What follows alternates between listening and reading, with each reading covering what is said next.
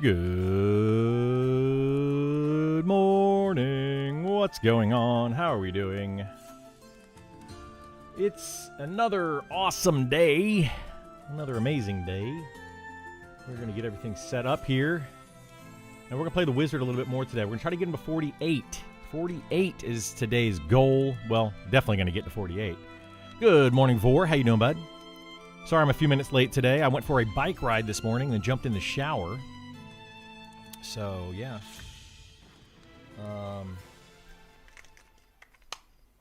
Forgot my vitamins, though. Let's get my vitamins in, which are stuck to the bottle. I've got gummy vitamins, and they're all stuck. Let's see if we can make this work. There we go. Smack it down on the old desk. Oh, goodness. Now I got a big old clump of them. I just need two. Two. There we go. I got them.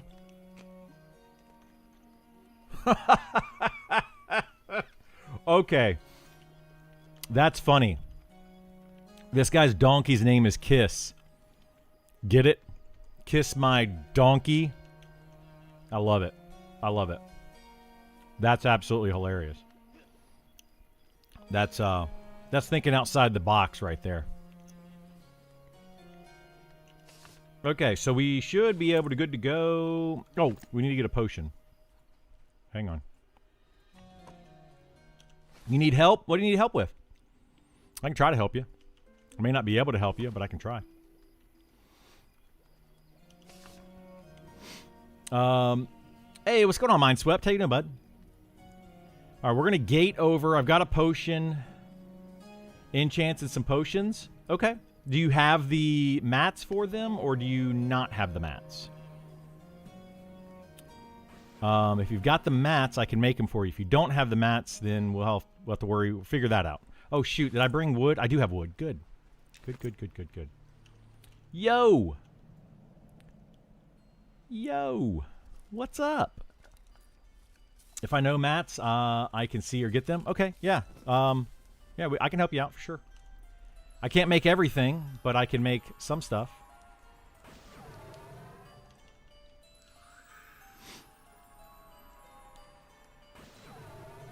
Enchants are the easier one to know the mats because it's all the same mats. Just need to know if it's plus what tier of enchant you want. 3 or 4. I can make 3s and 4s. I can't make 5s yet. We're working on that. Want as high as you can make of int. I can make definitely 3s guaranteed. I can make some int. I can make some int. Okay, so that should be all those buffs, and then the last buff is gonna be this right here. This right here. What are we up to? 153 intelligence. What? I'm a big boy now. Mommy, wow. What am I up to? 2577 mana. My goodness. 2577 mana. Holy moly. We're getting there, ladies and gentlemen. We are getting there.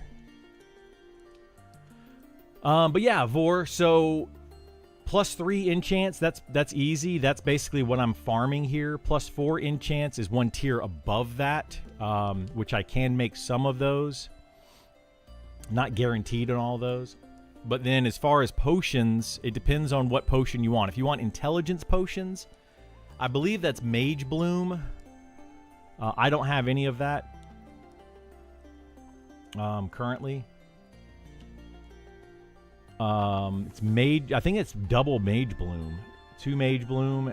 So it takes 4 total Mage Bloom, the flowers. And then that turns into, breaks down into the powders. So yeah, it'd be lots of Mage Bloom, if I remember correctly. It might be Mage Bloom and something else, though. I'd have to check. I don't have a list of things.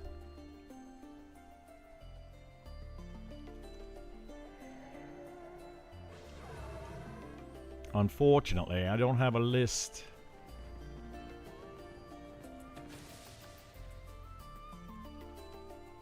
Doing 370 for the initial nuke now. That's pretty nice. 370 damage. Then it goes up to 385. Then it goes up to 400.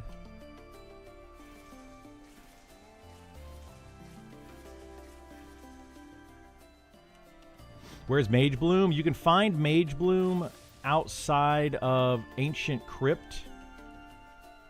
That's the one place. And then a second place is over in Glass Flats. Yes, dots will increase with intelligence. Yes, that is true.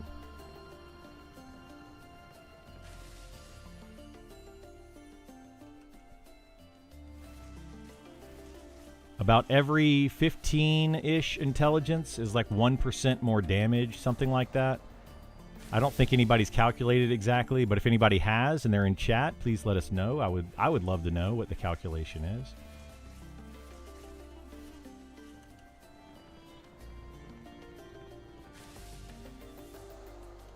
Let's do this. Oh, shoot. Okay, come back this way, please.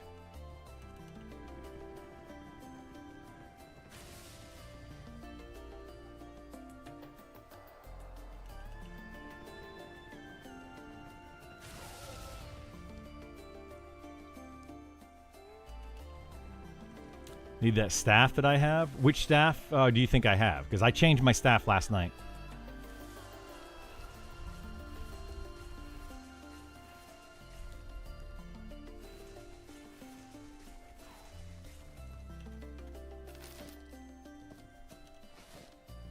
I'm using a one-handed staff now. Lysandra staff, that's the different one. Yeah, I'm using a different staff, but yes, the Lysandra staff is what I was using. I have changed that. Oops. And I am now, I'll show you what it is. I am now using the Stirring Stick, which has 6 int and then 15 mana on it, plus the Phantom Stein, because the Stirring Stick is a one-handed staff. So now I'm also using the Phantom Stein to get 6 more int and then 10 more mana.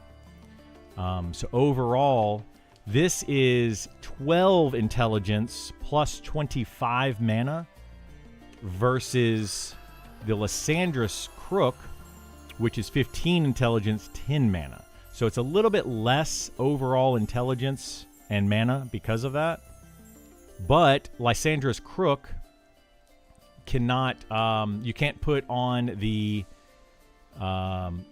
imbues on it because it's, I guess, broken right now or whatever. It's not allowing you to put the imbues on it. So I switched over to the Stirring Stick for now.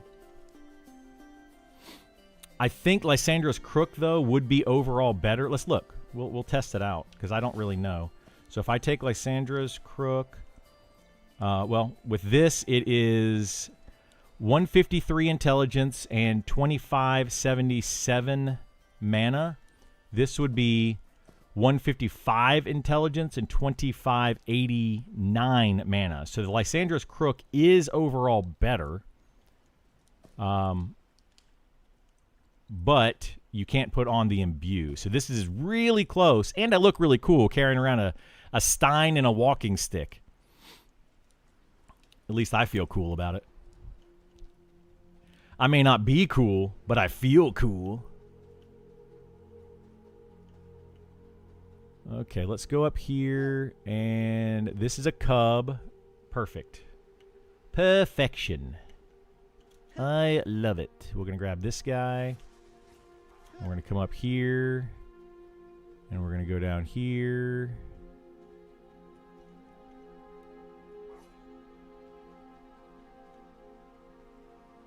Not concerned with the enchant? Okay, if you're not concerned with the enchant, then yeah, the Lysandra's Crook is probably the best int item in the game that I know of. It's going to have the most intelligence. It comes from level... or it comes from Upper Salmon area. Upper Saman, or however you pronounce it. I think it comes from Lysandra herself. I believe. I believe I can fly. I believe I can touch the sky.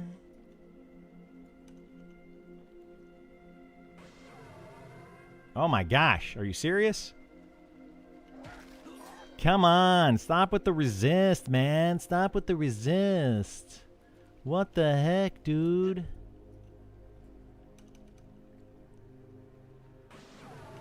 Did I get them all? Oh my gosh, 3 resist in a row from this one sister?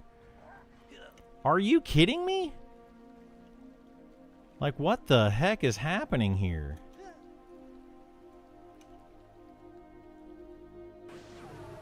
Finally. Okay, we gotta be careful here.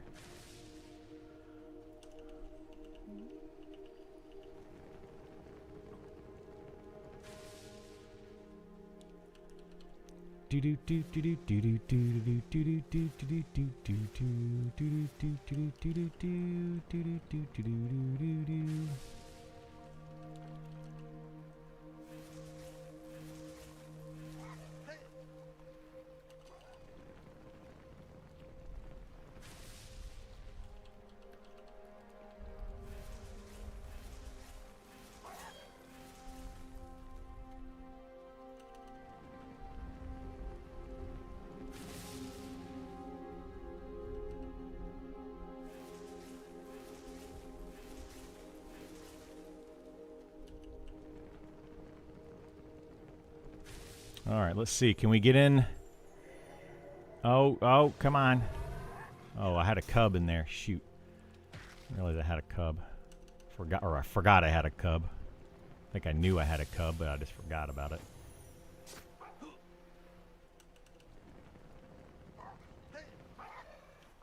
Oh my gosh, dude. Are you kidding me right now? God bless. Come on. I double cubs and I didn't realize it.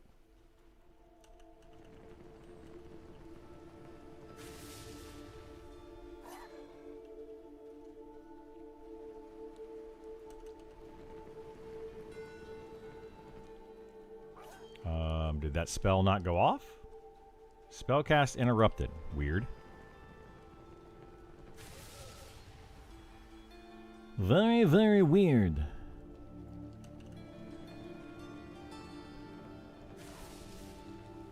Did you guys stop moving?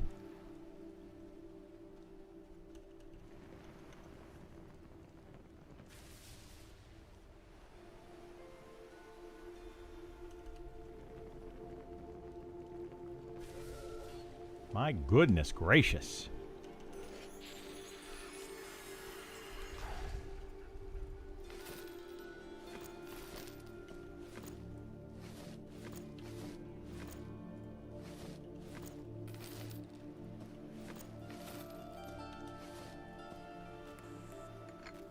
Okay, let's get back down here.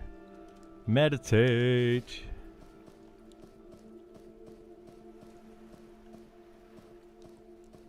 There we go.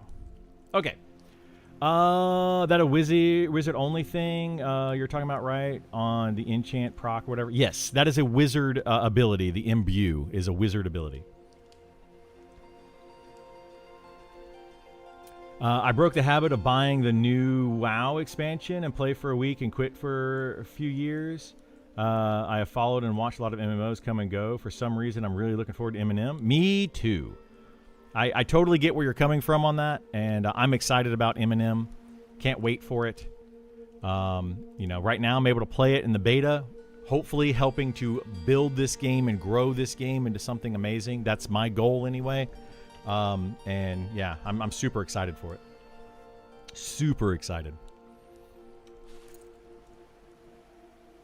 Okay, let's put this wood over here. We're going to move the wood over this way. We can probably get rid of Lysandra's crook now, so we'll get rid of that soon.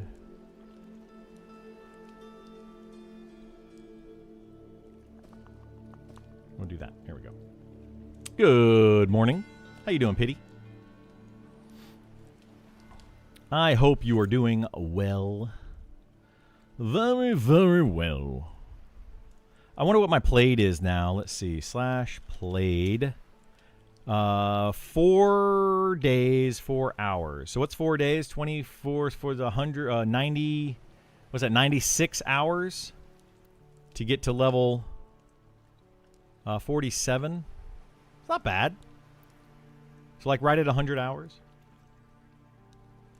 You'll relieve me of the crook. I'm gonna hold on to the crook, but I appreciate it. Just in case I make like another caster or something, I'm going to hold on to it. I don't generally sell a lot of my stuff or get rid of a lot of my stuff. Unless I'm not going to use it. Multiplied by 4? What are we multiplying by 4?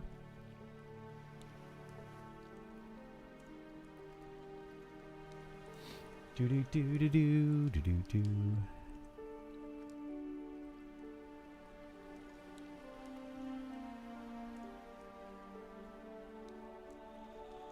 Because of quad kiting, time to level. Well, I mean, not really.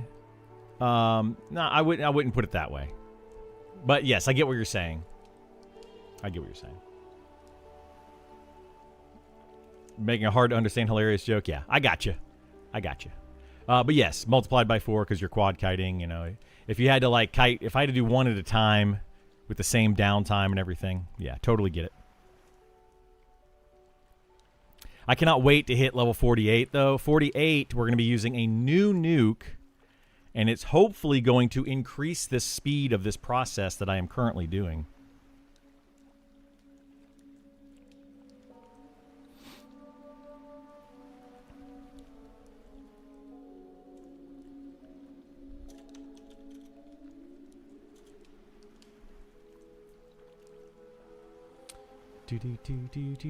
Because I think we're almost to the point where I don't need to use Mana Volley anymore. When I hit 48, I may not even use Mana Volley anymore. Between casts, like cast, Mana Volley, cast, Mana Volley.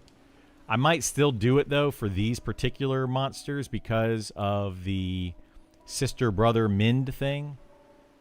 It kind of makes up for that. So the brothers, I got double brothers and sister. Oh my gosh. See, this is why these are the pools that I don't like, because I get I have to do extra damage to them because they're all going to mend. But this would be a perfect pool since they're all going to mend to not use Mana Volley and just use nukes.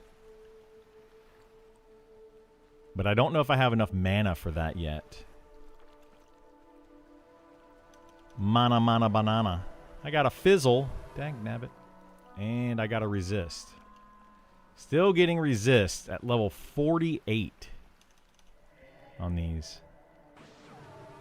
Like, consistently getting resist. It's feels bad.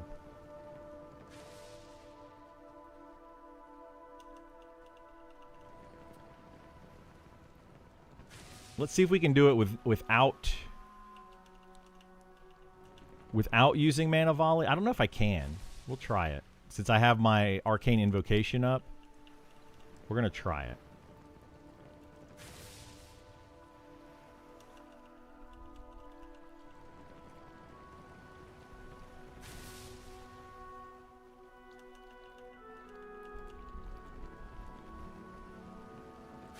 But I could potentially run out of mana. We'll see.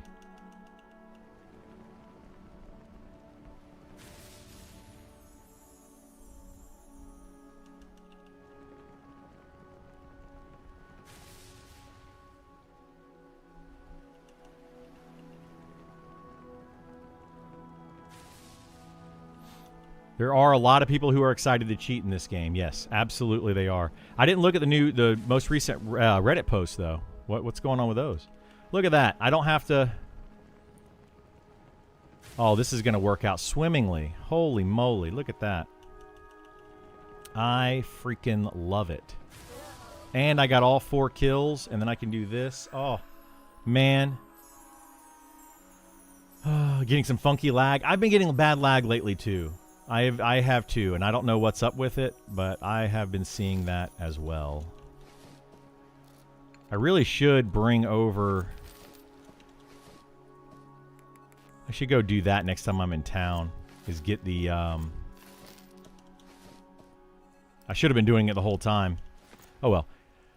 I'm not even finishing my thought, but the thing that I'm thinking of is getting the trade bags. Get the trade skill bags. Get rid of the herb pouch.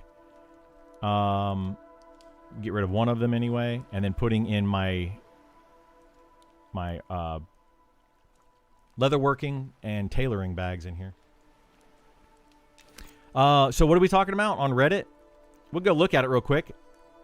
I'm always curious what Reddit Monsters of Memories. Boom, boom. I am not logged in, but that's okay. A little worried about cheaters and abusers. Yeah, me too. I've been worried about cheaters and abusers. I have been screaming about this for months, and I've had the devs kind of get on to me about stuff. It's a whole thing. But anyway, someone posted a thread yesterday about not wanting any add-ons. We know the devs have said no add-ons, and it is against the TOS.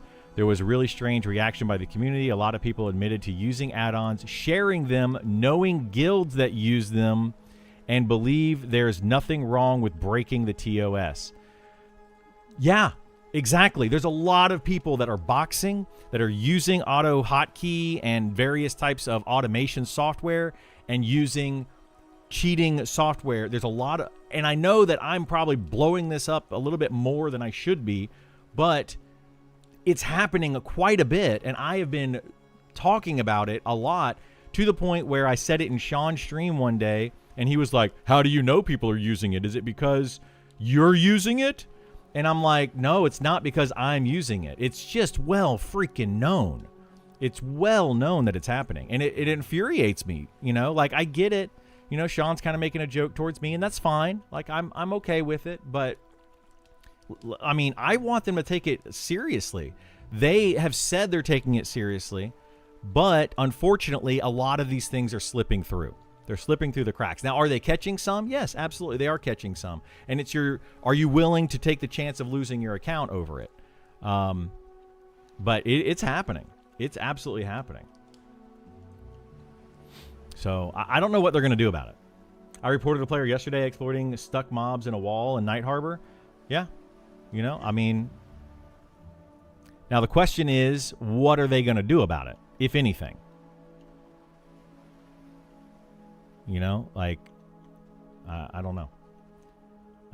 So Mana Volley, we'll hit that guy. Are all these okay? There's one elder in this group. One elder.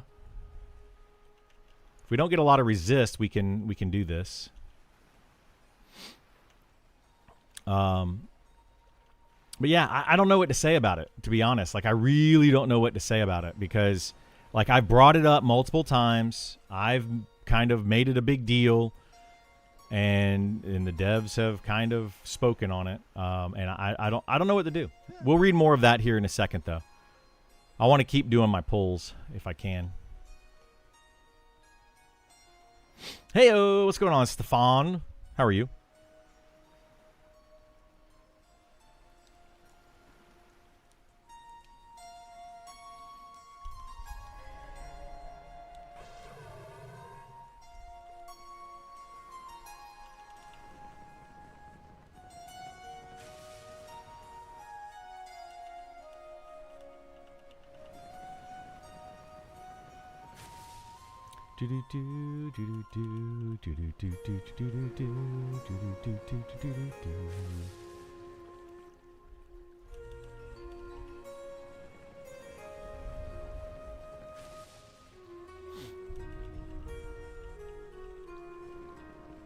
But yeah, I'm curious if Sean or any of the other devs have responded to that particular thread or any of the threads on it. But yeah, I think it is well known that people are absolutely cheating in the game. Like, it is very well known. Now, here's the thing about it, though. Are the devs allowing some people currently to use those so that they can find better ways to combat it? That I don't know. Oh, shoot.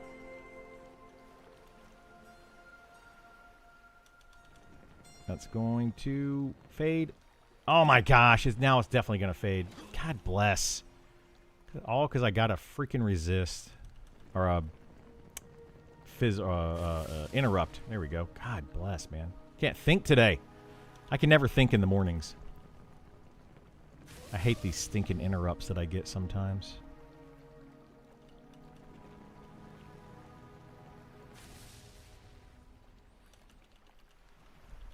Yeah, we've got enough mana now where I can just do this without having to...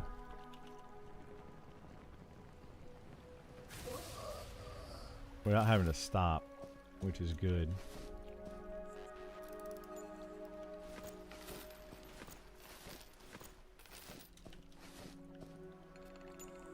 Alright.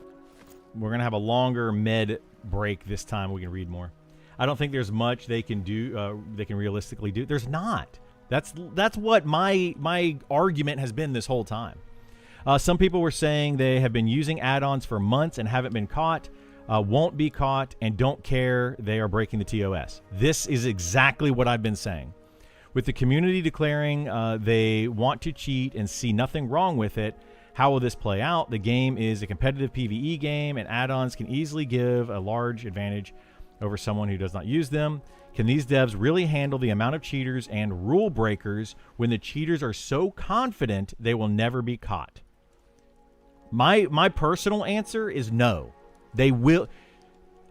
I love these devs. Okay, they are doing a fantastic job of trying to stop people from cheating. My stance on it for the past year of playing this game is they are not, in fact, catching majority of the people doing it. That's my stance on it. They might think they are. They are definitely catching some people. There are some things that they have found and they have fixed that I know of. I have never used them personally, but I do know of some cheats or exploits or add-ons, etc., that people have used. The devs have fixed them or patched them out. Then the cheaters have patched it again and fixed it and found other loopholes. They're basically combating each other constantly on it. Now, are they catching some of these people? Yes. Are they catching all of them? No. And it depends on how much they're doing. For example, I have used hotkeys, like I've used mouse and keyboard macros to do stuff in the game. The devs have come out, reached out to me and said, Criddle, don't do that anymore. And I said, okay, I won't, right?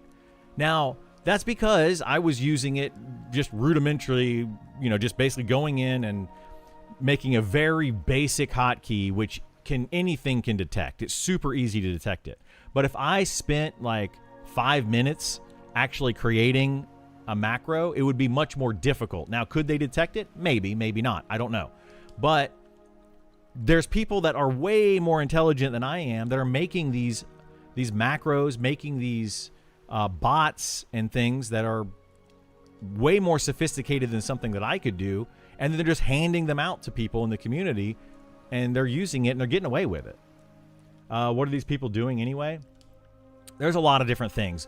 The worst one that I know of is a map software, a map hack software. So basically it puts up like a little mini map in your corner of your screen, and that mini map tells you where you are in the world, and it can like read where monsters are and tells you all sorts of information. That's the worst one that I know of. But yeah. It amuses me that the community looking for that old school MMO experience also has so many people rushing to use add-ons that circumvent the old school experience. Pick a lane. Being said, I'm sure if the devs begin to experience it as a problem, they'll deal with it. That's the problem right there. This last sentence, it's already been a problem. It's already been a problem. The macros in this game aren't strong. Like having macros in this game is not the problem. The problem is people are creating macros outside of the game to use. That's where the issue is. Common in every game's life. People like complaining about new games and the bygone days more than actually playing said games.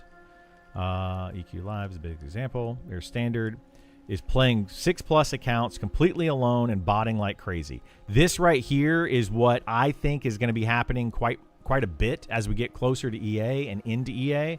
It's going to be happening a bunch, and it's going to cause the devs to have to really buckle down on it. The issue that I'm seeing with this is the devs are creating tools to prevent this, right? Cool. But those tools are not catching everybody. So then they're going to have manpower, people actually playing, like GMs and stuff, going out and checking for this kind of stuff. And then that's going to start costing them money, and it's going to just cause more and more and more headaches. Now, I think the idea from the devs is the community policing itself. At least that's my understanding of the idea, is if you see somebody doing something wrong, then report them, say something, etc. That's not going to cut it. I don't think that's going to cut it. It just, yes, there will be people that will tell on you and all that, but there are also going to be people that just don't say anything. Reputation means something in a game like this. And if you get the reputation of a tattletale, you're going to have a reputation of a tattletale. That's what's going to end up happening. And I'm not trying to say that you shouldn't say anything. I'm just trying to say that if you go that route, there will be people that are like, oh, that's the tattletale. We don't want them in our group, in our guild, etc. We're not going to share any information with them, all of that kind of stuff. And then that person is basically going to be ousted from the community. And that's not going to be fun for them, because then they're not going to be able to do stuff. So what's going to end up happening is you're going to have people that don't talk about it, and those people are going to be gatekeeping and making it worse for everybody else. I'm telling you what's going to happen. It's inevitable. It's an inevitability, to quote the Matrix again. But now how rampant that's going to go, we'll have to see. We will have to see how rampant it's going to be. Because I brought this up before many times. And, like I said, the devs have contacted me about stuff and said, hey, don't do this and that, whatever. And I'm like, okay, I won't. But I'm still on a firm belief that what I was doing was not a problem. What I was doing was I made a very rudimentary, very simple macro to save myself from having to press a button a million freaking times. Whereas other people are creating like bots and macros and all sorts of stuff, and they're getting away with it daily. They're catching the how did I use it before? They're catching the innocent person kind of thing. Good morning. How are you, Nix? But yeah, they're catching the people that are not doing the worst stuff. In my opinion, they are.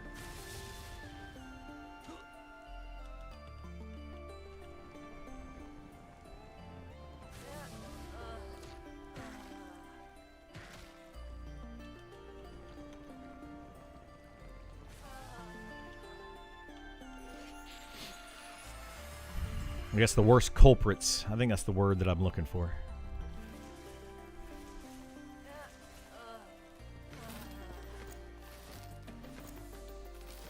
All right, we'll look at more of that thread here in a second. We're meditating too quickly today.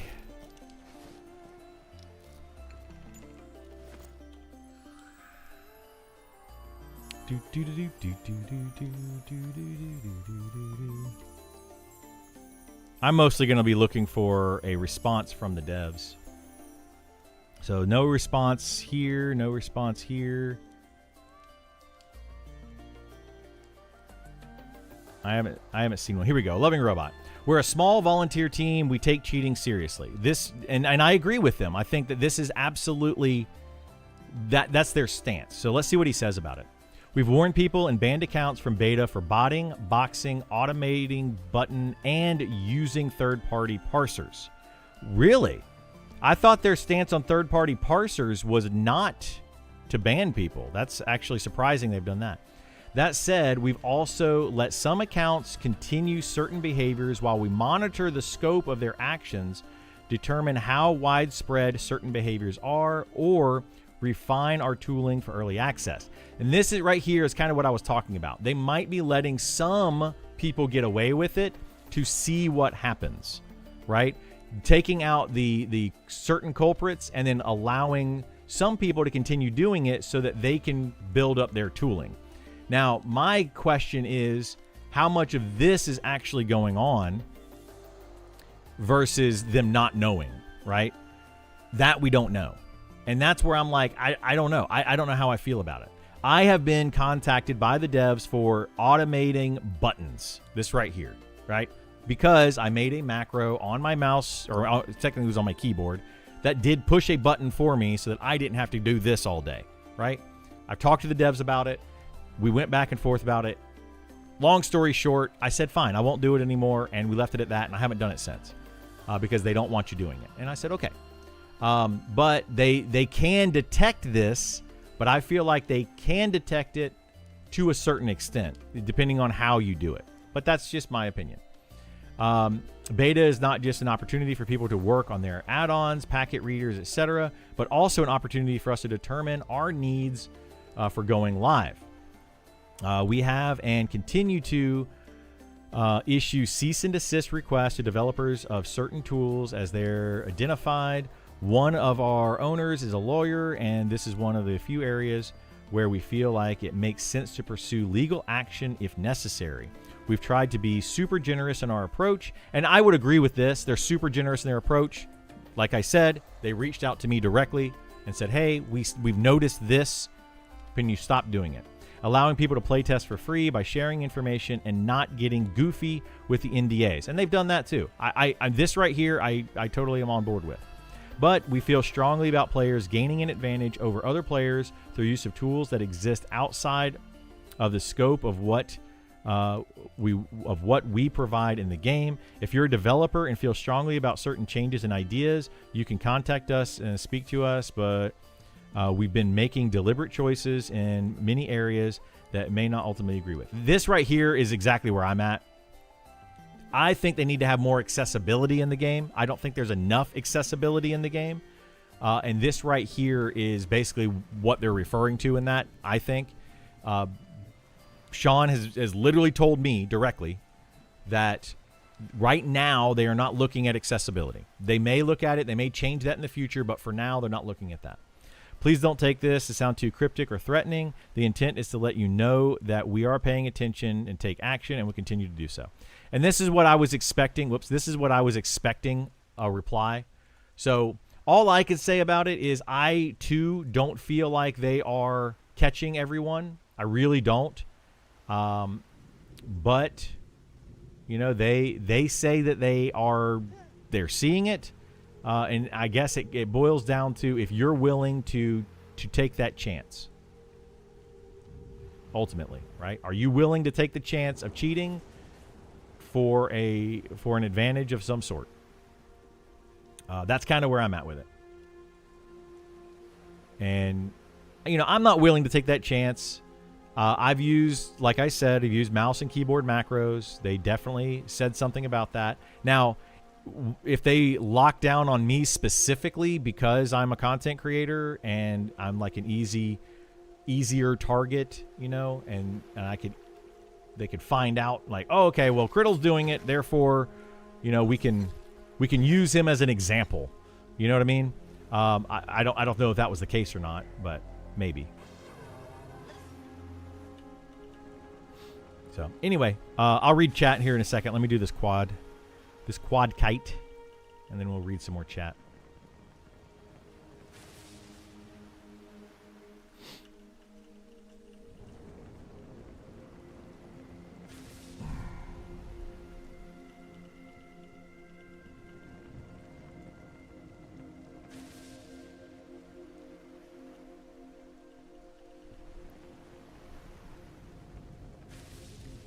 Bada bing, bada boom.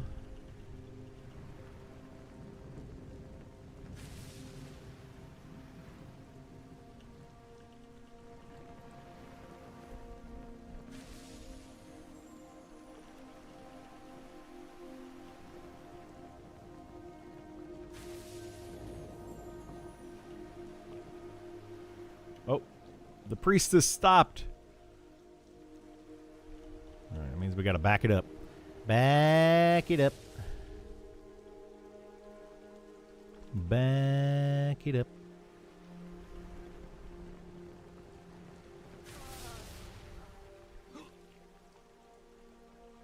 Oh, now the brothers have stopped.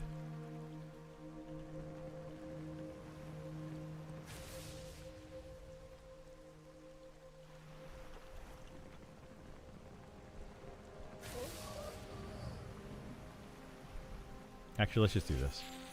We'll do it this way. Boop. Bye-bye.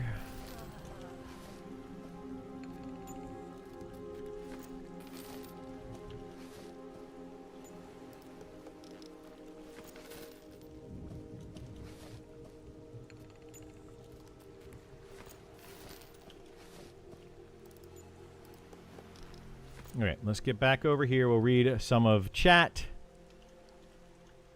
Boop. You're on Discord? All right. I deliberately didn't put my headset on yet because my hair was still wet. So I'll jump on in a minute, Isar.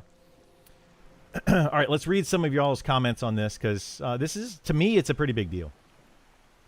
It's a pretty big deal.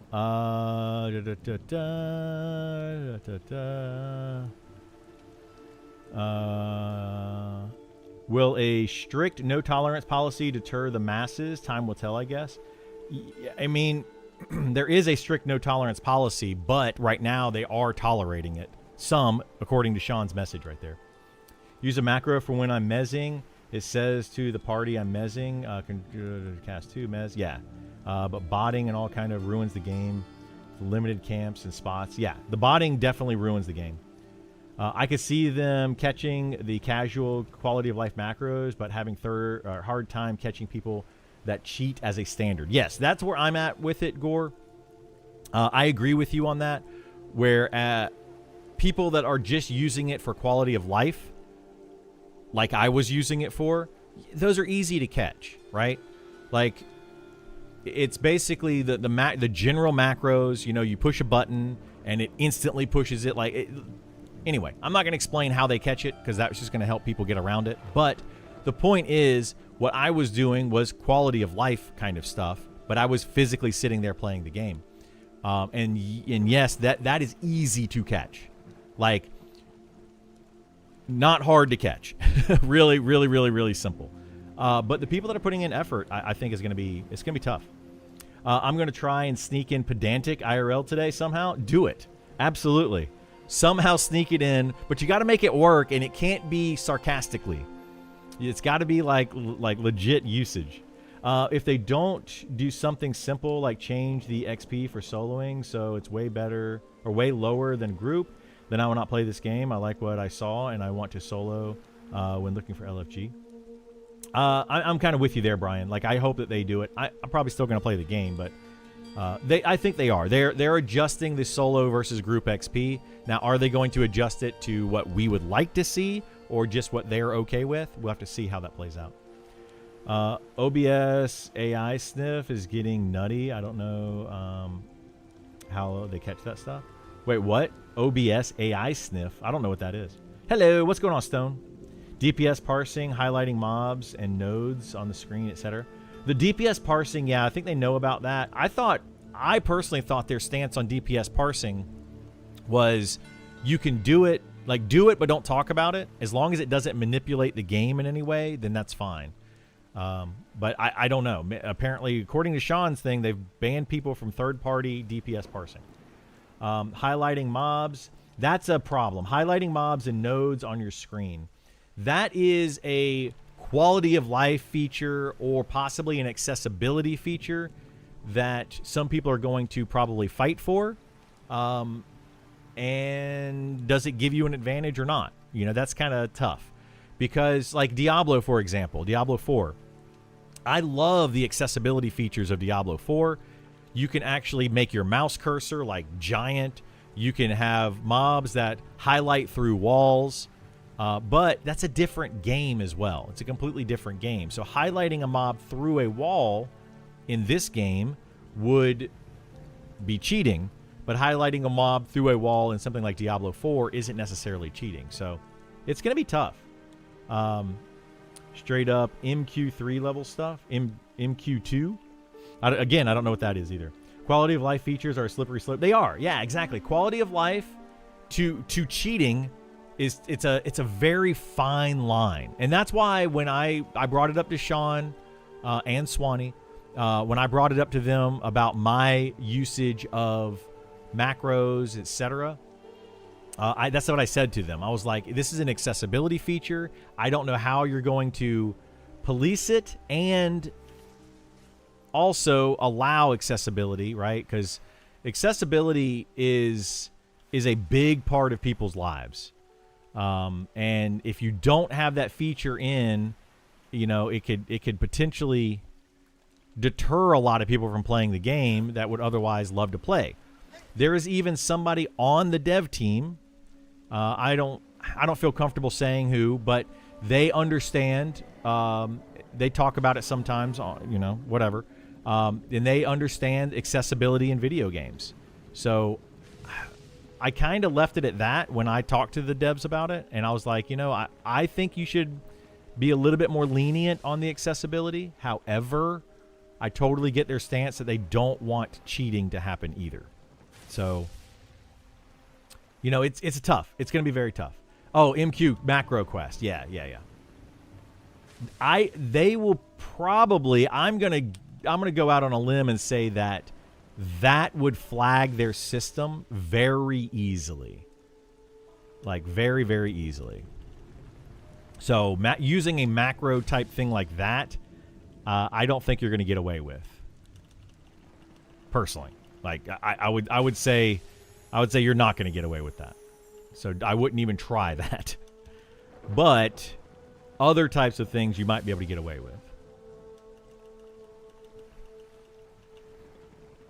Like I know that they know if you're giving mouse or keyboard input, or if you're giving software input. So those are two different types of input, and they can read which one are coming to them. Is it coming from a mouse or keyboard, or is it coming from software? And MacroQuest would be sending it to them from software, not from a mouse or keyboard. So just throwing it out there for those that, you know, are thinking about using macros, hardware macros, software macros, any of that kind of stuff. Just throwing it out there. Do what you want with the information. I don't care. But be aware you might get your account actioned. Here's something to chew on. If players use third-party tools that genuinely have no negative effect on others, yet without said tools, those players would not play at all, is it worth ignoring their transgression to have a higher population? See, I think that people like this, and I'm not saying that everyone that says stuff like this, but a lot of people that say stuff like this are looking for ways to cheat. It's the whole thing where I want to box a character, so let me see if I can figure out ways that I can box a character and get away with it, right? The people that are like, well, if I'm in the same house with my spouse, my 5 kids, my dog, and my neighbor, and we're all playing together, are we allowed to do that?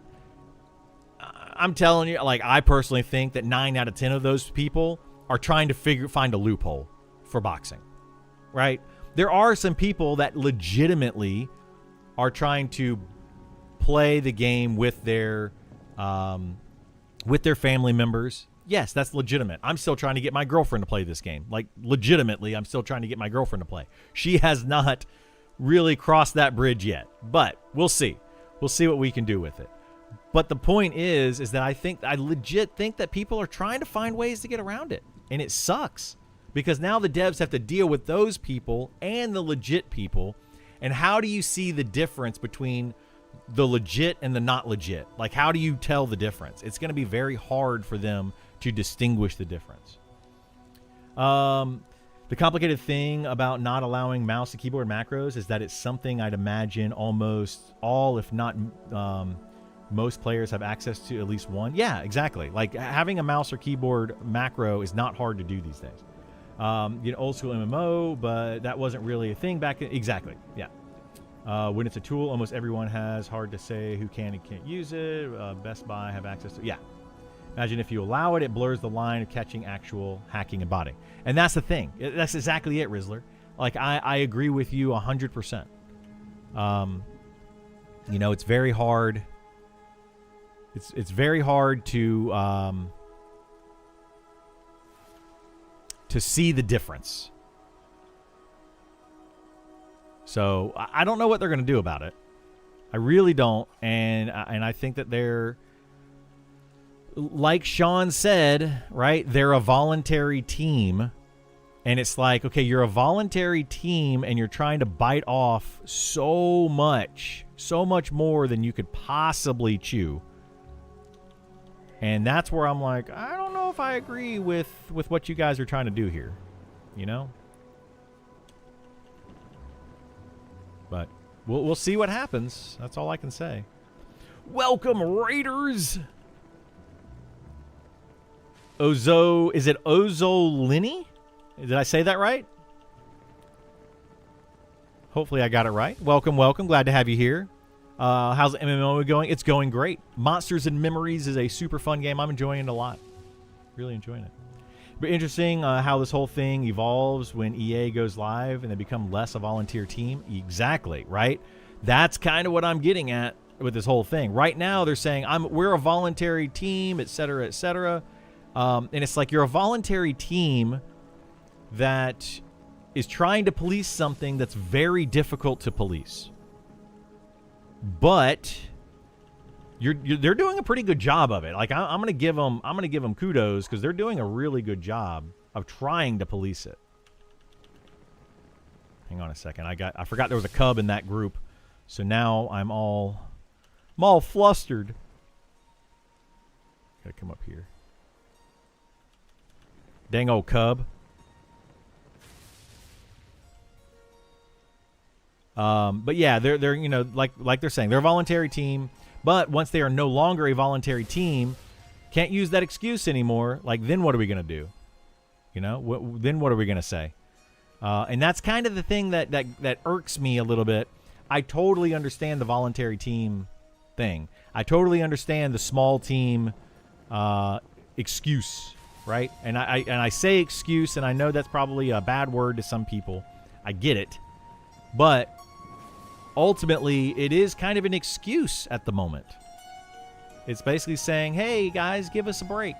And it's like, well, I'm willing to cut some slack here and there, sure. But it does concern me for the future of the game and for the early access. Why can I not loot this? Am I lagging like crazy right now again? God bless, dude. Can we get a server restart? This lag has been crazy the last couple days. All right, my Sal has 4 minutes left, so let me go back to town. So yeah. Anyway, Osolini? Is that Osolini? Did I get it right? Osolini. Okay. Osolini. Cool. Love it. Well, welcome. Thank you so much for the raid. I do appreciate it. We're just kind of chatting about... Let me turn my gamma up here. We're just kind of chatting about the recent posts on Reddit about cheating. And botting and macroing and all that kind of stuff. Is there another one that we should be checking out as well? EA coming October 1st. Is there another one that we should be checking out about cheating? Beta completely destroying my hype. Because this person referenced another. Someone posted a thread yesterday about not wanting any add-ons. I didn't see that particular thread. How am I enjoying the Wizard? The Wizard's fun. It's a fun solo class. It's not so great in a group. It's not bad in a group. I don't want people to feel like, oh my God, it's terrible in a group. No, it's not bad in a group, but it is not the best group class. It is much better as a solo quad kiting class right now. But it's really good for that. I'll sign up to be a GM for free and fly around chasing bots 2 to 3 hours a day. I mean, I'm all for it. I'm not a cheater by nature. I don't like to cheat. Cheating in games like this ruins the game, in my opinion. So I don't cheat. But I will use things that are quality of life type stuff, right? So, all right, let me find leatherworking. I think we passed the leatherworking bag. We need a seam ripper. And I way past the leatherworking bag. Leatherworking kit. I need that. Okay, so we got those two. Now we need to get a tailoring kit. I should have gotten this a long time ago, but I just didn't. Put that there. Cotton pouch. All right, hang on. Let's go over here.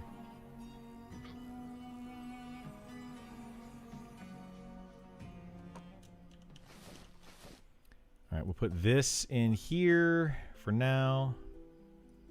This.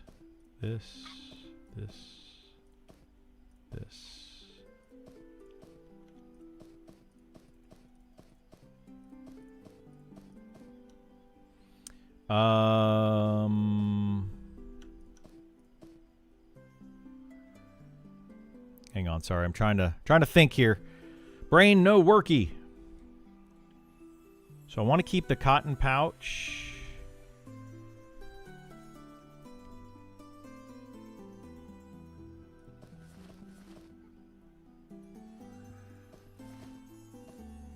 We'll put this away for now. Put this over here, and we're going to get a tailoring. Okay.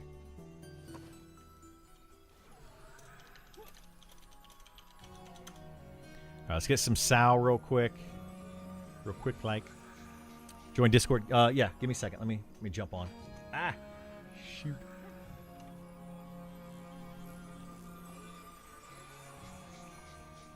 I was letting my hair dry after my shower.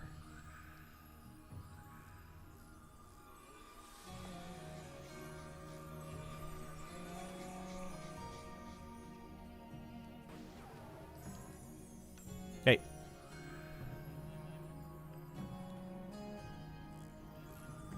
Yeah?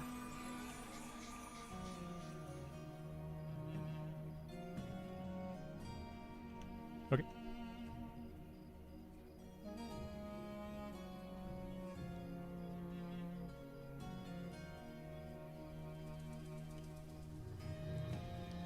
Okay.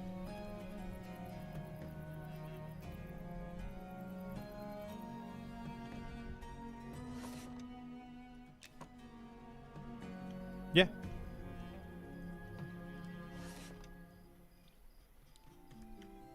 Yeah, I can go over there and sit. That's fine.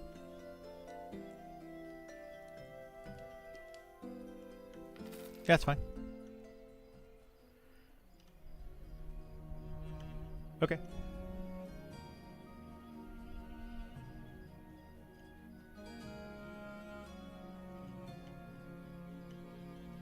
Yeah, that's fine.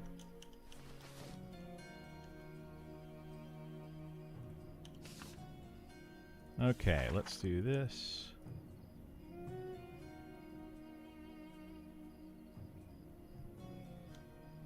Okay, yeah, I'll run over there. I don't remember where I'm at. Oh, I'm at the stables.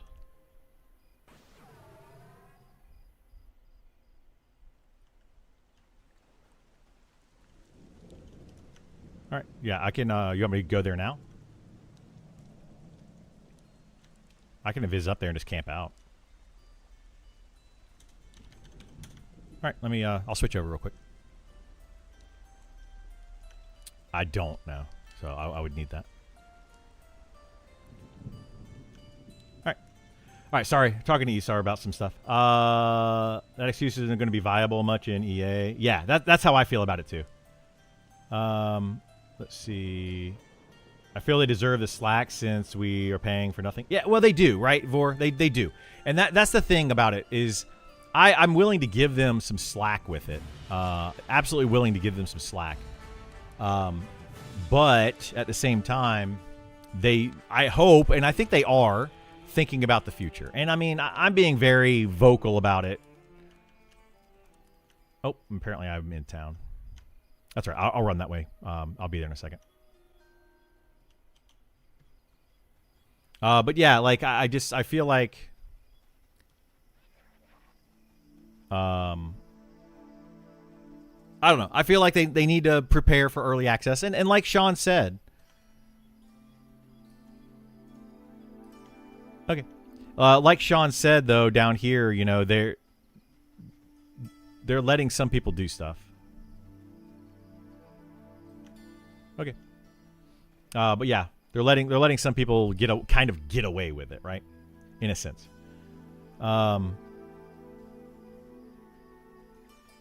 I really hate cheaters. Most FPS games are not playable these days. I mean, yeah, it's really rough. Yeah, first-person shooters, like a lot of those, they have auto aim and like little bots and things that, yeah, it's a pain in the butt. There's only certain things, in my opinion, they can police, and focusing their time on that at the current point of development seems like a waste of time. Yeah, I totally get that. Bare necessities.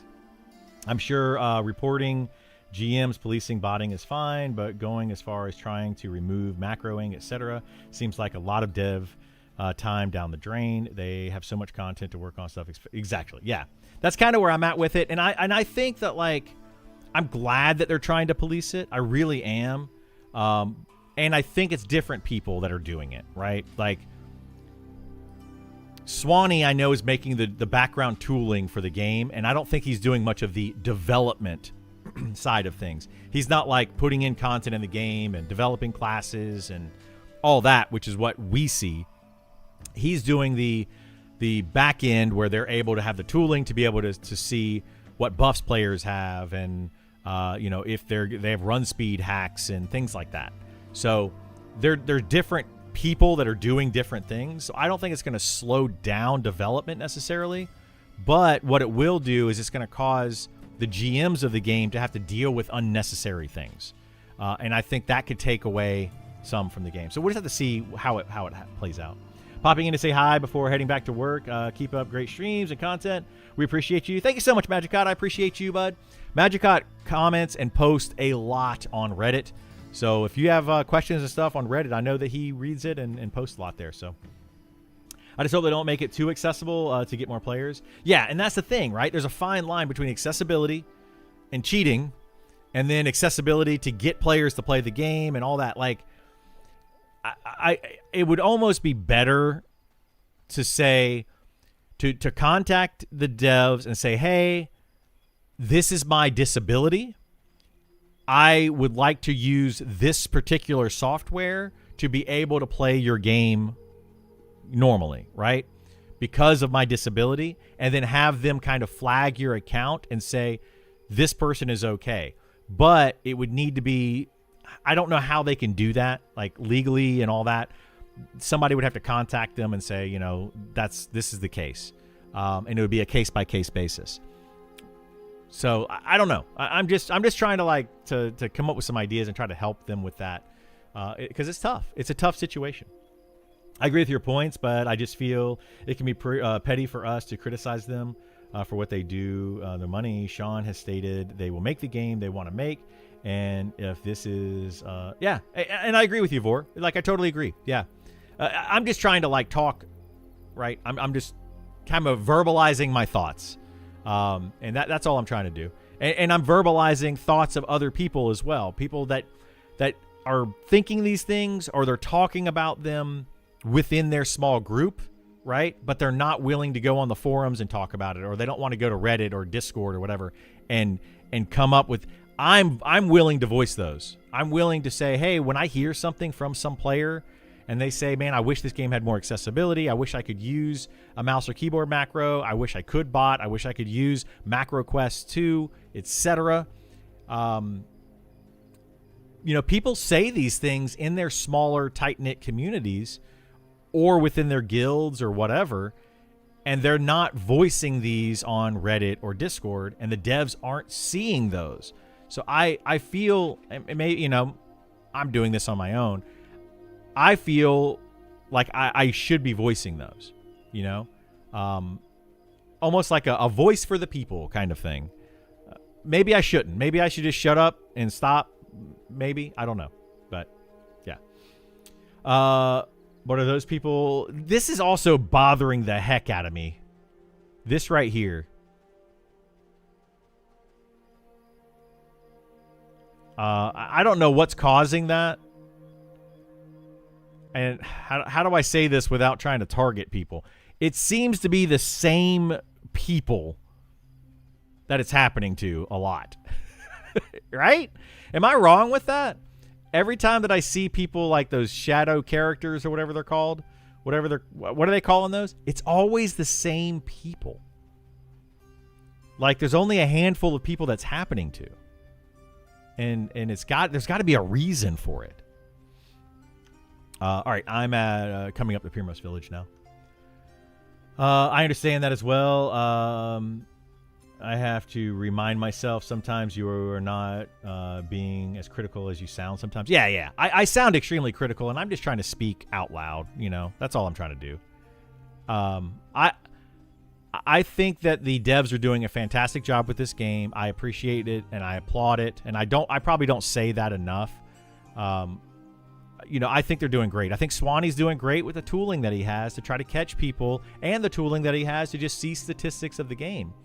I think that, you know, they're doing a great job with what the resources that they have. They really, really are. But, you know, yeah, I'm the voice of the people here, and the people are shouting very, very loudly without being on the forums and stuff.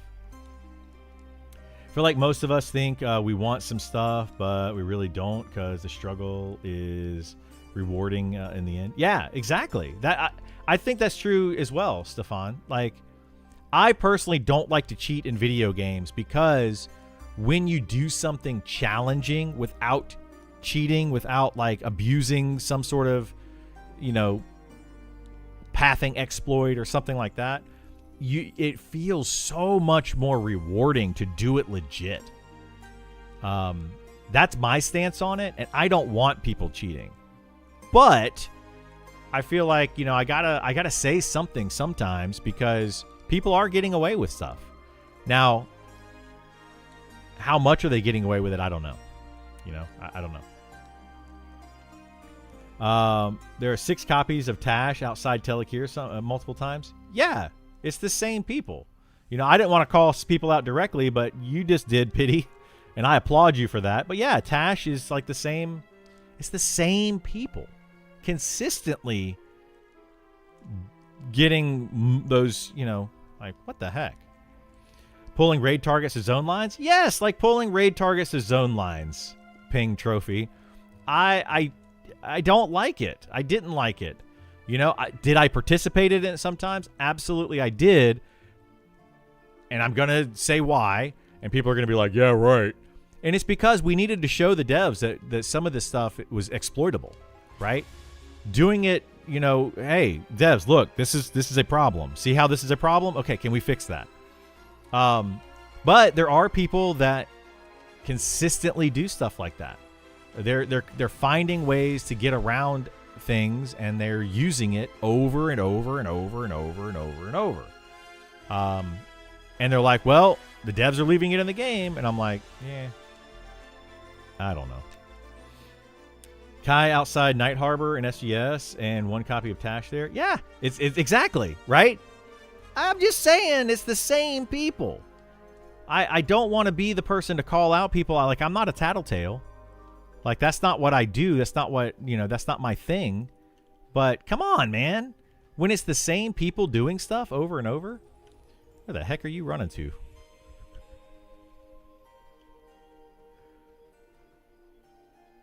Oh, he's okay. I know what's going on. I get it.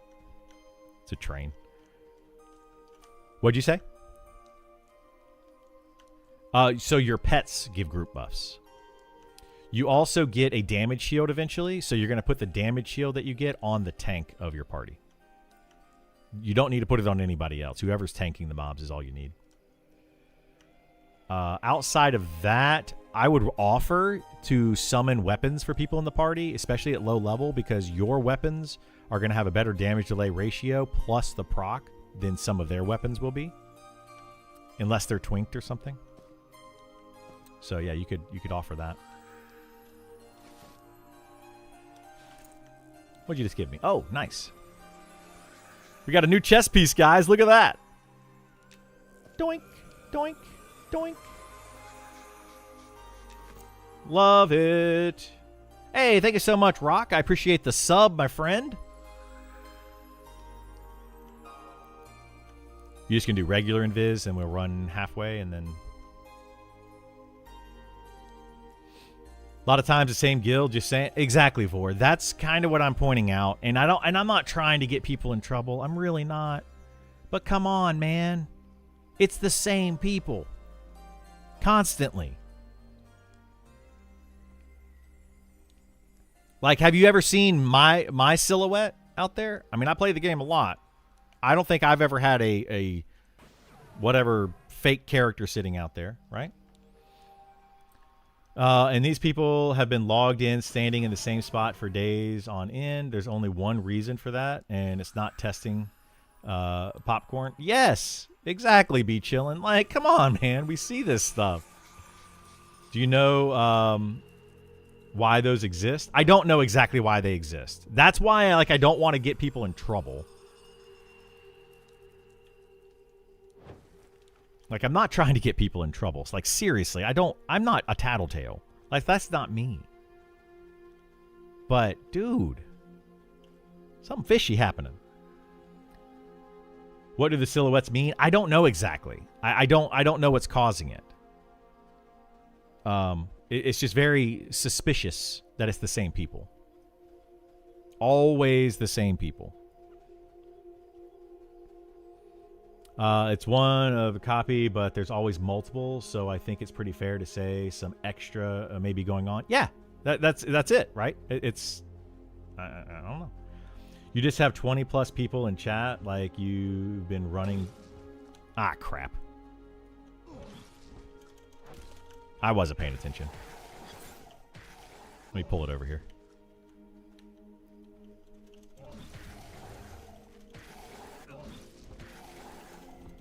20 plus people in chat, like you have been running past this whole week too. Yeah, exactly. Yeah, you know, I've been through the Night Harbor, SGS, Zone Line a lot, and you don't have any. Yeah, exactly.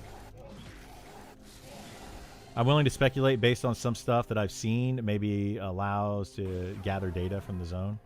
It may be, yeah.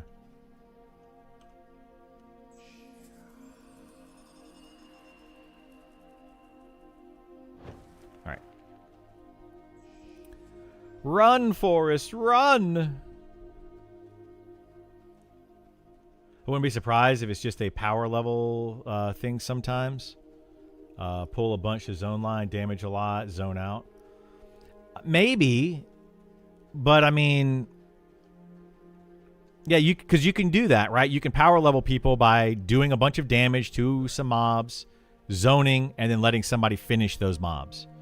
That is absolutely a way to power level, sure.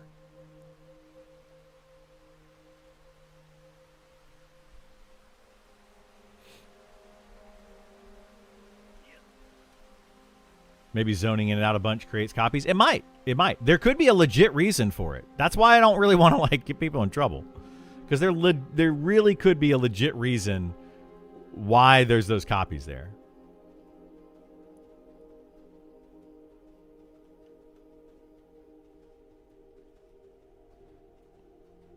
And that's why, like, I don't like to tell on people, you know, like somebody that appears to be botting.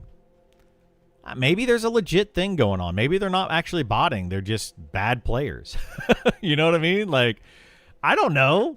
I don't know what's happening. I don't want to tell on everybody. I'd be constantly tattletaling. I'm appearing.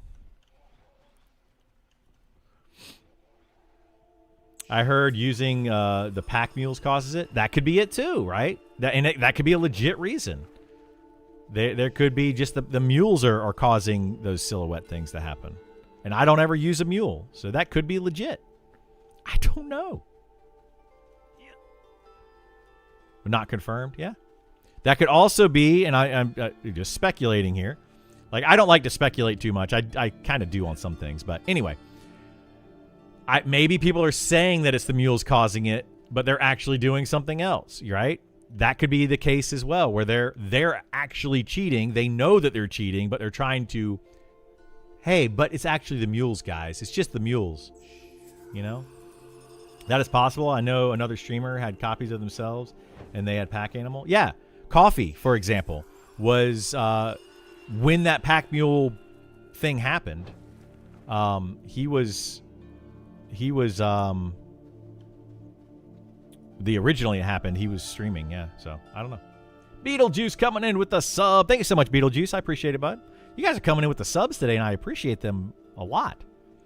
That's 2 subs in just a few minutes. Thank you for being here. Thank you for being part of this journey.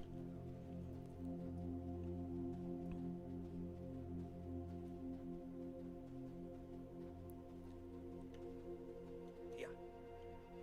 Oh, boy.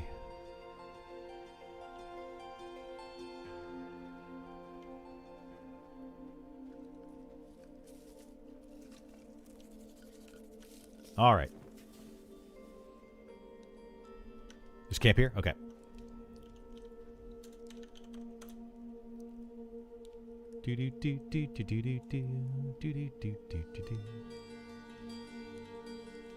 All right. Just helping out with some stuff. Anyway, long story short, I'm just helping out. We're going to switch back over to the Wizard, play the Wizard some more today. I'm trying to get to 48 on the old Wizard.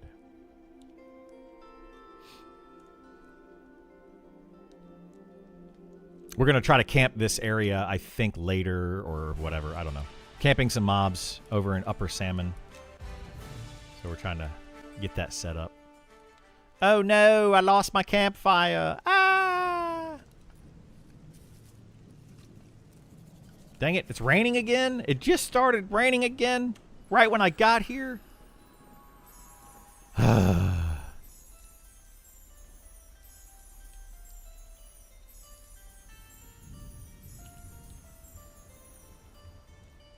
So yeah, Burl, when you're in a group, by the way, you want to be using, if it's a melee group, the air pet. If it's a caster group, the water pet.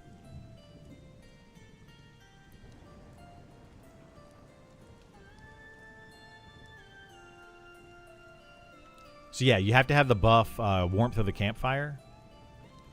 And if it's raining or sandstorm or something, there's weather happening, you have to be sheltered. If it's not raining, you don't have to be sheltered. Are you looking at my screen right now? So on my screen, you can see there's a campfire over here, right?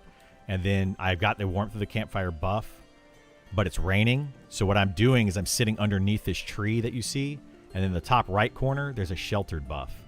And since I have the sheltered buff and the campfire buff, I'm able to get rested XP up to 20 minutes. You want to keep that above 18 minutes. If it ever drops below 18, you need to make sure you're getting the buff. You always get, like, as long as you have the rested buff, you're getting some bonus XP. If it's above 18 minutes, you're getting 15%. If it's between 2 minutes and 17 minutes, 59 seconds, then you're getting 10% XP. If it's below 2 minutes, but you have the rested buff, it is 5%. And if you don't have the rested buff, you're getting 0%.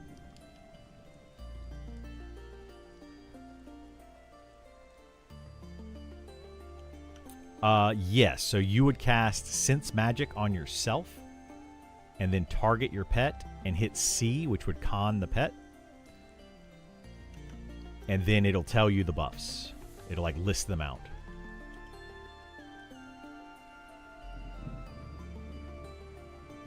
Yeah, that'll list it out for you. It won't tell you like a timer or anything, but it will list it for you. We got 2 named at those other camps. Good, we got this camp to do. Boink.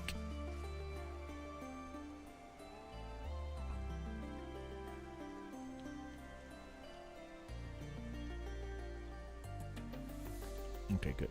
Got him. All right, so we got double cubs here. Hate when I have double cubs, but that's fine. We'll make it work.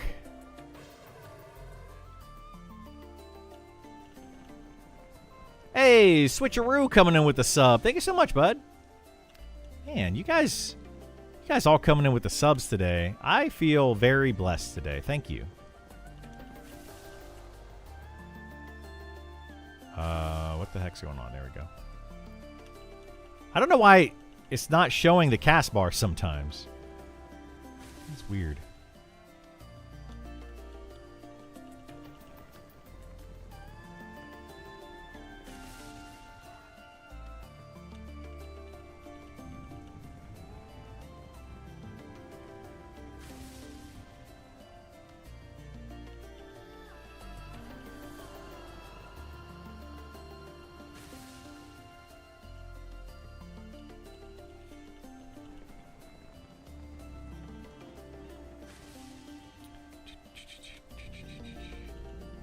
Oh no.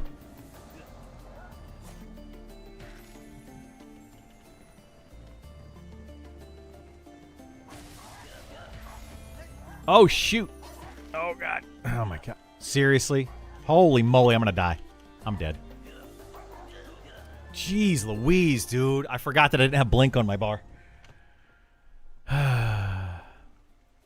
That was terrible. Totally forgot I didn't have blink on my bar. That's all right. I'll get Kaz to come res me later.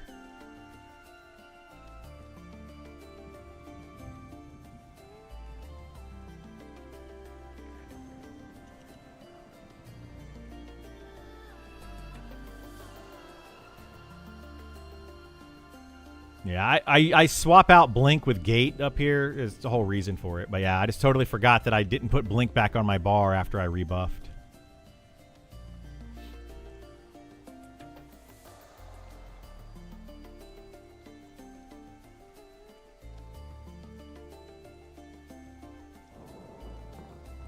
Applied to the wrong person, but the point was made.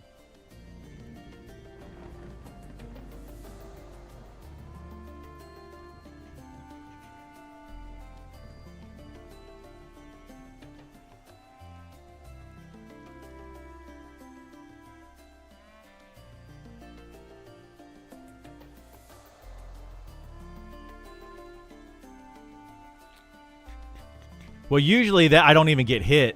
I was trying to circle back around with the Cubs, and I messed up with it. Usually I don't even get hit, though, anymore. But it's fine. Not worried about it.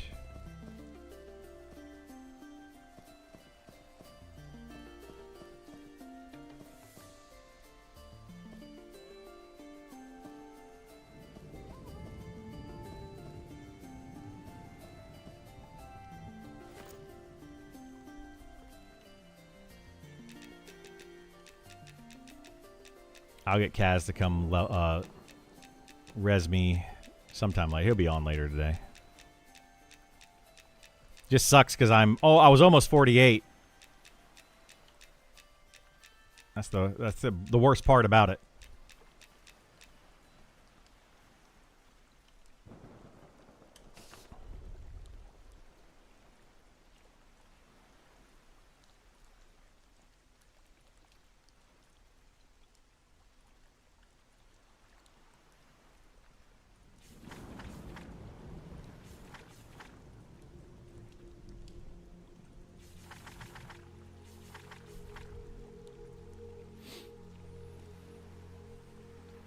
What does getting a res do? It recovers XP, yeah.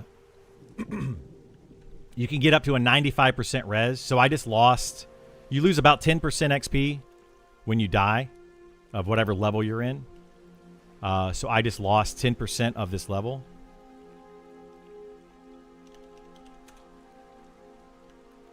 Just gives you the buff. It just gives you like the rested buff.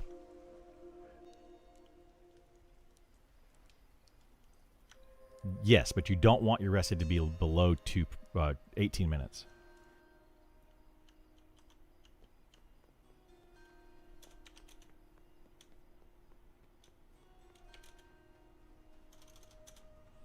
Let's see.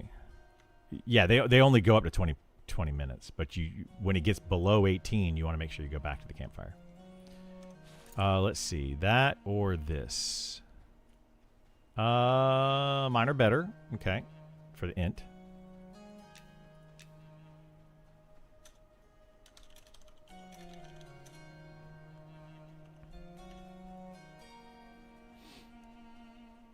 So yeah, what I was saying is you get you get the 95% res, so I get 9.5% of that 10% XP loss. There's always going to be some XP loss. You can't get 100% back unless it's like a GM res. But yeah, I've got a friend that's got a cleric, 55 cleric, so I can get the res. I just got to get him over here. Not a big deal. Just kind of sucks because I was close to 48.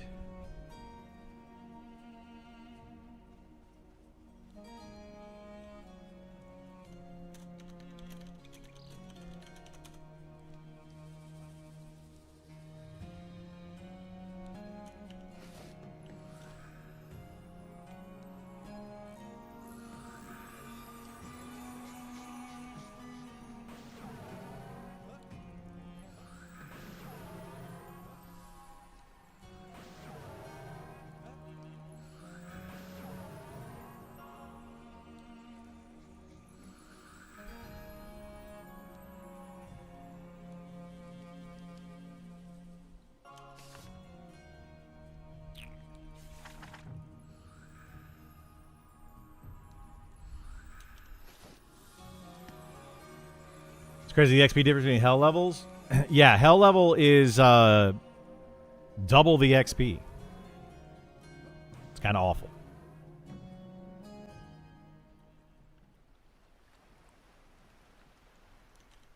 All right, make sure we put blink back on the bar this time.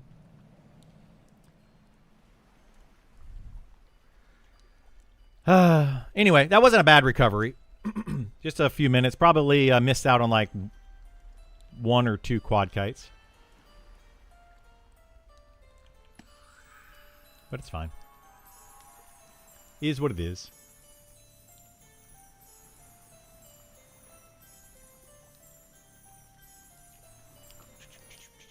I died at 39, lost 2 blues, but leveled to 40 before I got a res. And got around 1 yellow, 1 blue. Yeah, because it's double the amount. Yeah, it's crazy. It is crazy.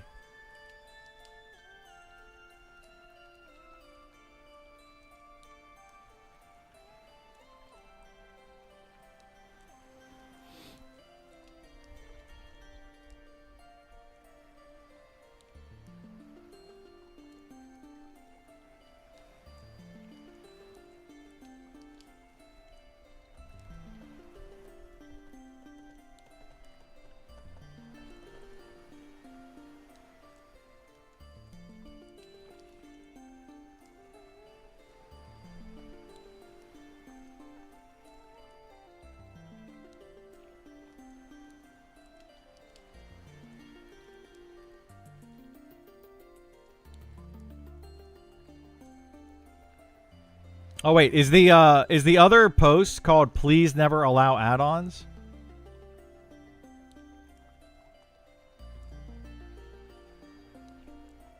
Is that the one from yesterday that people were talking about?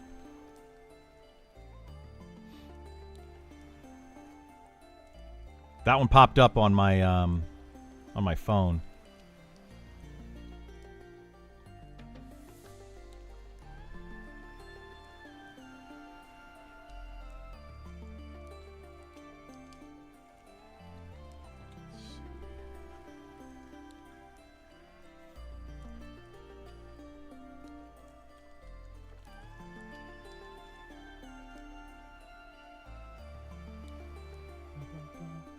Any way to overlay your other chat on the screen? Those of us only on YouTube can't see you're replying or questions they're asking.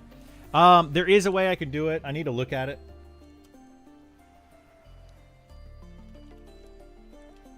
But yes, there is a way that I could do it. I gotta set it up.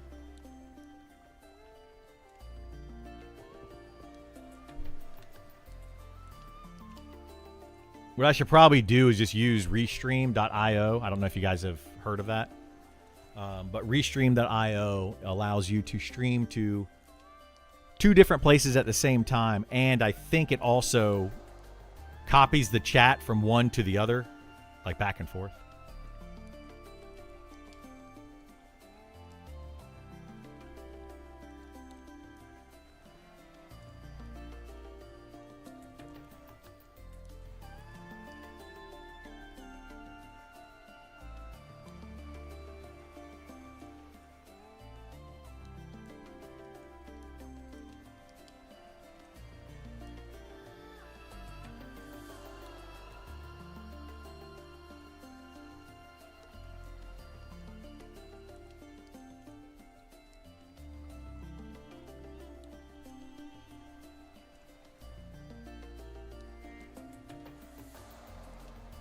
Okay, let's go do a quad kite here. I'll try to set that up like maybe tomorrow or something.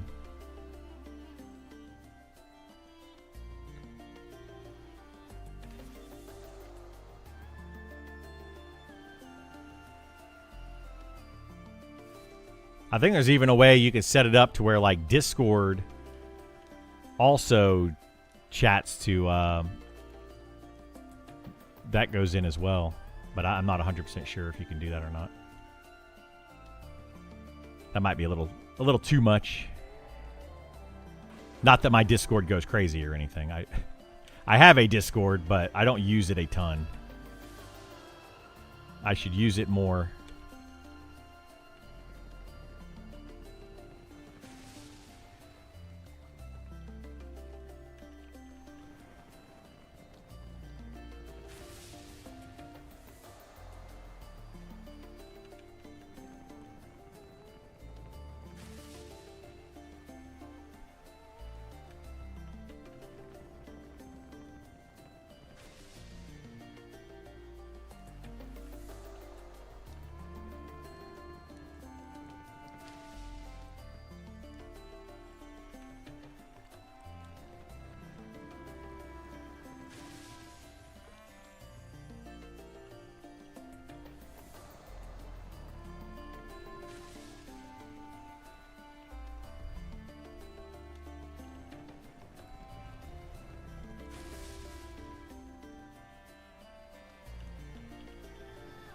Dang it. Why is this?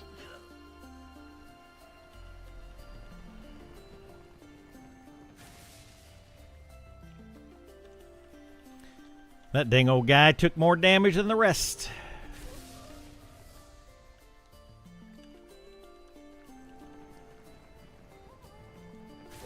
All right. We need to fix these. What's for lunch today? Says we're out of jelly. I know, right? I don't know what I'm going to do for lunch today. I'm debating nothing. I like to try to fast for sometimes. I don't know if anybody's tried that. So I might do that.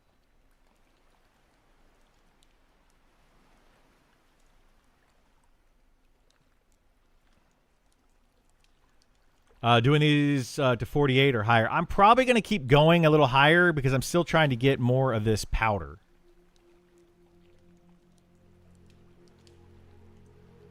Your hot mic, Burl, by the way.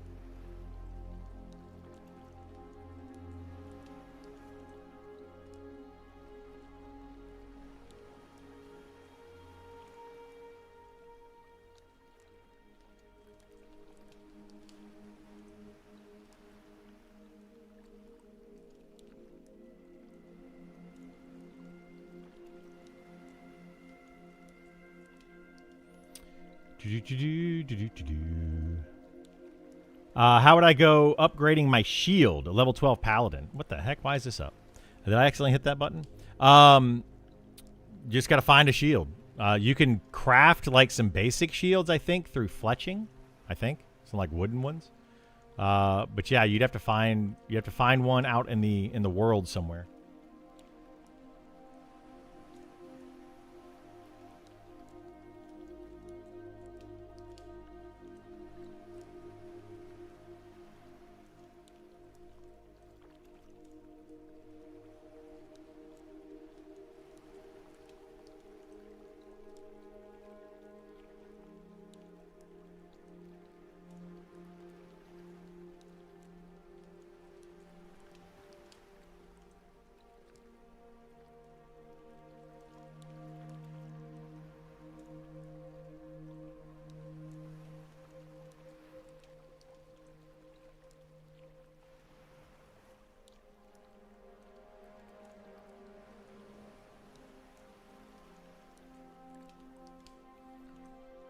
Let's see. There's a Wisdom Stamina Shield at level 12. Night Harbor, often named Beetle. There you go. Yeah, I don't know where a lot of shields are. I know there's a couple.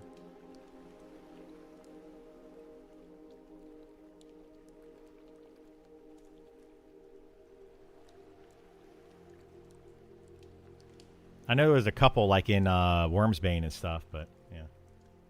Sorry, I'm trying to set something up.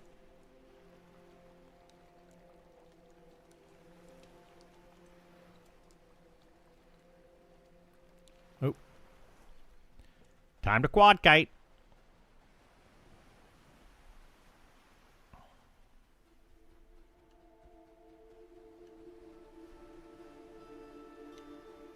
All right, we got a priest.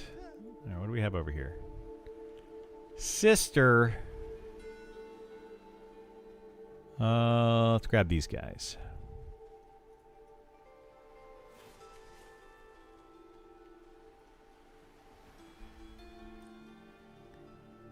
We got a priest, we got a brother, we got a sister, and a brother. Okay.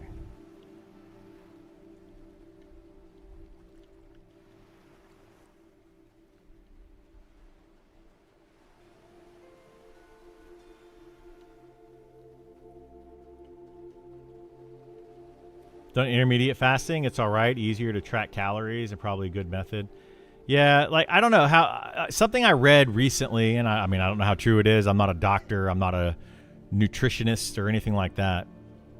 But something I read recently, and it was about fasting, where if you fast like every now and then, you don't have to do a lot, but what it does is it eats up your dead cells that you have in your body, like and it uses those up and it gets them out and it like clears out some of your dead cells. And I was like, that's kind of interesting, you know.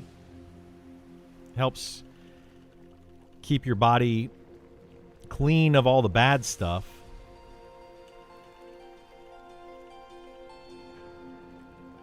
You do intermediate fasting, it's amazing. Awesome. Yeah, that's kind of what I'm trying to get into. I don't know much about it, but I'm trying it out. So I debated today, like not eating much today, if anything. I did have a banana this morning. I went on a bike ride, and then I had a banana this morning. So, but I may not eat much for the rest of the day. Probably won't eat lunch.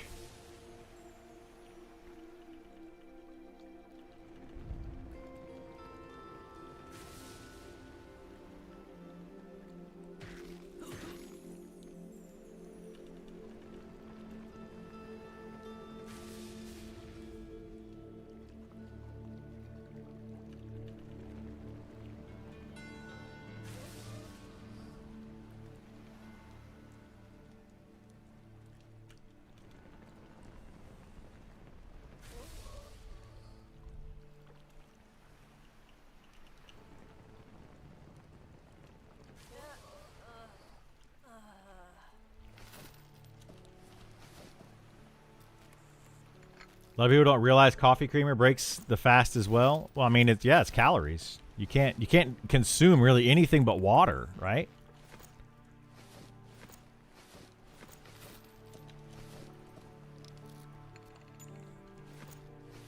I find it funny. Some people out there, like, they like to eat salads, and I'm like, that's fine. Eating a salad's good.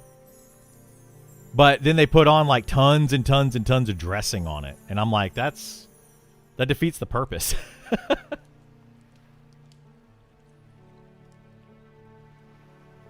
It like completely defeats the purpose. Mostly doesn't work for me since you're an early morning person. So 7 a.m. gym. Sometimes I can't do. Yeah, exactly. Like I went on, I took some water. I had some water this morning. And I went on my bike ride. I got back from my bike ride. I'm like, I got to eat a banana.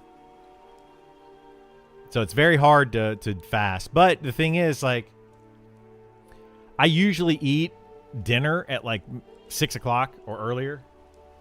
And then I don't get out of bed until at least after 6. So, like, it's almost like a 12-hour fast every day, really. Like, you're sleeping. But I don't know. I don't like to do the 24-hour thing. That bothers me. Like not eating for 24 hours? Holy moly.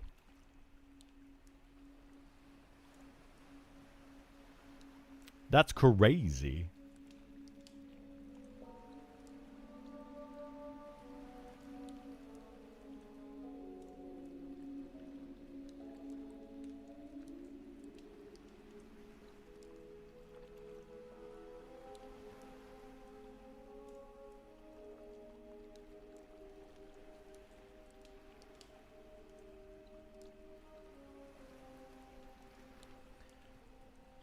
Black coffee and tea is fine. Yeah, without any sugar or anything like that. Though that's the thing. That's the trick, right? You can't add anything to it.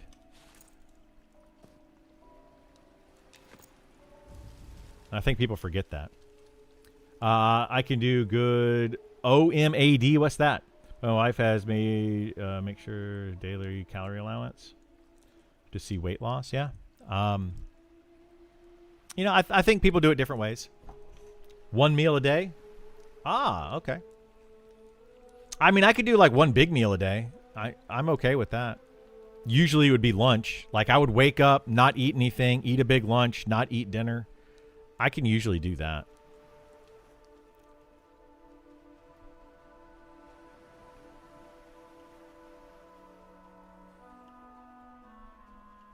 Although people say what you should do, at least what I've read, is you should eat several small meals to keep your metabolism going. And I'm like, okay, sure.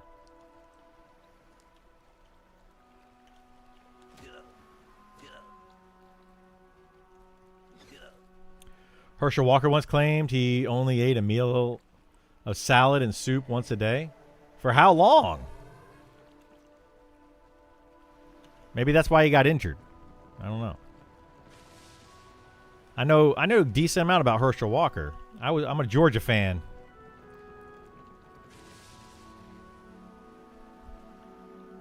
I lived in Georgia for 30 years.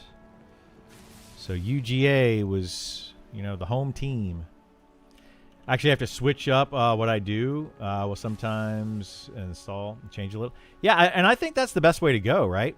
I mean, I don't know. Like,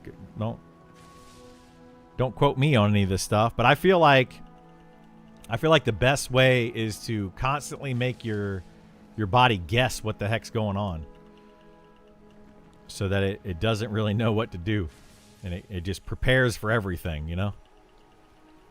But I don't know.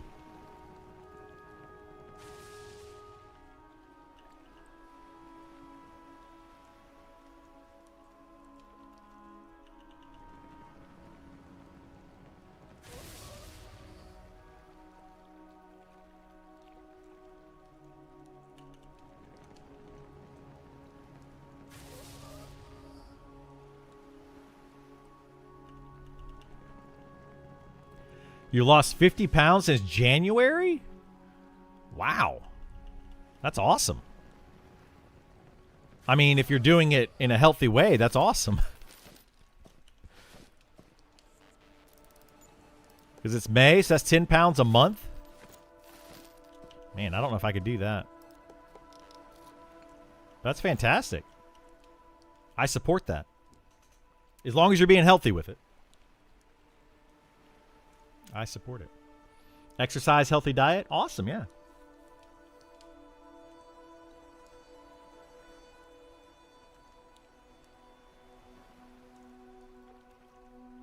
Intermediate fasting most doesn't work for me early morning. Yeah, we read that. Okay.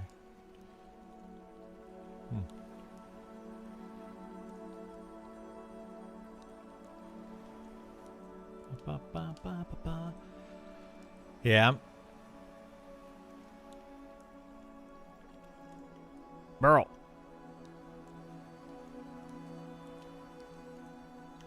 Burl. Burl's hot mic'd. We can hear his work call. There he goes. Nice. He had a work call that just came up, and we could hear everything that they were saying. That is why I mute Discord. Some people come in, sometimes they'll ask me, like, why do you mute Discord? We can't hear what the other people you're talking to are saying. That is why. Is because we have a Discord, people pop in and out constantly. Like right now, we have just me. Was it just me, Esar, and Burl, and then Mike Listen or whatever? Yeah, those are the only ones in here.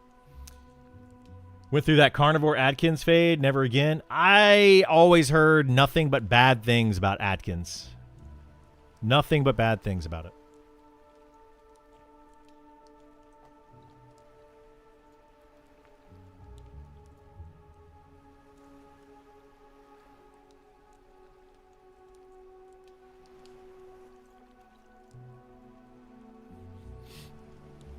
So yeah, I won't do that one. Won't do it. Not gonna do it. Wouldn't be prudent at this juncture. Sorry. No, you're good, Burl. I just didn't know if you knew or not. I was like, that sounds like a work call from Burl.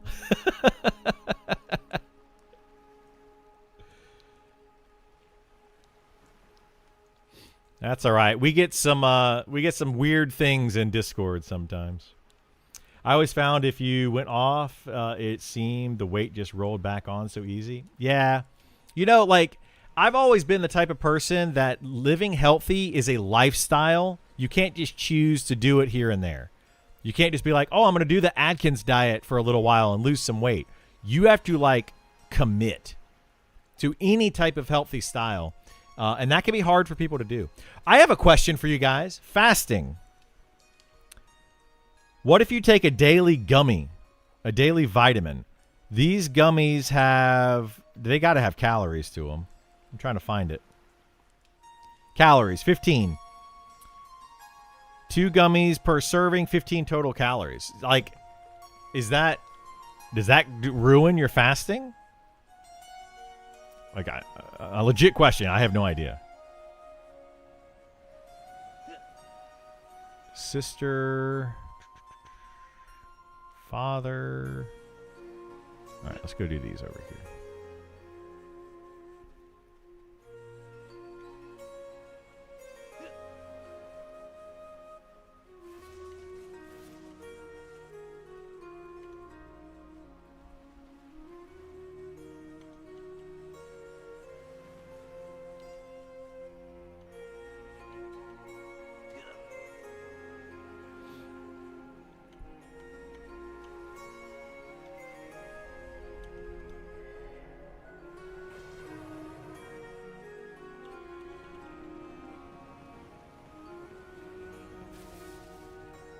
Dang it.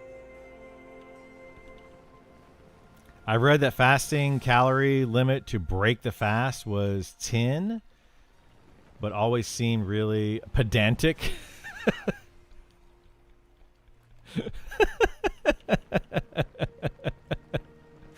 Oh my goodness. Oh my goodness. Yeah, I don't know what the calorie take is, though. I don't know. Is there a way to get enchanting powder relatively easily instead of disenchanting magical items? That's the only way to get it that I know of. I don't know of another way to get powder. Like items and then also harvesting, but you still have to disenchant them. Like harvesting herbs and ore and things like that. You get the fronds and the Hans and fronds, the fronds in the crystallized magic.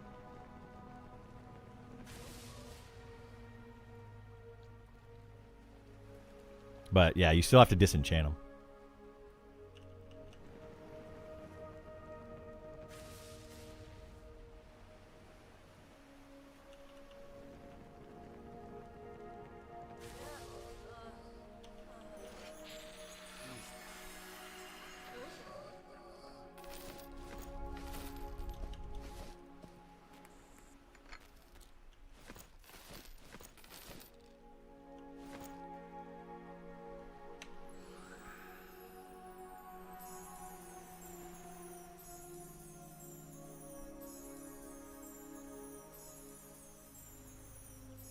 It's also changing habits, which is hard. Yeah, very, very difficult to change habits.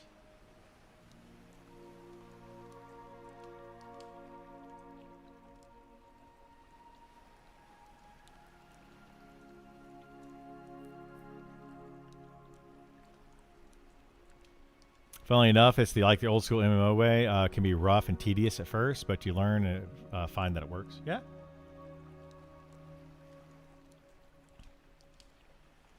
Yep.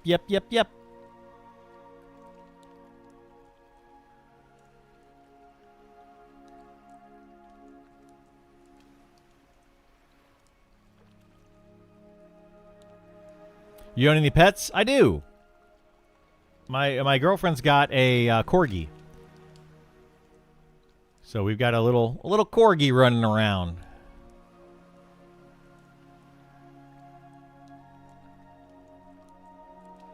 She's getting pretty old though. She's like, I think she said she's 11, so she's getting up there in age. You know, but she's a good dog, very good dog. Lots of hair. You guys know how much hair corgis have? A lot. And it falls out all the time.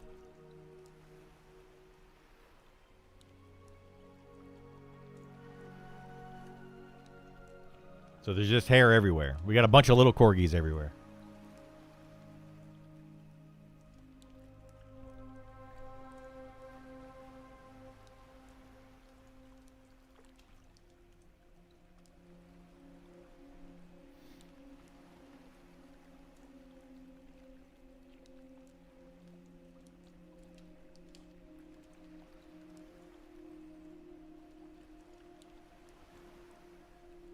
Eight-year-old black and tan coonhound.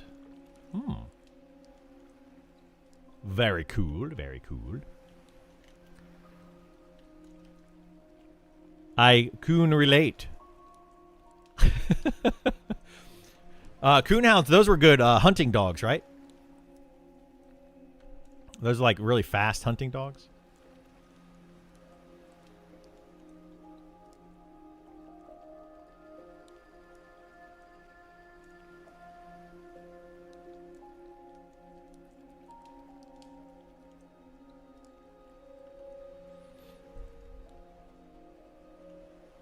All right, what do we have? We have brother, sister,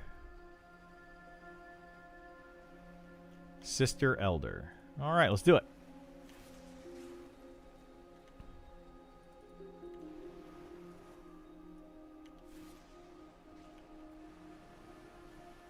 Use them to hunt raccoons in the south, I guess. Yeah, I live in the south, so I think that's probably why I think of them as hunting dogs. Good old South Carolina.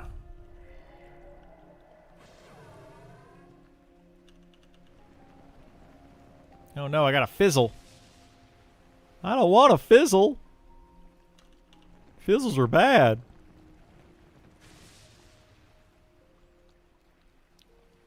I wonder how much easier this is going to be.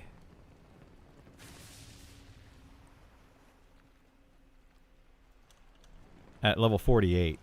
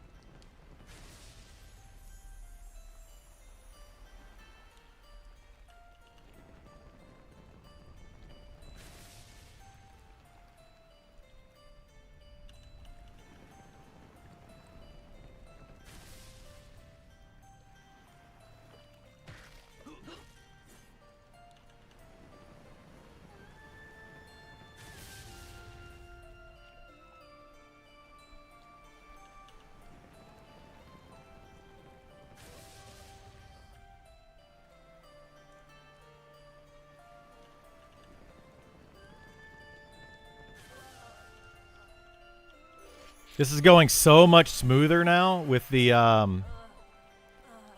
more health or the more mana. Like so much smoother.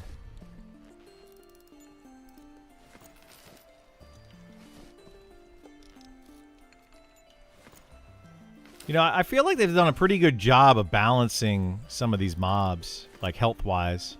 Oop, that's just my character. I think they've done a pretty good job.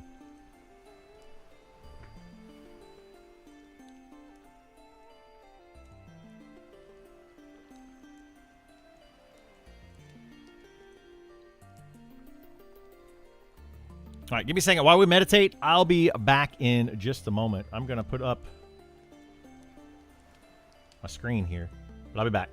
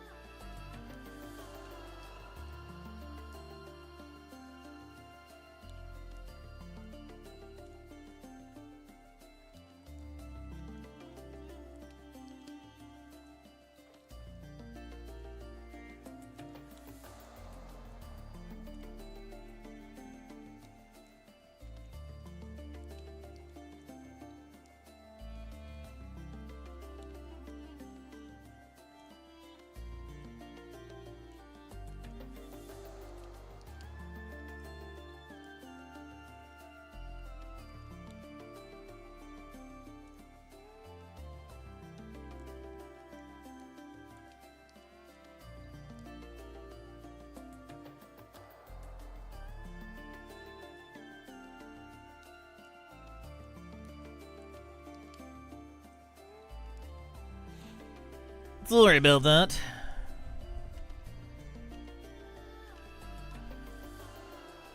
Outside of LE weapons, do weapon procs work with pets? Yes, they should. Yeah, they should. As long as the pet is the right level for the proc, because some procs, I don't think I have any proc weapons on me. The procs are usually have a minimum required level to use the weapon and get the proc. But yeah, they should. But I mean, I wouldn't necessarily give good weapons to pets. That would be a really bad idea.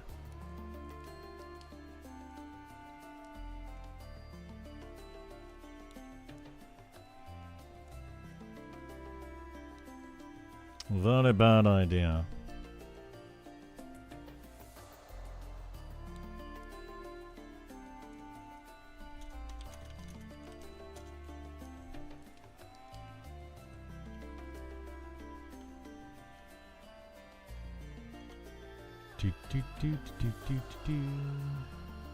All right, is Sister Elsie still up? Nope, that's a cub. Brother, brother, elder. Cool. Let's do that.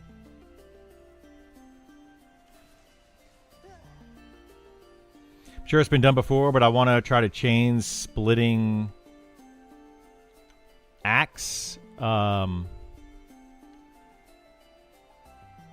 air pet. Not sure if it's a rare drop and worth farming though. Yeah, when pets die, the equipment's gone. Yeah, it's gone. Not to come back. So that's why I would not recommend giving pets good weapons.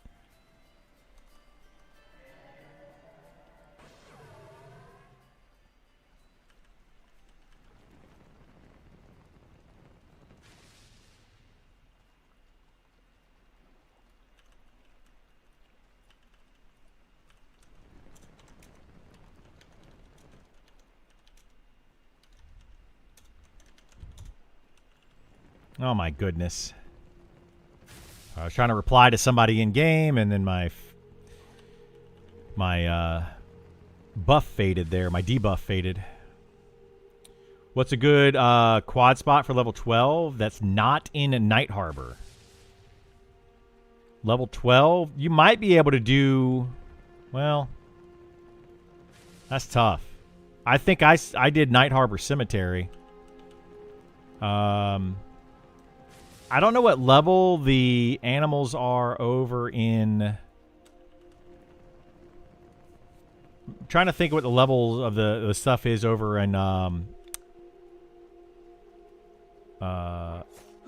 Phalandraw side. There might be some animals and stuff that you can quad kite over there. Like you might be able to do orcs over there. You just have to find some that are not spellcasters.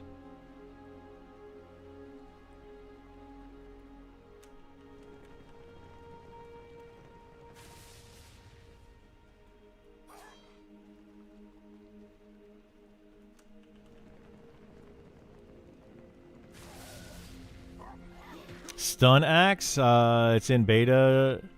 There's an axe that has stun, a stun proc on it. I mean, that'd be a pretty good weapon to use for sure for pets. Absolutely. Night Harbor is too laggy on my work computer. Yeah, I feel ya. That'd be tough.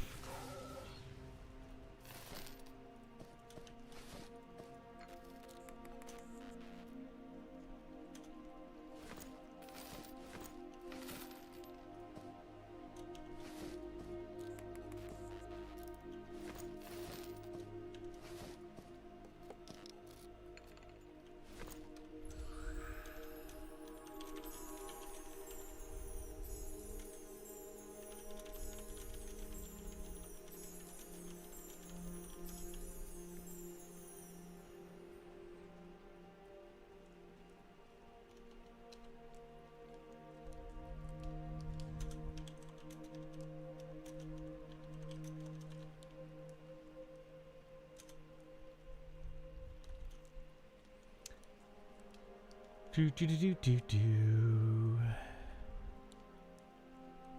don't know where you went from 29 to 31, but the Crocs in Keeper's Bite by Orc Bay seem like a really nice quad spot. Yeah, that would work. Where I went from 29 to 31 are the Fallen Pass Smugglers. Those are really good because then they also drop coin. So I try to kill stuff like if I'm gonna get anything, I try to do stuff that gives coin, items, and XP if I can. That would be preferred, but not always easy to do.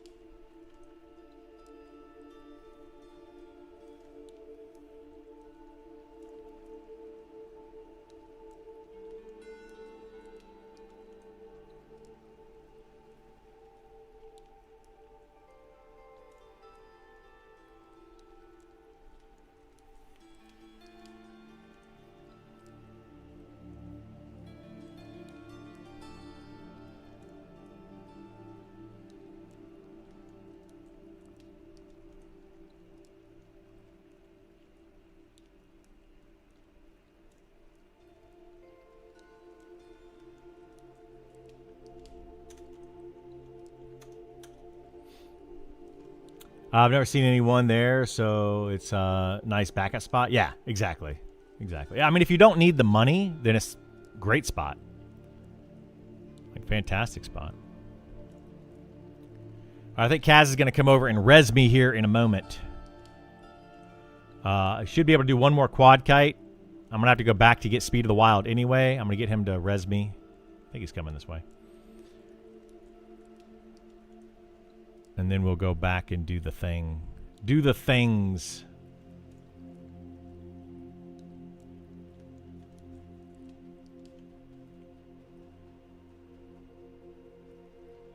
It's an elder. What is that? That seems kind of terrible. All right, so we got a cub. And a sister, cub. Okay, perfect. Perfection.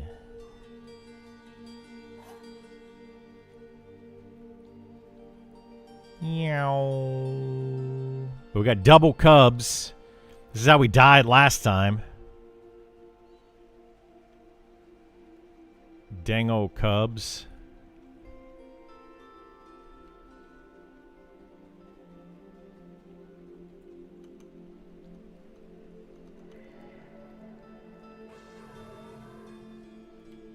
What?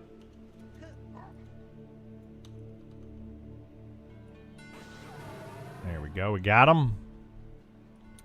Let's circle around.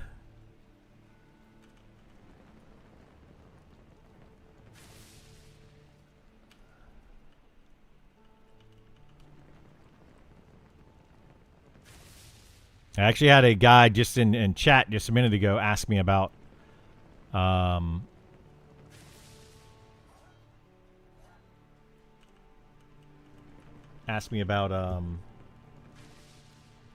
XP spot for around that level, around 26 though.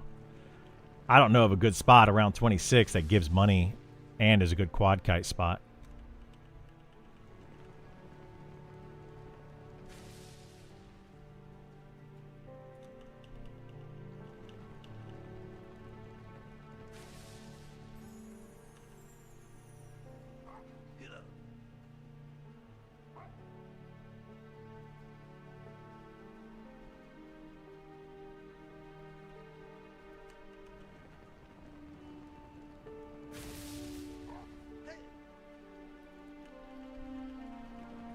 Oh my goodness gracious.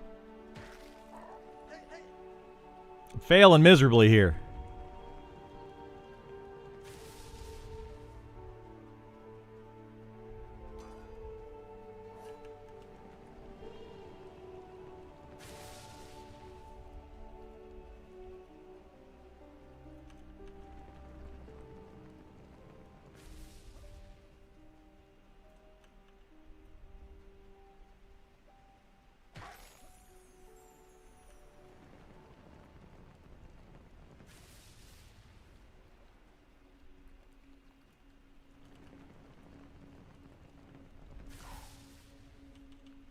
Maybe rough for 26. Yeah, 26 would be too high or too low for 29s and stuff. Absolutely. Whoops. Picked up the wrong thing there.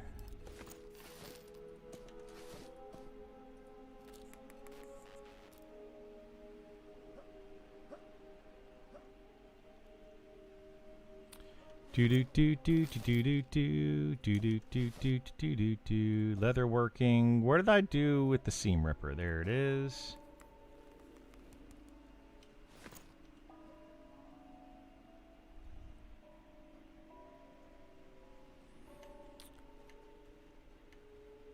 Oh, there's Kaz. Nice. Woo! Thank you, Kaz.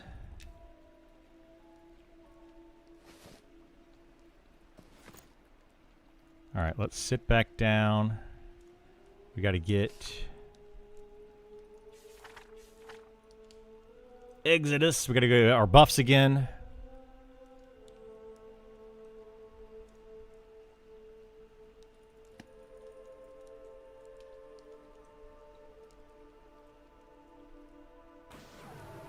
Oh shoot, I'm overweight. No, I don't want to be overweight.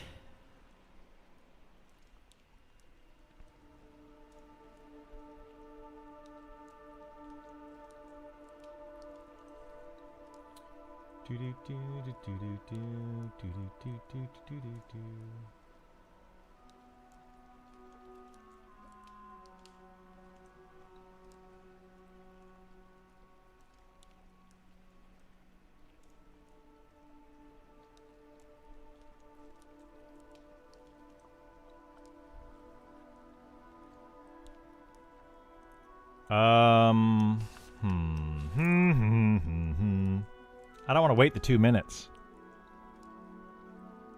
I guess we can. It's fine.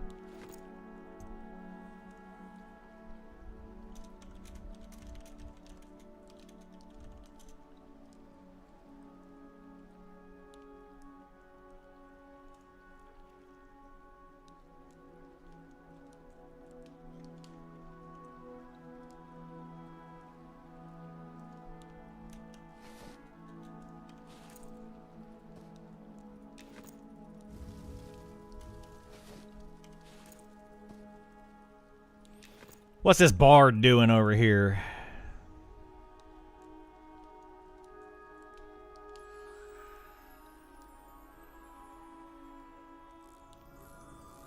Hey! Thank you. Now I don't have to go back to town. How amazing.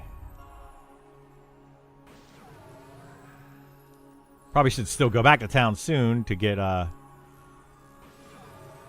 but we can do that next round.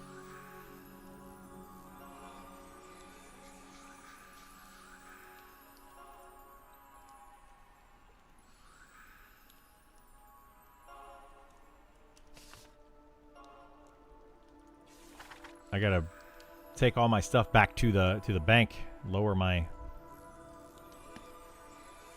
whatchamacallit. What's it called? Coins. Lower my weight.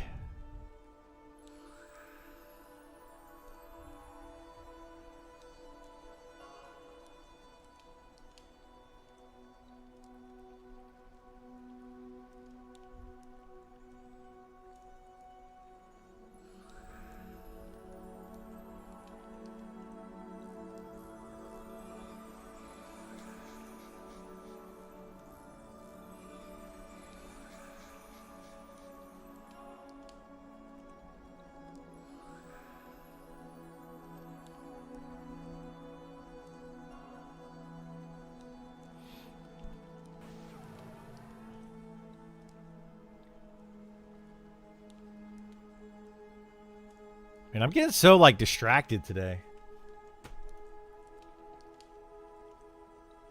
I don't know why I feel so distracted. Let's see if we can focus. Let's focus up.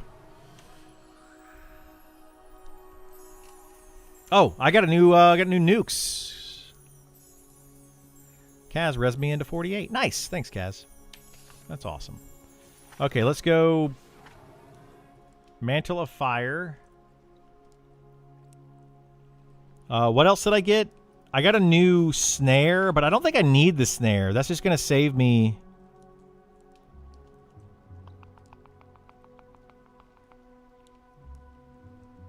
Yeah, I don't think I need the snare. I don't think there's any other new spells that I get for 48. Is there? I don't recall getting another new one. There's Firestorm, actually. We do get that. Let's get rid of this and put Firestorm in. That's now doing 250 mana for 700 damage. That's going to be awesome. All right, let's go with that. Let's do it. Let's do it. Elder, Brother Luca. Bleh.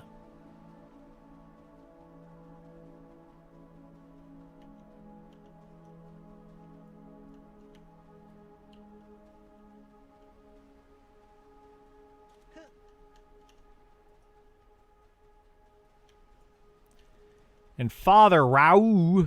All right, let's just do these three, I guess, for now. Actually, we could probably get a fourth. I know where I can get a fourth. Let's go get it.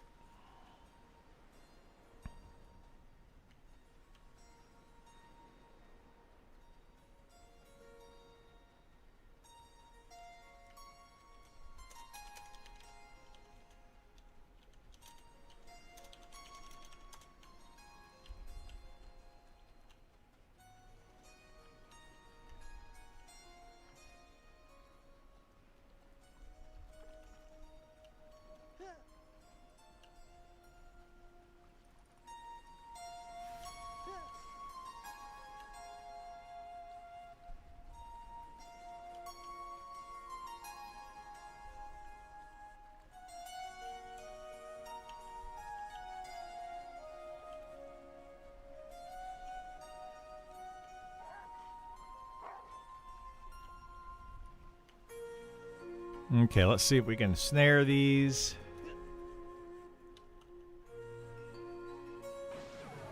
See how this goes. With the new nuke. If it will... There they go. Now they're close enough. 560 damage. That went up like 200 damage. Wow. From my previous... nuke.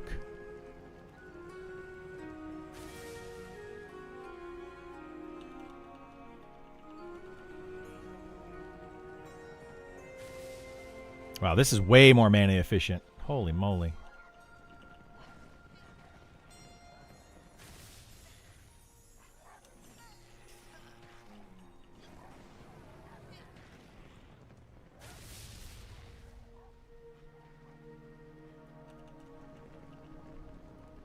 Uh-oh.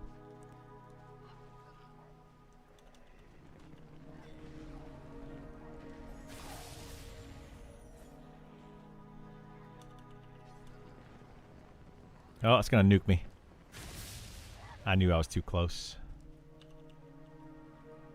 Dagnabbit. These guys are not working out the way that I want them to.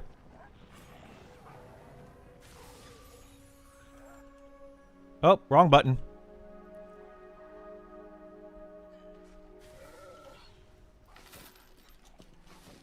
Okay. Golly. I really got to focus today, man. I'm just like getting so confused. Give me 1 second. Just let me play. And I'll read that. I'm just like I'm so distracted. You know what I didn't have this morning was my caffeine. I usually drink a soda every morning, and because of that whole fasting thing that we were talking about earlier, I decided to not drink my soda. And yeah, I think it's like messing with my brain. All right. I don't follow this game at all. Can you tell me what kinds of non-leveling activities there are to do and how important they are while leveling? And how important is leveling appropriate gear while leveling or not at all, like in EQ? So, first question first. The non-leveling, like the non-grinding XP type things that you can do are the trade skills for the most part. That's pretty much it. So you can go out and you can do the trade skills. You can go harvesting your ore, harvesting your herbs, and then turning those into different things, alchemy and armor. To get the cloth in the game, you do have to kill mobs if you want to try to get cloth, or if you want to try to get leather to do those kind of trade skills. So that's really the only thing that you can do outside of grinding mobs, at least right now. So yeah, there's that. And then how important is leveling, or how important are they while leveling? They're not super important while leveling. The trade skills are not super important while leveling. You don't have to do them. You can level up without them. And then how important is level appropriate gear? It's also not right now super important. I'm hoping with these new class changes, TTK changes, and those kind of things that are happening soon, I'm hoping that gear will be more important. Right now, for the first like 20 levels, gear is really almost not important at all. For tanks, throwing on some plate gear, getting your armor class up, really all you need. You don't need to have stats or anything. Like statted gear is kind of pointless for most low-level characters. It just requires so much stats to really make a difference that it's not worth going after. So I wouldn't worry about that too much. But yeah, that's where it is right now. I'm hoping that changes, though, over time. One can hope.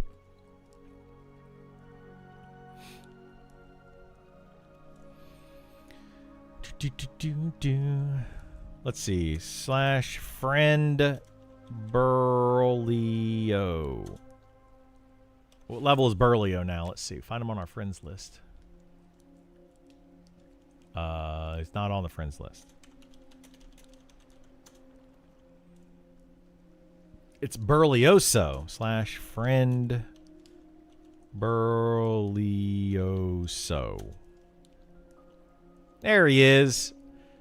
Offline. Is Burlio? Burlio's not even a character. Level 9 Elementalist. He's pushing it. He's doing it. Is this game free? It is not. Well, kind of right now. So right now, this game is in closed beta testing. You can opt in, !beta in chat. Well, if you're on YouTube, so you can't do that. But if you go to their website, you can sign up for the beta and try to opt in, and then you'll randomly get selected into the beta. Wow, they just pulled all of those mobs. Good luck, guys.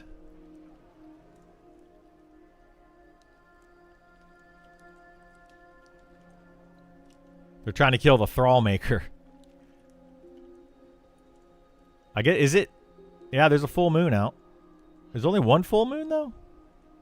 Oh, no, there's two. 1, 2.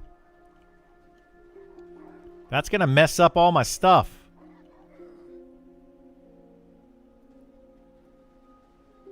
Let's see if we can pull some. We got, no, we can pull some. We got a quad kite we can do over here.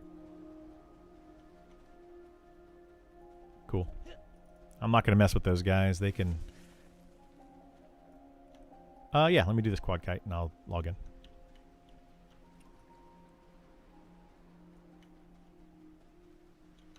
Okay.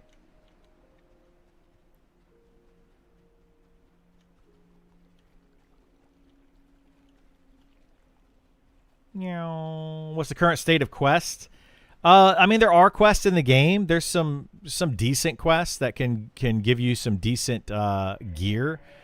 Questing in this game, though, is not like in Monster or World of Warcraft. You're not going to be doing quests for XP at all. It's going to be strictly for getting items. And there's several quests in the game, though, that you can do that.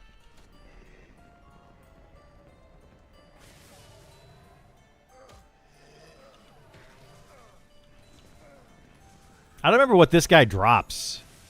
I'm going to ask this Hags when he's done.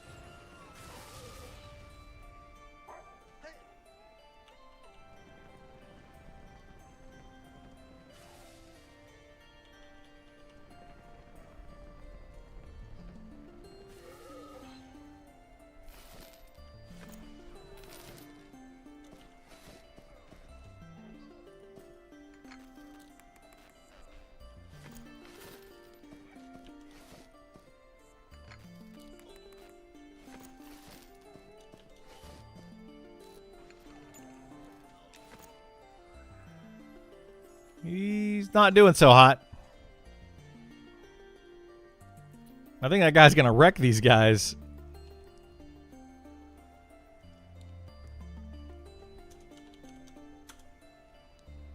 Yeah. It's destroying the shaman. Anyway, I'm camping out.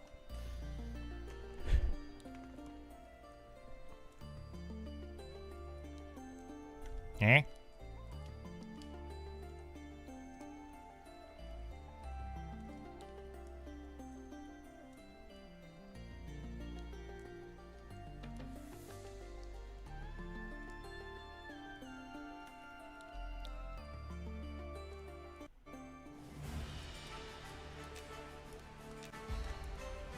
I'm logging in now.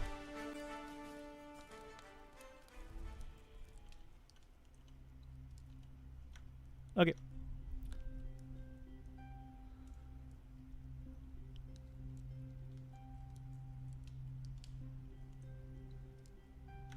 Yeah, thanks for that, Rez.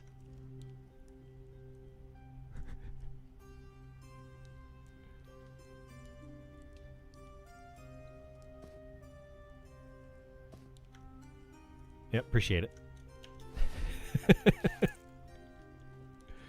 What'd you just give me? Oh, wood for the fire. Okay, I'll keep the fire going.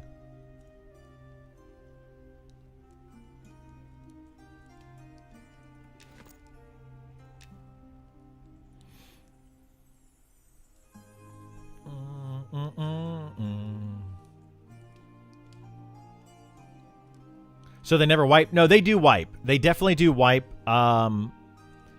There's going to be a wipe for early access when that starts, which is October 1st. Right now, the game is just in beta testing, so probably no wipes for the rest of beta. There always could be a wipe in beta, but they are not saying they're going to do one. They might do another fresh start server at some point. That's another one of those maybes. We'll see what happens kind of thing.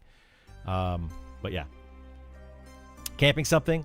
I think Esar was camping something. I'm just kind of over here chilling for right now.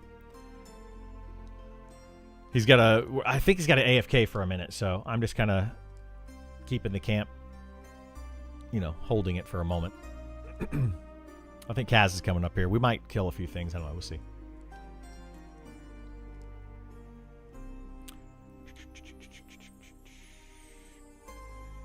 Let's see. I'd like some long quest chains for keys, unlocks, and items. They're kind of doing that. They've started doing that. They're not like super long quest chains. I know of one long quest chain. But yeah, they're not doing a lot of that right now, but that will be in the future. Definitely in the future. Early access cost $15 a month. So it's going to be a monthly sub, $15 a month, no box price for the game.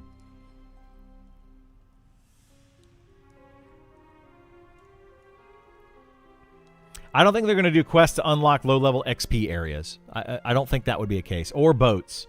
Like, the long quest chains are going to be more like epic weapon kind of quests. So they're going to be where, you do a long quest chain, you get some sort of really good weapon or item, like a, armor or whatever, jewelry, that kind of thing. So, yeah. You may end up on aggro. I could end up on aggro from that fight, yeah. So I just went ahead and camped out. I don't think they're going to be able to kill that mob. That guy was level 48. The shaman was level 48. It's a blue con named mob. But blue con named mob at level 48. That's going to be tough. It's going to be super tough. What are you expecting to be added next to the beta? Right now, they're looking at adding or changing TTK. Changing some of the formulas, the base formulas of the game. So I'm thinking we're going to see some of that. Like, armor class formula, I think, is going to be looked at. And then TTK, so the increasing mob health and adding in more abilities that mobs can do, which will ultimately increase the TTK and increase the difficulty of the game. I think that's the next thing we're going to probably see. And then on top of that, we're going to start seeing them roll out these class updates. So the class updates, if you go to the website, monstersandmemories.com, if you have not seen these, I would recommend reading through them. Probably not, but maybe. But these are all the classes right here in the game. So read through these, and this is going to give you a good rundown of each of the different classes.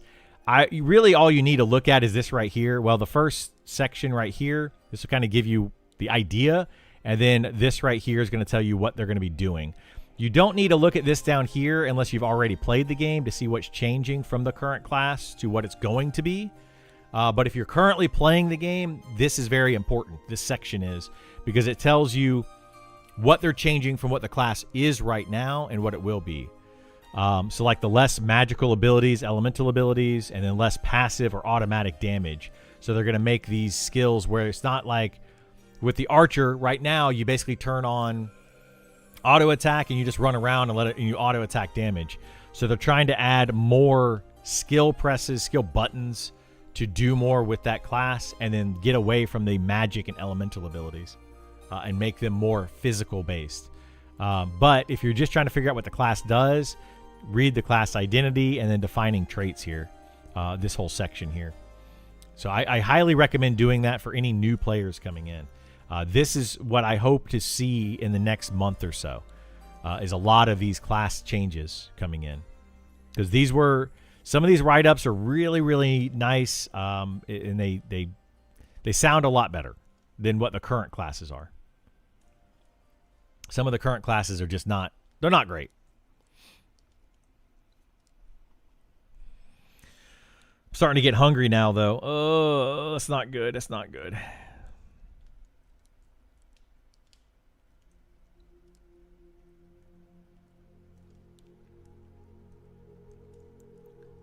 Hungry, hungry hippo.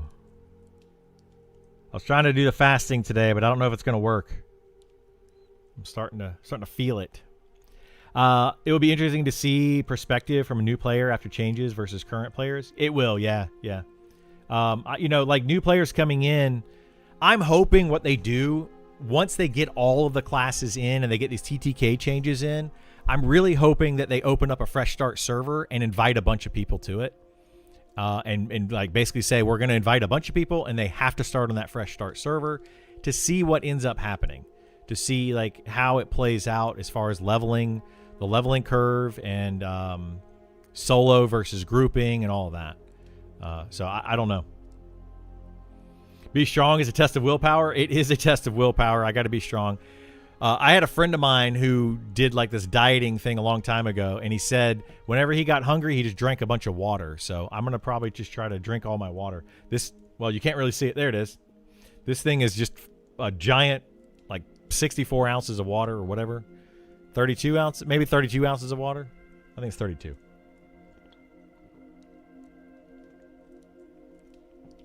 Whatever size this thing is.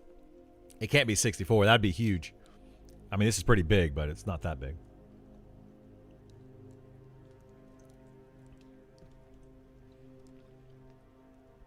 But like when I drink the water right now, I can feel it just cold all the way down, and that's because I'm like really hungry. I've always thought it was debatable whether Final Fantasy XI was better than EQ, but they were on par. But after seeing Monsters, Memories, and Pantheon, I'm starting to think Final Fantasy XI was better. It had so much horizontal progression, almost necessarily while leveling. That's what I want to see as well. Just let me play. Like I want to see a lot more horizontal leveling or horizontal progression rather than just vertical leveling. Like going out and getting the gear required to then do higher level content. I feel like, and some people have debated this with me. Maybe I don't know how you guys feel about it, but I feel like gearing is horizontal progression and levels are the vertical progression. And I want to see a lot more gearing out there where you're required to get better gear to be able to move up in the difficulty and levels in the game. Like if you are level 1 and you have 0 gear, you get to level 20 and you've only gained like 2 pieces of gear, you should have a really hard time XPing. Like a really hard time. And right now, this game does not do that. And then as you get higher level, I think you should have to gear more. I mean, I don't feel like it does a very good job of that currently. But I think they're trying to get there. Drinking water helps, but also positive reaffirmation or reaffirming yourself and reminding yourself helps more. You think so? I don't know. Like, I can do this. I can do this. I don't need to eat. Make sure you have some salt each day, electrolytes. I try to do that too. Like last night, I mean, I had some ramen last night, but I add an extra bouillon cube into my ramen to get a little bit more of that sodium in there. I got a lot of sodium in my diet. Aloha! How are you? Good morning, everybody. Good morning. Good morning. How are you? It's almost afternoon now. Where's it morning for you? Are you in Hawaii? I like having to stop leveling every 10 or 20 levels to do other stuff to advance that character. So you're talking about something from like what Final Fantasy 11 did, and then also Final Fantasy 14 in the beginning, where, like, let's say you get 20 levels and then you have to do something challenging to be able to gain XP again. Is that what you're referring to? I actually like that. I don't know if that would fit into this game or not, but I think that was really fun to do. At least it was fun for me to do in previous games. Itemization is also really weird. Some level 30 drops are better than 45, 50, 55. Yeah, exactly. Not even counting the level locked raids. Yeah. I was saying the same thing the other day, Nidiac. Like, it drives me up the wall that you have certain items that drop in this game off of high-level mobs that are super ultra rare, and then you have like a level 45 boss of a you know, semi-common item that's better. Like, what the heck, dude? Specifically, I have one of those items. One said item. I'll show it to you. This right here comes off of a level 60 named, and it's the ultra rare off that mob. You can kill a level 50 mob and get a better version of this weapon.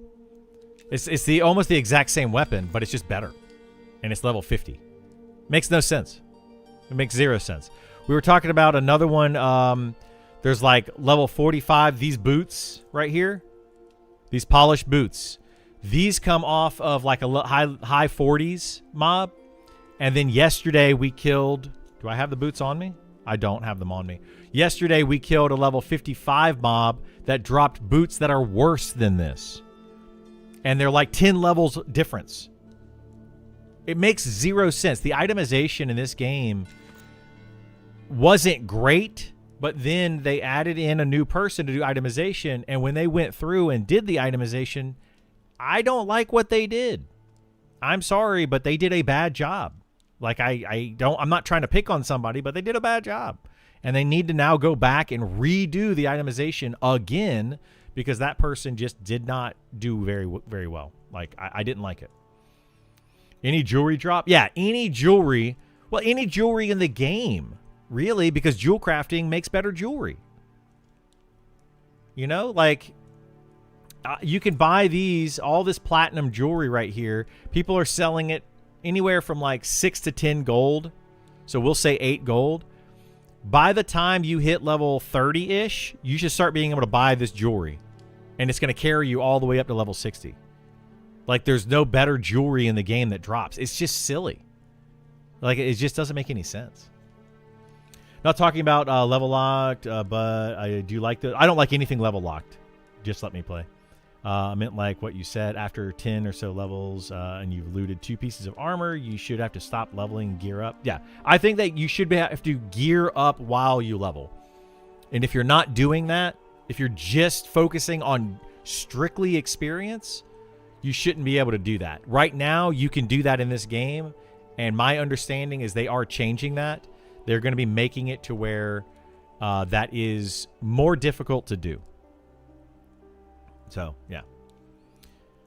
Fast from 6 p.m. to 12 p.m. The body's painful phase is switching gears from burning sugar to burning fat. Schedule, this allows you to sleep through all the discomfort. Much easier to execute. Yeah, that's usually what I do. Yeah, I try not to eat after 6 p.m. Sometimes the family, you know, wants to eat at like 6:30 or 7. But yeah, I do that often. And then I would just like eat dinner and then go to sleep and then wake up the next day, not eat breakfast, and then eat lunch. I've done that several times. Level 45 drops the highest ratio weapon in the game. Not about raid drops. You're talking about the two-handed sword? Is that what you're talking about? But yeah, it's crazy, man. It's crazy. Like, they really need to look at itemization again. Unfortunately, so I'm pretty sure they brought in Rich Waters, who I think is Jahar. He is now working on class updates rather than itemization as much. So they brought him on to help out with itemization. I don't want to be mean, but I feel like he screwed up itemization. And then he switched over to now class design with Zillith, and the two of them are working on that. So now itemization is going basically unchecked. The last thing that they did as well was they added in a bunch of items to current named in the game. So previously it was a common, an uncommon, and a rare drop on named mobs. Then they decided to add in additional items to these rare these rare spawns. So now there's items out there, some spawns out there with like up to 6 drops, 6 different drops. And they said that they were going to be adding in to try to make it to where different classes would want different items from those, out of those 6 drops. Then they put in mobs like Horvarth, whatever his name is, that's got 6 drops on it, 5 of which are literally best in slot items.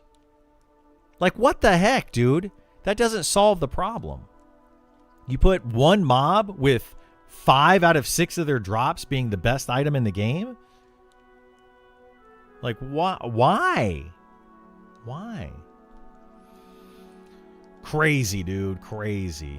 A few days ago, one of your stream recaps, you mentioned the Niche Worlds cult was thinking about changing movement buffs. Any idea what that would look like for class like Druid, Bard, etc.? I mean, yeah, I don't know that they're doing this, but they are currently looking at some execution of that. But yeah, what they're for the Druid, the Bard, etc. So right now you have the Druid, the Shaman, Beastmaster, and Ranger. They can all cast Speed of the Wild, right? I think that the Ranger is going to be losing Speed of the Wild for sure. Like, I'm almost guaranteed they're going to be losing that, and they're going to be getting a buff that's similar to that of the Bard buff.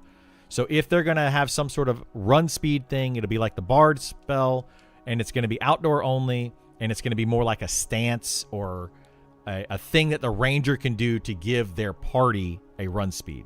So that's what I expect. The Beastmaster also, I think, will be losing the Speed of the Wild buff because they're getting rid of the Shaman spells from the Beastmaster. That's going to mean that only 2 classes are going to have Speed of the Wild. That's why I think they're going to be changing Speed of the Wild rather than just having 2 classes that have it. They're going to be changing the way that it works. I think the Shaman is going to be getting some sort of ancestor of the wolf, a buff that's going to allow them to get a temporary run speed buff. Kind of like the Druid speed buff that they have, the cheetah, that only lasts for like 2 minutes or whatever. Instant cast, 2 minutes, group only. I think that they're going to go that route. That's where I think that the direction, but I don't know. Well, like, this is all speculation at this point. I have no idea what they're going to do. Less items on named, but more names would be best. I think that's where they want to get to, Mr. Jigs. But I think the reasoning that they did it the way that they did it, instead of adding a lot more name to the game and giving them like 3 items each, they decided, well, let's just give more items and spread it out. The problem is that one mob that I was just talking about, the Horvarth mob, is really good items for tanks and melee DPS, but nothing good for healers or casters. So they didn't do what they said they were going to do, which is try to get, full groups wanting to go to different camps. They literally missed the mark completely on that. Just like whoosh, gone, like whiffed. So like, that's what I think they need. Somebody needs to go back and really do that properly. I feel like they just kind of skimmed over it and did a real quick pass of it, and it was not a good pass. For one, they didn't even go into Vale of Zintar and itemize stuff in Vale of Zintar. They went to like Fallen Pass and did some stuff. They went to Glass Flats and did some stuff, but they completely missed like an entire zone. Makes no sense to me. Like, so it just kind of makes people go to specific locations to get the really good gear rather than spreading out the gear to a variety of different places throughout the game. But I agree with you. I think that more named mobs and named mobs spawning more often is a better way to go. And then having their rare drop just drop less from that named. So like right now, if it's, let's say, a 60% chance of the common, a 30% chance of the rare, and then a 10% chance, yes, that adds up to 100, 10% chance of the ultra rare or whatever. So common, uncommon, rare. I think that they should make that more of like an 70-25, kind of thing, and then just make the name spawn more often. That would be my preference, but whatever. How do you feel about the classic EQ itemization where some stats made 0 sense, like charisma and wisdom for warrior only armor? Do you think it was fun and interesting or a complete waste? I think it's a complete waste, Michael. I don't like that kind of stuff. I would rather, like, if you're going to put items out there, put the items that that make sense stat wise for the classes that can use it. And then also, I think they need to make more stats matter for more classes, and then some classes though use like every stat. For example, a paladin in this game uses all of the stats, all 7 of the stats, for different things. But a wizard really only needs intelligence. That's it. It doesn't really need anything else. I feel like they need to balance that out a little bit more. That's something in EverQuest. It was the same kind of thing.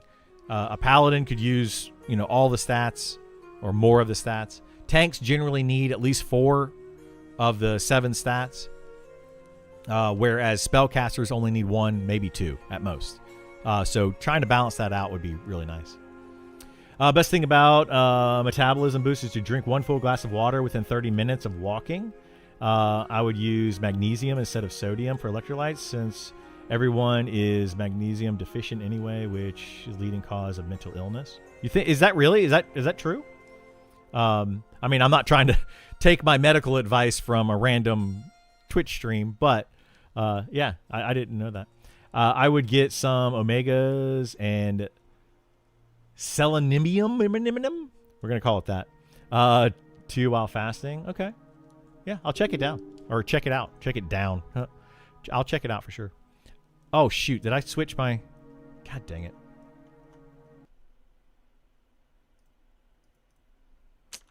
I knew that was gonna happen. I hit yes instead of no. That thing keeps popping up, and now my sound will go away. Please restart your what? No, I don't want to restart my computer.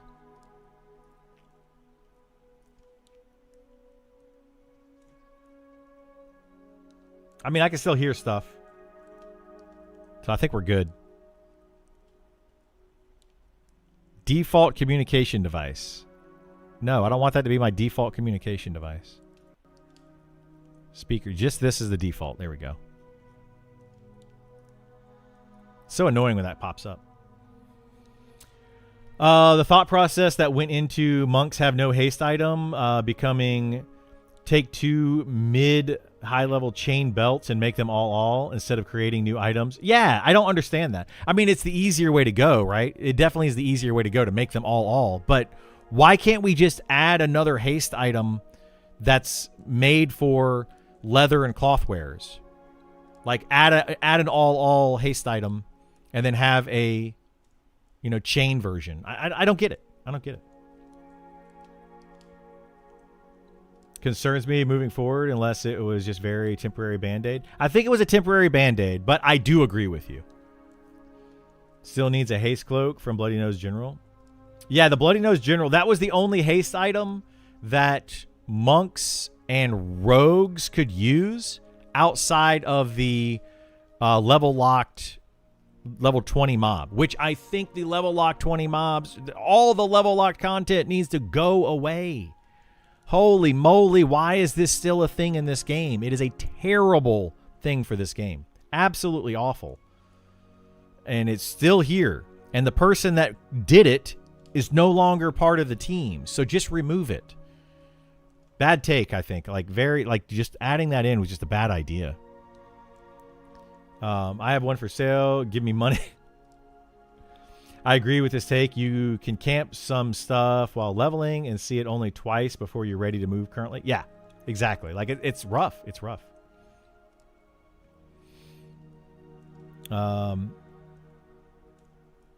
Saying not to take sodium during a fast is bad advice. Not to take sodium? I think he said magnesium instead of sodium for electrolytes. Yeah, I don't know. What was the best two-handed weapon you mentioned that drops at lower level than it should? Salt Lash is the one. Yeah, the chopping tree, if you're an ogre or troll, which there's no trolls in the game, but if you're an ogre, then the chopping axe tree thing, whatever it's called, the felling axe or something, the wood felling, I don't remember what it's called. That one's technically the best. I actually really like your take on classes having use for more stats. Would be cool to see something like charisma increase success rate of taunt. So yeah, right now charisma is used in this game. It's used for charm, it's used for fear, and it's used for lull or placate, unity, those kind of abilities. So it's used for all three of those, and I think that's a good use for it. Like some use for it, right?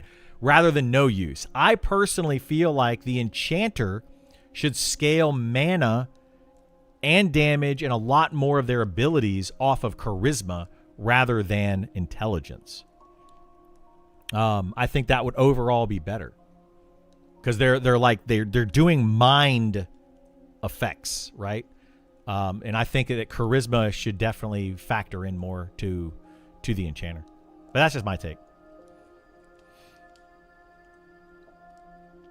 Stable Master's Claymore is sweet for non-ogres. Yeah, it's pretty good. But so is the Salt Lash. Salt Lash, I think, is the third best ratio in the game. There's 3 two-handed weapons that I know of that are good. So the ogre only one is, I think, the best.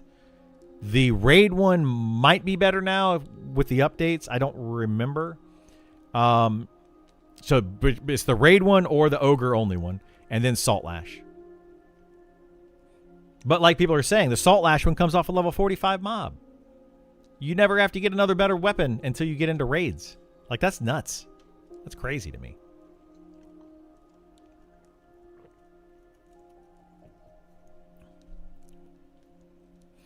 Where does the Obscure Broadsword land on that? Obscure Broadsword is pretty good, but it's worse than all 3 of those. Well, it's not worse. It would be the 4th one, I think. I haven't seen the stats lately though on all of them. So I know that the raid one is good, and I know that the ogre one is good. The large race only one. Those are both like 0.6 ratio or something. Like they're really high. Salt Lash I think is like 0.5 ratio, and the Obscure Broadsword I think is around 0.5. The Soul Brand has no stats on it, though. Yeah, Soul Brand has 0 stats. It's not that great.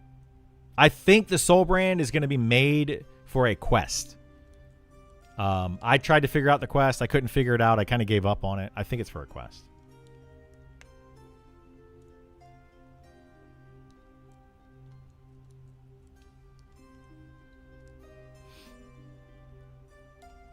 The Mana Burn one? Yeah, I haven't seen that one lately either. But Mana Burn is a good thing to have. Like that, I want to see more stuff like that, you know, like more reasons to use two-handed weapons. Right now, if you can dual wield, you want to dual wield. But if you put some cool things on a two-handed weapon, maybe it's better to use a two-handed weapon. Like cool procs and stuff. Could be very beneficial. You're thinking it would be for a paladin quest? It's usable by fighters, paladins, and shadow knights, I think. So if there is a quest, it'll be usable by all 3 of those, I would imagine. If it's exclusive to a class, if the quest is exclusive to a specific class, I don't think you should put the class on the quest item. But I don't know. Maybe I'm dumb. Whatever. But like, if you're gonna make like the Fiery Avenger weapon, it should be paladin only, and only the paladin can actually get the item for it, right? That makes sense to me.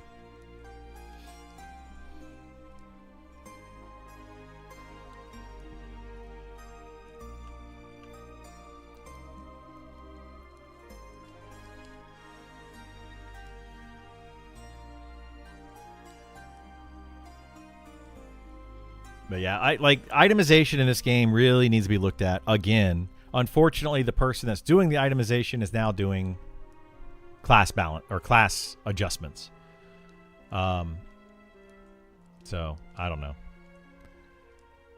Hey devs, I'm happy to do class stuff, itemization, encounters. I can do a lot of that. I would love to do it. Like, I don't feel like itemization should be that hard. Like, I just don't understand why it's that difficult to do. Like, just add in items to different monsters, make sure that the items, like, the stats are okay. Like, I just don't see it being that hard. I'm guessing no hidden procs in this game, even though a lot of the flavor text seems like there would be. I don't know of any hidden procs. Like, I haven't seen an item that doesn't explicitly say it has a proc that does have a proc. So, like, for example, the Soul Brand has really cool flavor text on it, but it has no stats and it has no proc.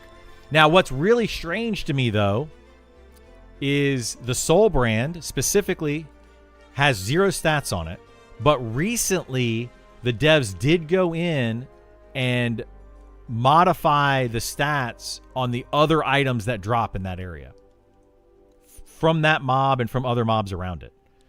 And it's like they explicitly didn't adjust the Soul Brand. They didn't add any, they didn't change it at all, which is kind of odd, right? Or the one-handed version of it. There's a one-handed sword as well. They didn't change that one at all. So those 2 items weren't changed, but other items that drop off of the 2 mobs that are over there did change. Very strange. So it's like they're planning on additional uses for that.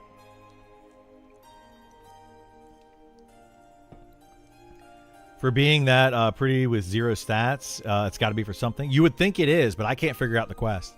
There's not enough information to figure it out.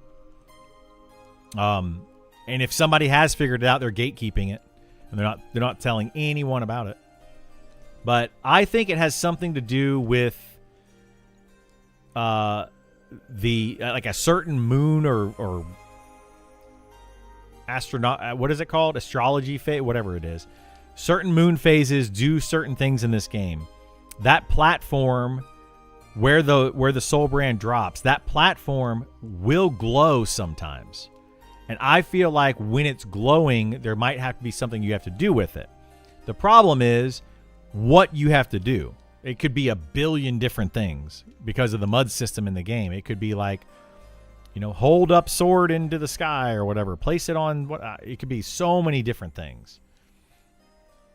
The gatekeepers of knowledge and the beta test, yeah, I don't know what to say about those. I've got a little bit of information that I don't talk about, but that's just more me.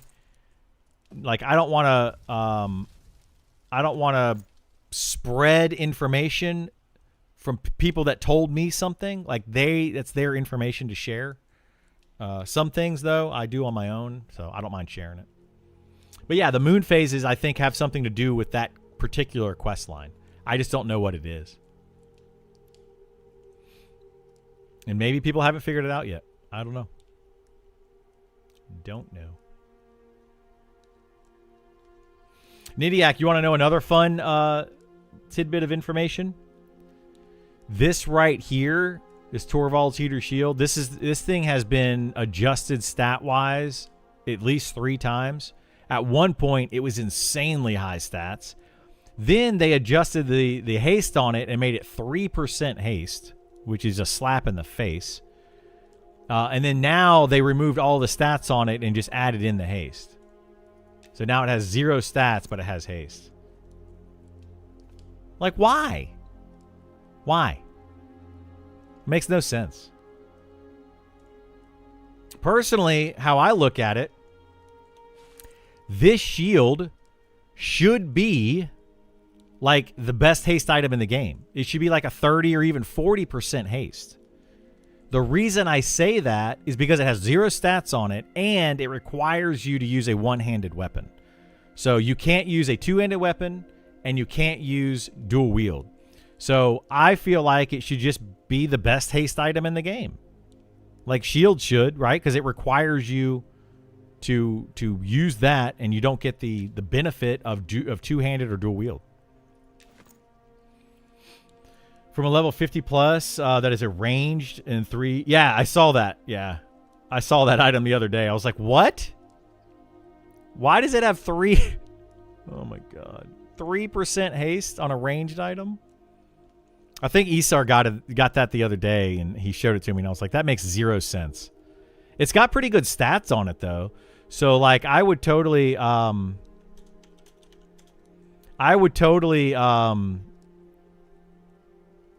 use the item because it's got decent stats. But I'm using this ranged item.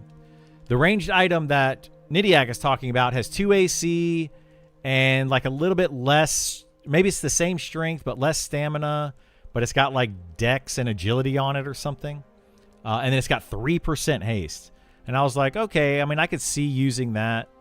But I personally use the Outlaw's Hand instead of that other item. Stats are great, even without the haste, but why is the haste if it doesn't stat? Exactly, yeah. Why is that 3% haste there?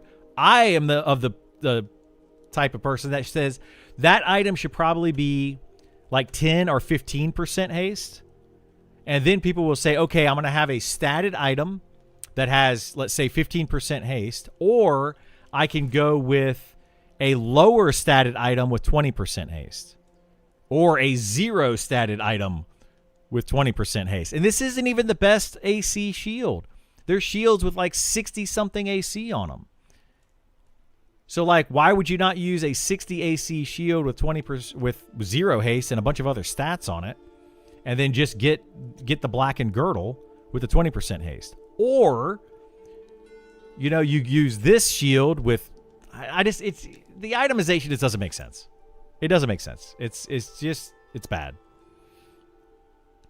I don't know. I disagree with so many things they've done with itemization lately, and they're just some of the stats are boring. Like why do certain items have like just poopy stats? Like we have this item right here. Plus 7 stamina. Like this one's actually pretty good because it's got a ton of health on it, so a crazy amount of stamina. But like it doesn't have any other stats and any other flair to it. I don't know. I don't know. Stat distributions are so boring. Exactly. They're super boring. Like I don't get it. I don't get it. This is an itemization issue, and I'm in the process of building resist gear sets. That is kind of infuriating how resist enchants work. If I want resist set, I literally have to build 6 different sets. Yeah, or you have to go, if you want to have all of those, you have to go diamond, but it's a lesser amount of all of those. So yeah, if you want to have high resist to fire, which I actually am okay with that. And here's why. So in EverQuest, you had like resists that you got for certain fights to be able to do the fight the first few times. As you though got better gear, resist started showing up on the actual gear, and then it would make it easier, right? So I think that having specific resists are a good thing. I really do. I think that specific resists are a good thing. Because it makes people say, okay, I'm going to fight this particular raid boss. I need to have this particular resist. And it starts to cause create an economic sink in the game. Not just a money sink, but also just items out there in the world. It creates a sink in the game to have to do that. I get it that it's tedious, but I think for raiders or like end game people that are pushing that in game content, I think it's a good idea, personally. I think the item should have more or have boring stats at this point in time. It's like classic EverQuest. The items just all sucked in the beginning. Well, items in low level should have that. Yes, we're talking about like the best items in the game right now, though. Like the chase items still have boring stats. Like literally, I have some of the, like, this is best in slot. Black and Girdle, best in slot. This is best in slot. This is best in slot. Like, some of these items are literally best in slot items. There's nothing better than them in the game. And they're still boring. Like, super boring. I'm fine with how the jewelry works. I just want to be able to stack multiple resist on enchants. I don't know. I think that's a good idea the way that they're doing it, because it takes the economy into account, right? It makes you, if you want to min max that way, if you really want to min max, you're gonna have to swap out your enchants for different things. I think it's an okay thing. It probably needs to be tweaked, but I think it's okay for min maxers. Thoughts on Bane weapons, the extra damage versus rats? I think Bane weapons are fun and cool, but I think those should be like specific things. Like if you're going after a specific dragon, let's say you want to fight a dragon, you need to go do this quest to get this Dragon Slayer weapon that does like a lot of bonus damage to dragons. Otherwise, you're not going to do enough DPS to kill it. Like, that's where I think they should use Bane weapons. But I don't necessarily like Bane weapons just being out there that drop off of mobs. That feels arbitrary to me. I'm talking about chase items too. Even items in Kunark only had like 50 HP or so on them. I mean, maybe, but yeah, I mean, these are chase items. Like, some of the items I have are super rare. This item is extremely rare. It does not drop often. This item right here is the one that irritates me the most. This is a very, very rare item, and there is a better version of it that drops off of a lower level mob. Makes no sense. Makes no sense. Like, getting this item is much more difficult than getting the easier or the better item. Makes no sense. Same thing with like the jewelry. Like jewelry, this stuff is just crafted. It's just crafted jewelry. Makes no sense. None.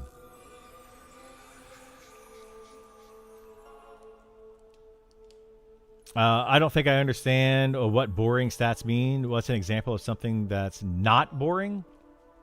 You know, something that has like effects on it. Like procs are fun. Those are like high-end chase items, but they're procs that are fun. All right. I'm switch back over then to the wizard. Unless you wanted to do stuff.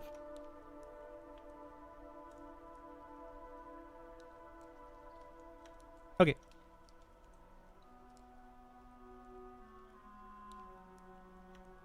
Okay, that's fine. So yeah, clickies, procs, auras, yeah, stuff like that, you know, it would be fun. It doesn't have to be a lot of them, right? But I feel like some of these super ultra rare items, they don't have those. There's items that are like a 1% drop chance, it seems like.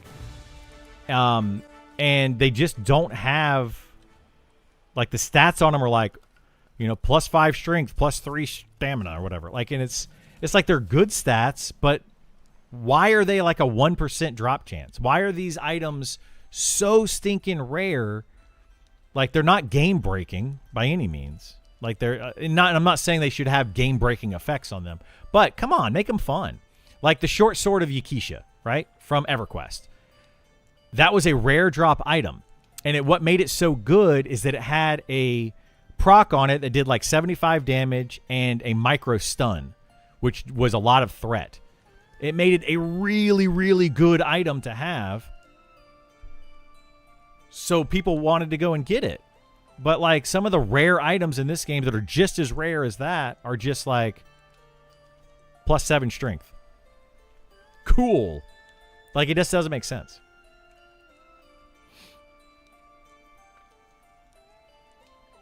I just learned about the final word, and I need it for my Inquisitor. Level 1 mana burn proc is insane. You're talking about the final word. That's a weapon, right? It's not like a sword.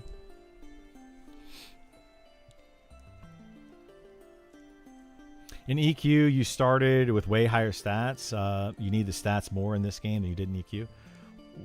Well, yeah, you need the stats. Stats mean something in this game at higher level. But I still, like, why can we not have fun items? Like, items that just aren't just plus stats. You know? Like, a few stats here and there. Like, I just don't get it, man. You know, I want to see more fun stuff.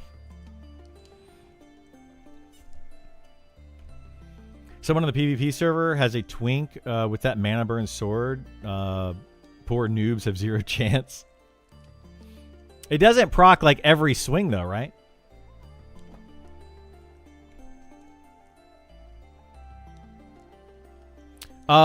There's also another weapon that's currently broken, but it's a fun weapon and it gives you a buff. Like having a weapon that procs a buff for the character, you know, that's kind of, those are the fun things that I want to see more of. Maybe they're planning on putting those into raids. I don't know. Maybe that's the whole idea, is that right now they just don't want to put them into the game and they're planning on putting them in for raids. Who the heck knows? The heck is going on here? Why are there mobs? What the heck is happening? There's only 2 out of the 3 there. There's 1 out of 2 at a different camp. This is weird.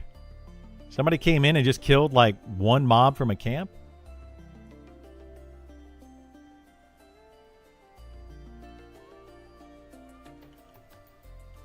There's only 2 here. What the heck?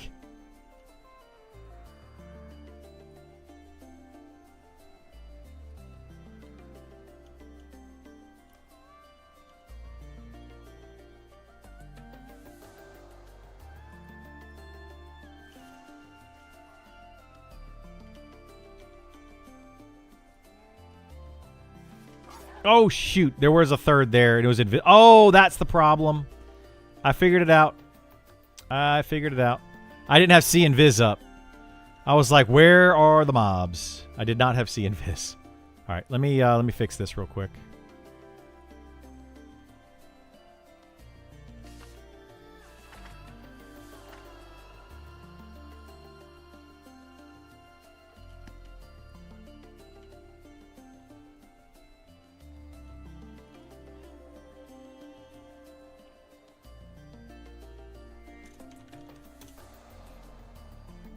All right, we can fix this.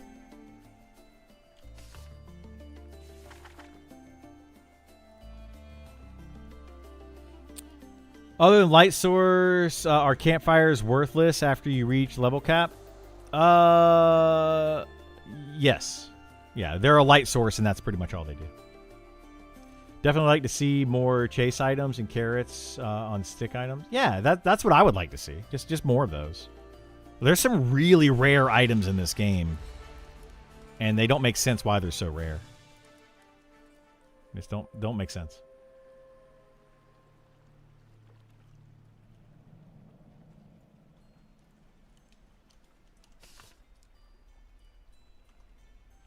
If you have too much fun and exciting items, put them in the game too early, then they lose their flair. Yeah, I agree with that. Like, I'm not saying that you need to have them everywhere around every corner. I'm saying, though, that they should have something in the game. Like, there are a few fun chase items like that. There's just not enough, in my opinion.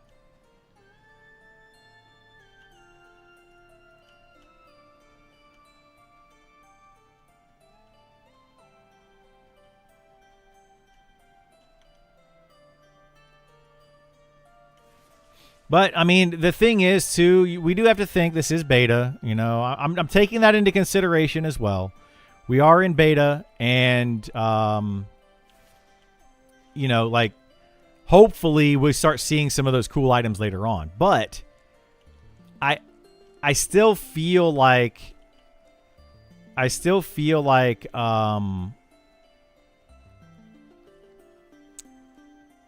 There should be some decent items to go after now. I don't know.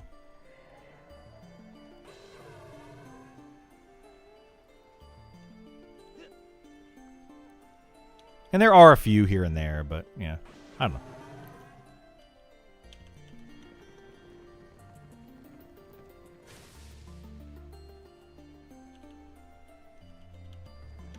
For what?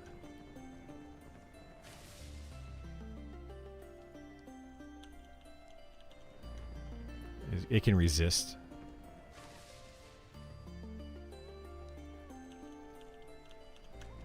Yeah, most of the time you'll do full damage, but sometimes it'll do less.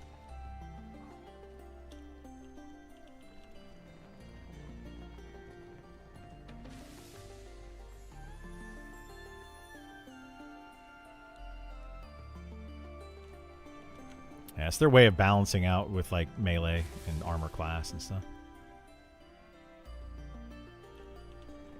Whoopsies.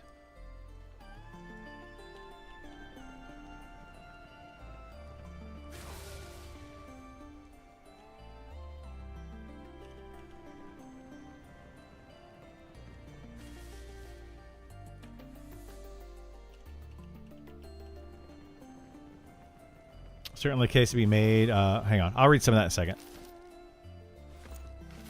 Give me a moment.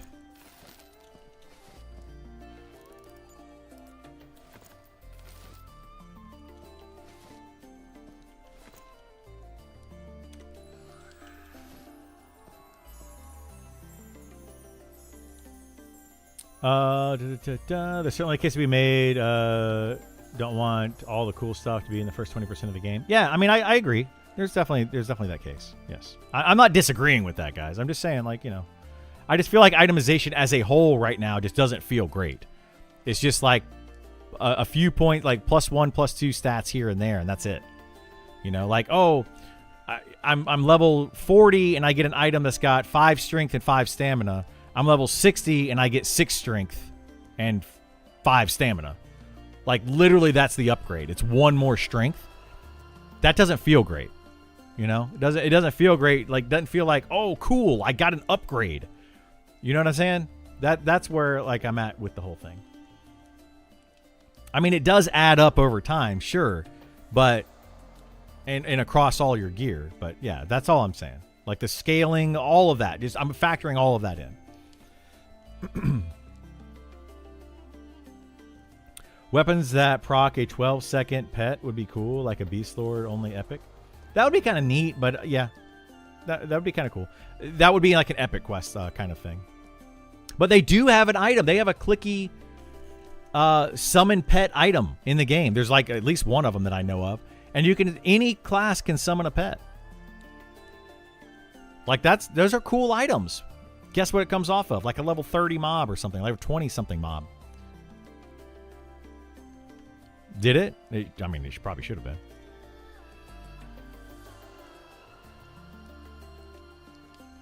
I'm going to put all the cool items in the underground to make Night Harbor 2.0 with lag? Maybe, yeah. Scaling of items isn't in a good spot. That's a really tough job to have, though. I mean, it is. It's a tough job to have, but they've missed the mark. Chainmail Bikini Epic Quest. Good luck with that one. I hope we never see cosmetics in this game. That's one thing about Final Fantasy XIV that was a huge turnoff for me. I don't like it.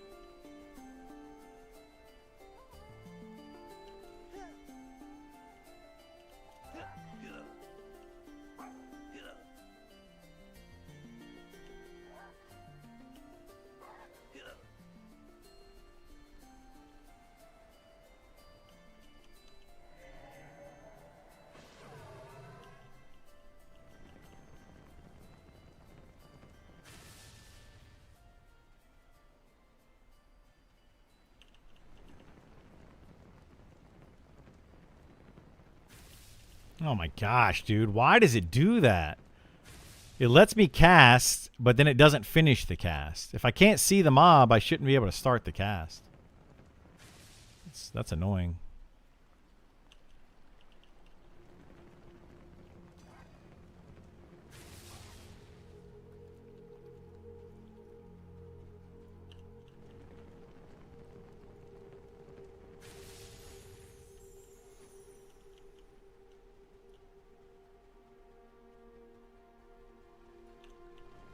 I wonder what's going on with these cubs.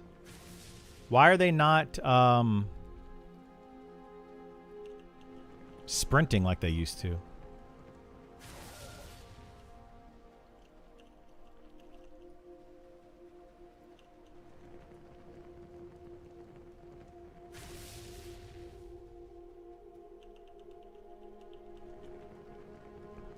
It's weird.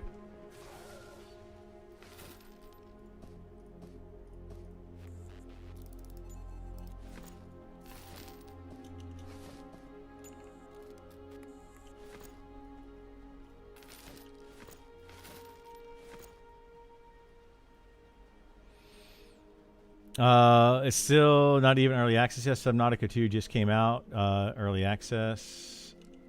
They don't have a lot of stuff implemented. Subnautica 2 was a fun little game, though. Subnautica was really good. I loved Subnautica. 2 was fun. I played 2. But yeah, it needed a lot more content. Did they release more content recently for it? I want to say I saw Co-Carnage, I think, is playing it, or was going to play it soon. He played Death Stranding 2 again? I don't watch Co, personally, but why did he play Death Stranding 2 again? I still need to play Death Stranding 2 for the first time. I never finished it. I love Death Stranding 1. That's one of my favorite games of all time. But I'm not sure. Did they come out with a DLC or something? I'll have to look into it.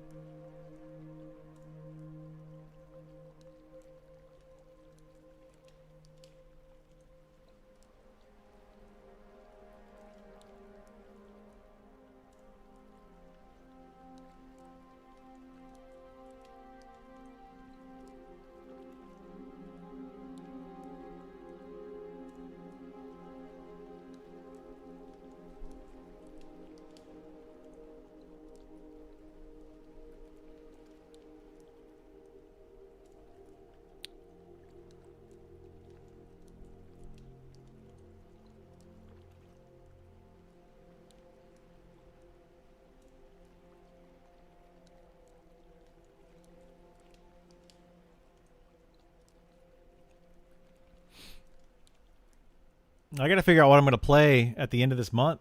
Because the 29th, right? Isn't that... they're doing an open test? I don't know if I'm going to stream the open test or not. And play it.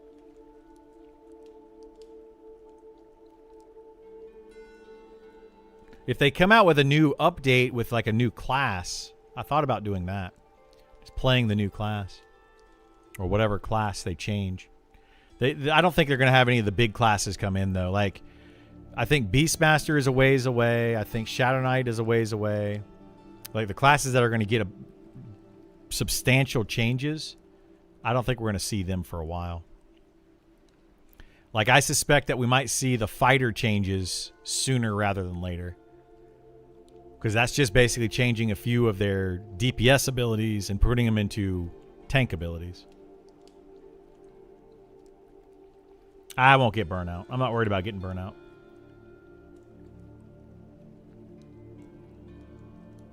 Conan Exiles enhanced the game to Unreal 5?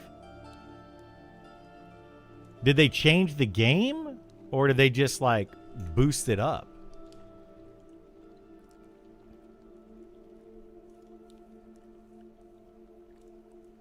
No, I like survival games. I like survival games that are survival games.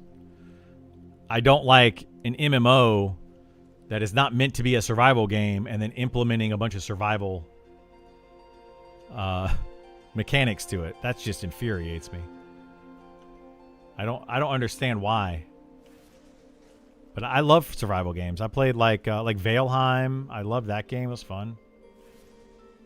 That's just a recent one that I played recently-ish. The Forest. That was a super fun game. I really liked The Forest. It was so creepy. Man, The Forest was creepy.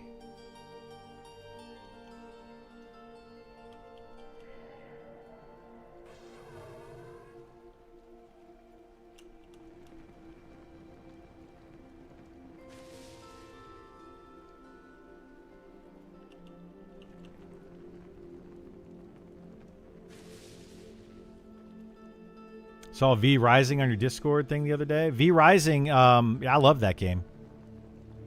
That was a fantastic game. I made a V Rising server a couple of times.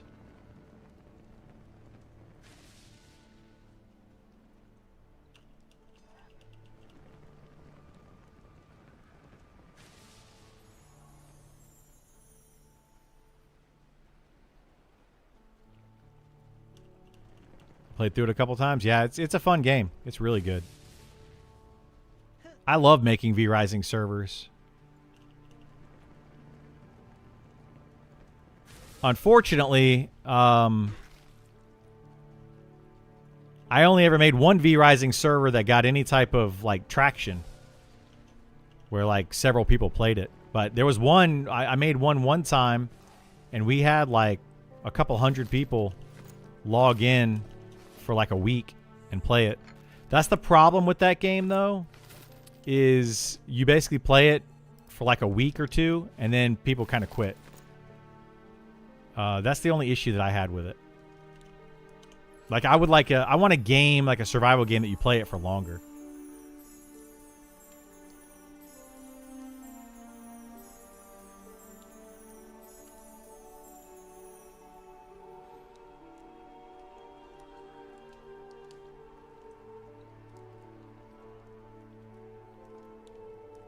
But yeah, I would love to build up, like, what I always wanted to do was build up a Twitch community, like a streaming community, and then create a V Rising server specifically for the community.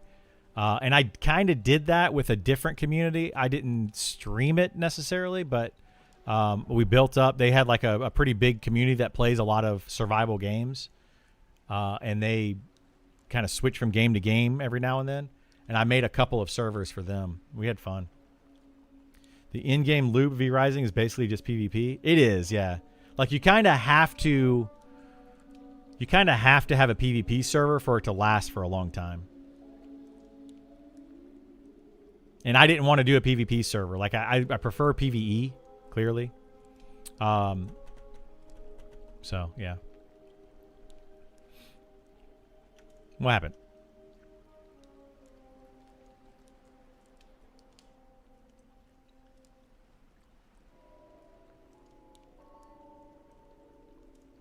Yeah, that's very weird. I don't like how V Rising servers always wipe. Yeah, I would like to see one that keeps going. Like I said, I made a V Rising server, and the idea of that server was to be more MMO based, so that it keeps going and new monsters appear. And I was even like, I was playing the role of a GM for it, right? And I was trying to, the heck is this person doing? Are they trying this again? Oh, I guess they brought an extra person. Need them? Not necessarily, but I'll use them.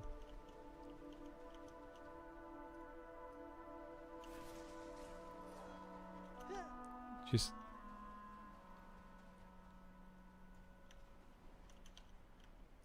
No, not for a long time. Why?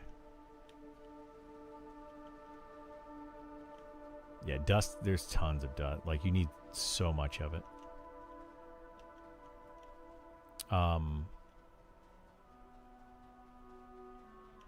Yeah, everybody just needs to have enchants too, so that's kind of what I'm working on. Burl, I would, with the cloth, for you, I would Well, you don't really need to because you can summon bandages, but I would turn them into bandages and use those. Start at low level.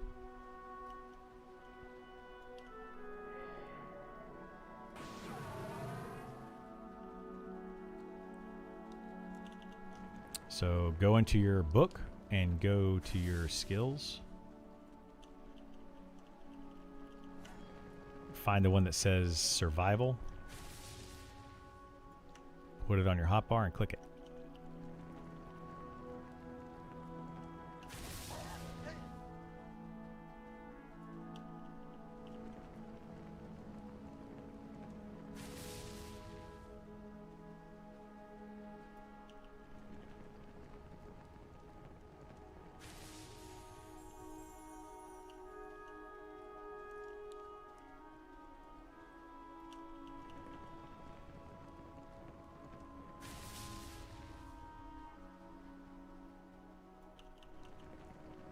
So it seems like I'm doing so much damage to these cubs that it's skipping their phase. It's like skipping their phase that they do, where they run.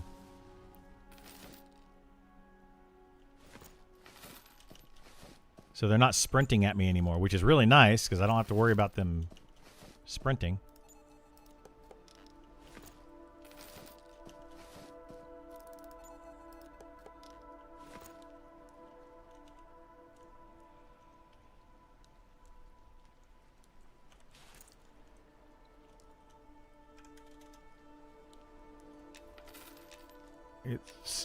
It's supposed to be the 50s.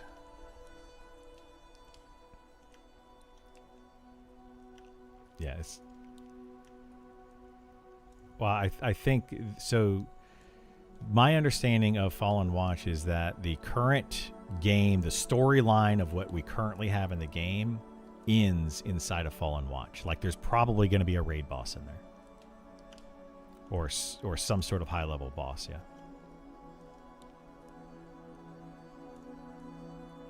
That's what they previously said. They have since changed that.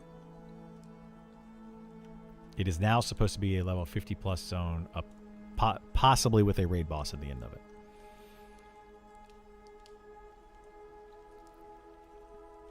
But yes, it absolutely needs to be that.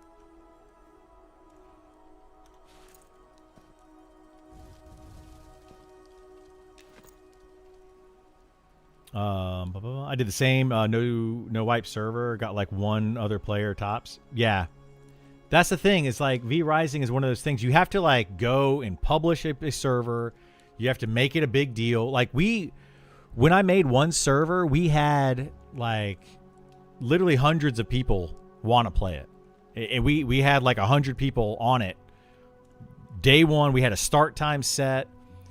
Certain rule set, all that. We told everybody about it, and a lot of people showed up, and it was really cool. It was fun, but it only lasted for like a week, and then it just died.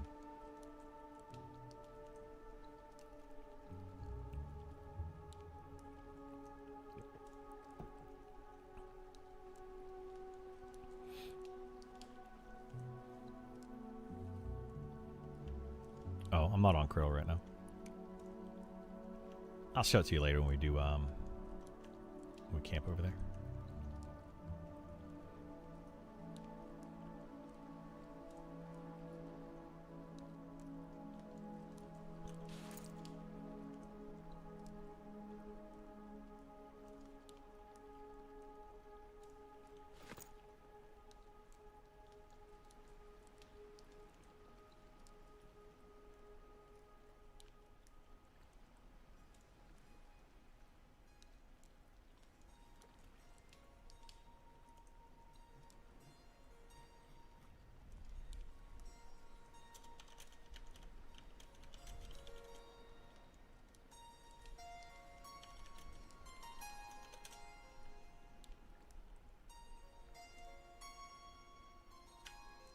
Yeah, it's about the same now.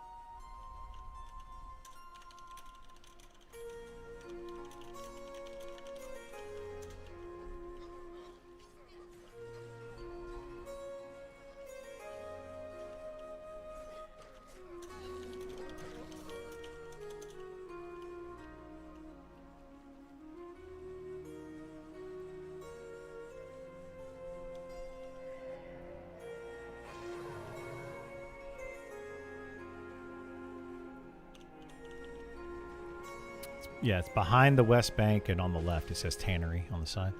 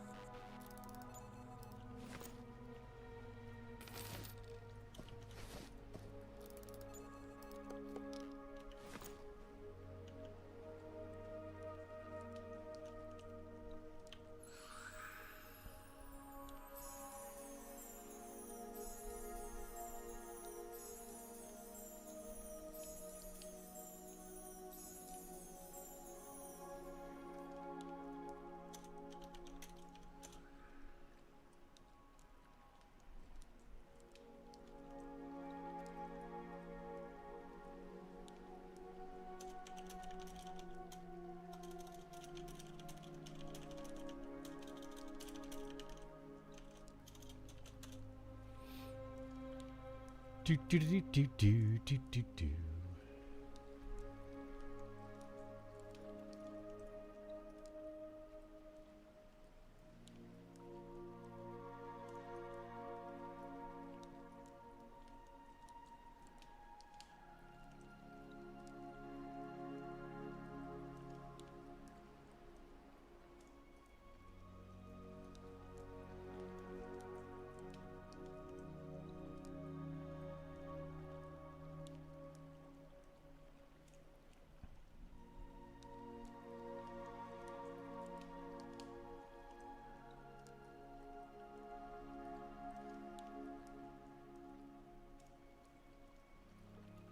How do you pop out your stats window like that? So you just open up your inventory, right click here on the stats side, and go to show mini stats. If you do pop out stats, it pulls out all of this, but show mini pulls out this one over here.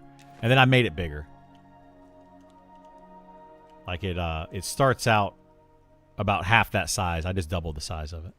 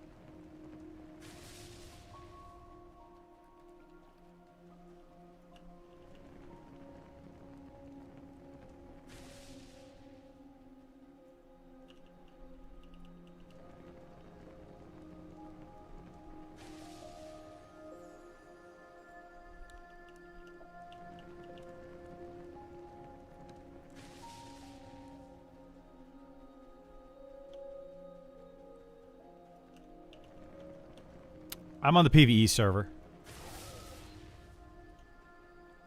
I don't do PvP. Not in this game.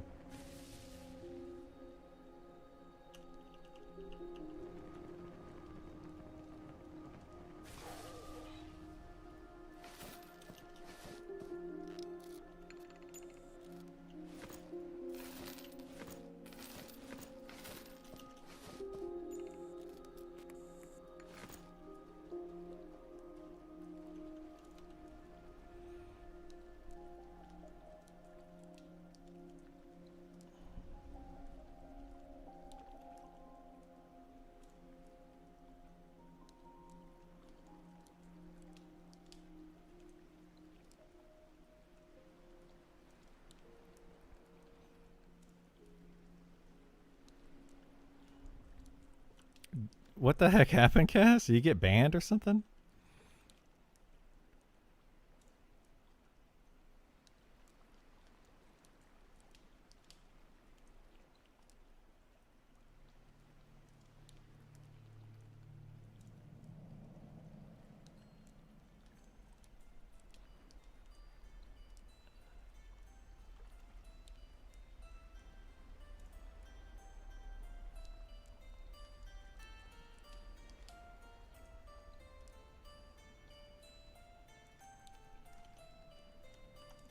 Is it still there?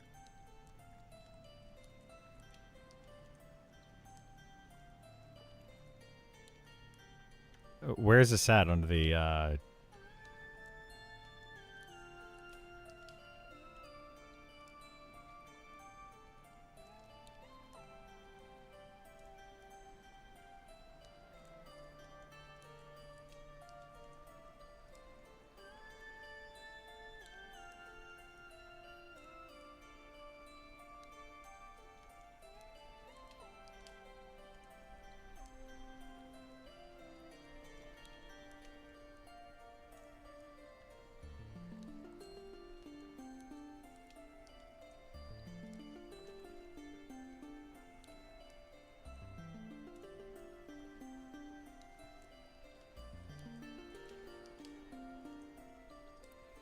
Oh my gosh.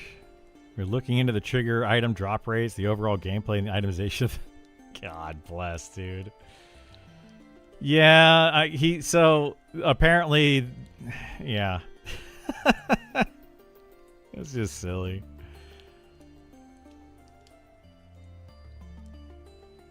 This right here, though, like, I don't know what to say. It literally is down here in feedback alpha. A post that I made a long time ago regarding this stuff. What? I did what?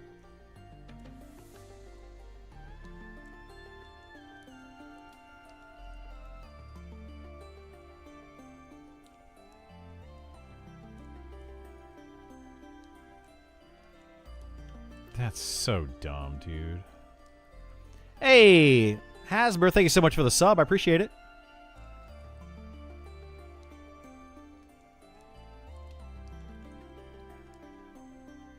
There's a lot of bugs like that. Like, so many little cheesy, like, ways to do stuff like that. It's dumb.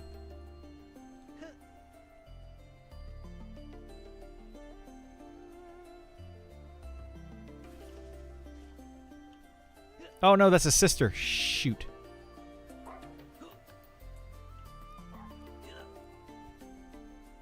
Dag nabbit.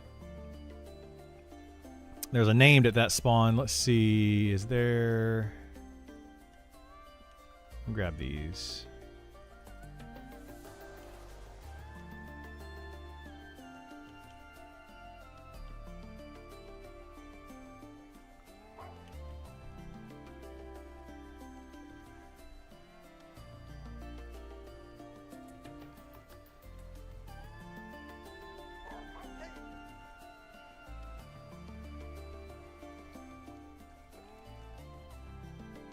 The PvP server isn't as bad as you think. Most people on a PvE Andes.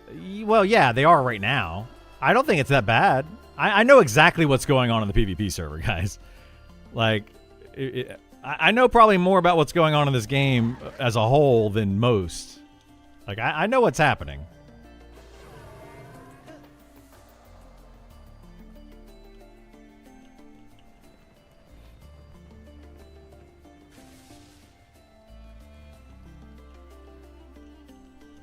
That's exactly what's happening.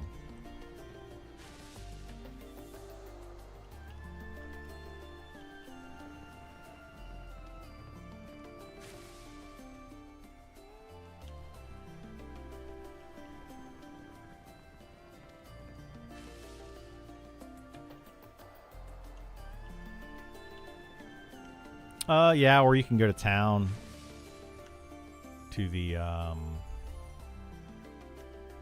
cemetery in town and start doing stuff there.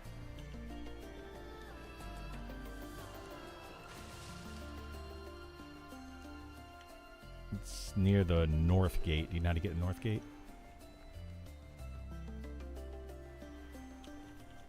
So yeah, going from the west to the North Gate, you'll basically pass the cemetery. There's like red mantle guards keep area, and that's how you get to it.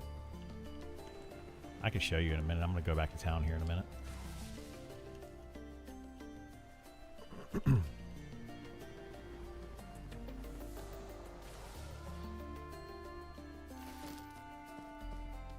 Cemetery's probably closed right now, though.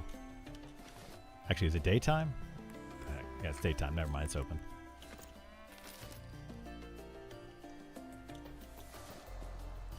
The door opens at day and closes at night, but you can stay in there at night. The mobs are higher level at night, though.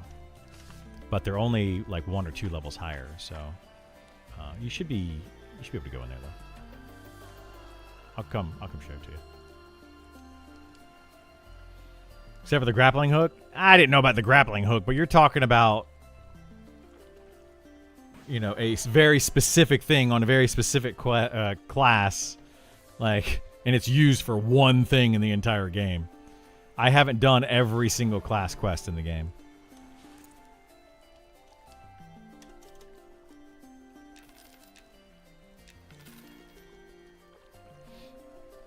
But yeah. But yeah, what we're talking about though is the PvP server. I know a lot about what's going on the PvP server, even though I don't play on it. I know a lot about what's happening over there, and I know exactly what it's going to end up being like. Why it is currently not that bad, but what will end up happening and all that kind of stuff. It's just the whole thing.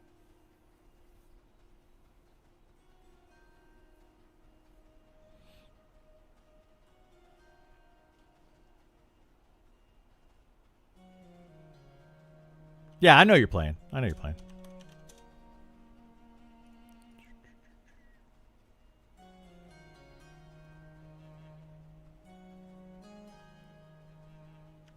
Do what? We can make you some gear if you want. Like a couple pieces. Yeah, it's not a big deal. Like, I can make it for you. I'll save up some of this cloth, this cotton that I'm getting. All right, where are you at? I'll come show you where this is. Me too. There's just a bunch of people here.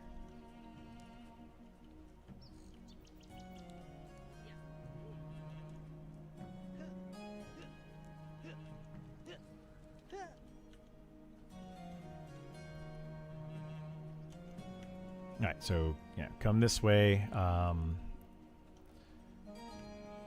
Yeah, there's 2 different entrances to the cemetery. You can actually do a quest for it too. I'll show you what to do for the quest.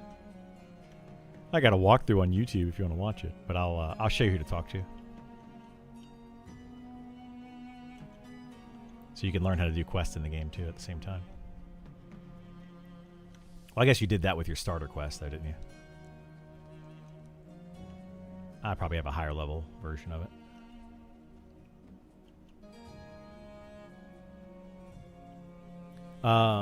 Explain the PvP thing. Basically, what's going on with PvP right now is you have a lot of people that are wanting to play the game. They don't care if they play PvE or PvP. They just really, really, really want to play. And they're getting access to the PvP server because it's easier to get access to the PvP server than it is the PvE server. So you have a lot of PvE players over on the PvP server. So right now, that's why they're not there to PvP. They don't care to PvP at all. So that's why the PvP server isn't going crazy. But on early access, the only people that'll be on the PvP server are going to be people that are choosing to be on the PvP server. All right, so this is the gate. This gate right here will lock at night when the sun goes down, 6 p.m. And then you have mobs back through here, like these bats and rats and stuff and beetles. But yeah, con these, see what they con to you. They should be...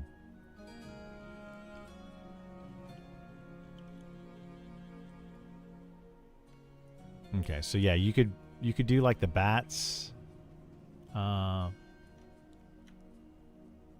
Some of them, but yeah, you do like that rat right there, and you can do that bat back there. Yeah, some of them, yes, will social. Some of them won't. But yeah, do that for a couple levels. You can pretty much stay here in town. Just make sure that you're inside here. So at night, it'll turn to skeletons, and they will be a level or two higher than what's currently seen here. So you might have to go kind of back and forth between them. But you could XP here for 30 minutes during the day and then work for 30 minutes at night.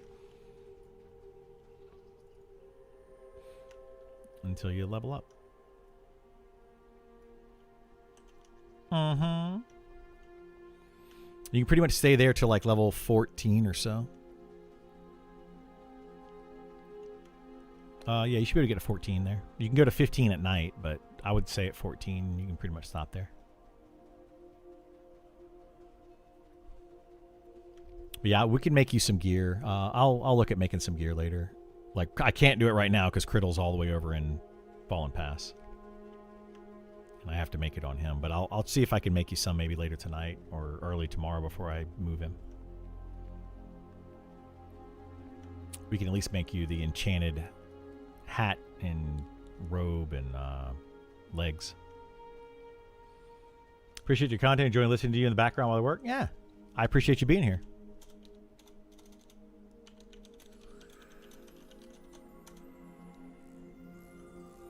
Oh, if you leave there, Burl, if you walk outside to the gatekeeper guy, he starts the quest so you can get a key to unlock the door at night. And so you'll be able to go in and out at night.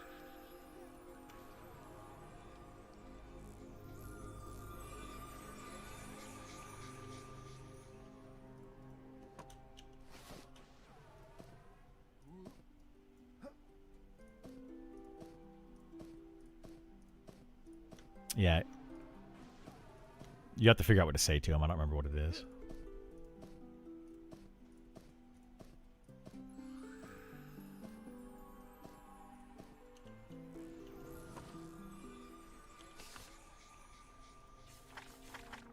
It's got something to do with like danger and then at night and then like say you can help or something. There you go. Yeah, so get a stack of 10 of the diseased flesh from the rats, bats, and stuff, and then put them in there and hit combine, and then hand it into them, and it continues the quest.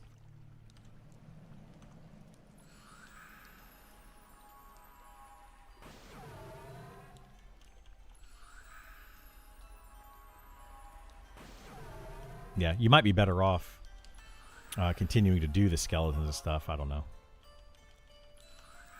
Like, you could probably keep doing those skeletons until level 12 if you need to get the new spells.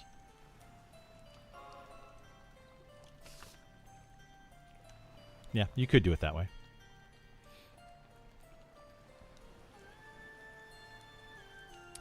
Last night in Glass Flats, or wait, Glass.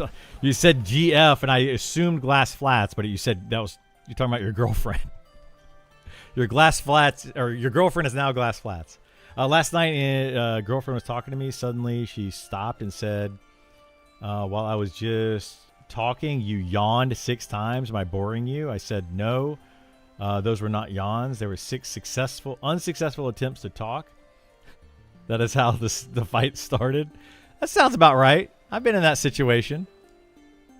I know exactly what you're talking about.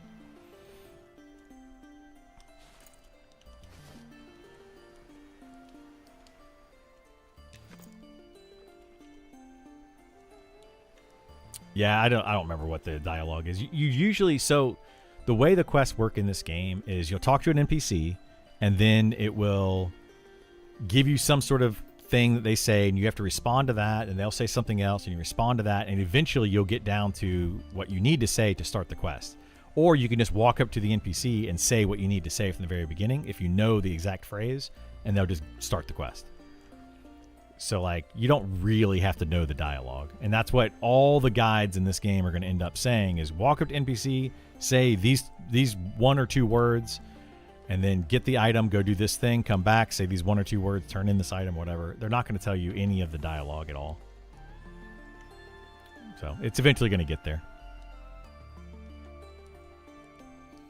I'm not PvP. Wait, I got PvP server invite last weekend, 9 Rogue. I can confirm very little to know for PvP. One night, a small group of 3 ran into a bigger group doing a camp and died. Yeah, I mean, it'll happen. You're going to see some griefing and some of that stuff, but you're not going to see a lot of it right now. The problem is you don't know when people are going to be buttheads and when they're not going to be buttheads. So you got to pretty much assume on the PvP server that everyone is just going to be griefing you and be a terrible person, and hope that they do not. Which is not a way that I want to play this game. I don't want to have to like if I have to take an AFK, like just take a quick break, I need to go to the bathroom or whatever. Like, I don't want to have to worry about camping out and dealing with all. It's just so tedious. So I just don't like the PvP in the game. Do you think they will put a minimum level on gear so you can't twink all? I don't know. Maybe they don't want to. I do know that they have said specifically that they don't want to put gear requirements. But who knows? They might. They might at some point.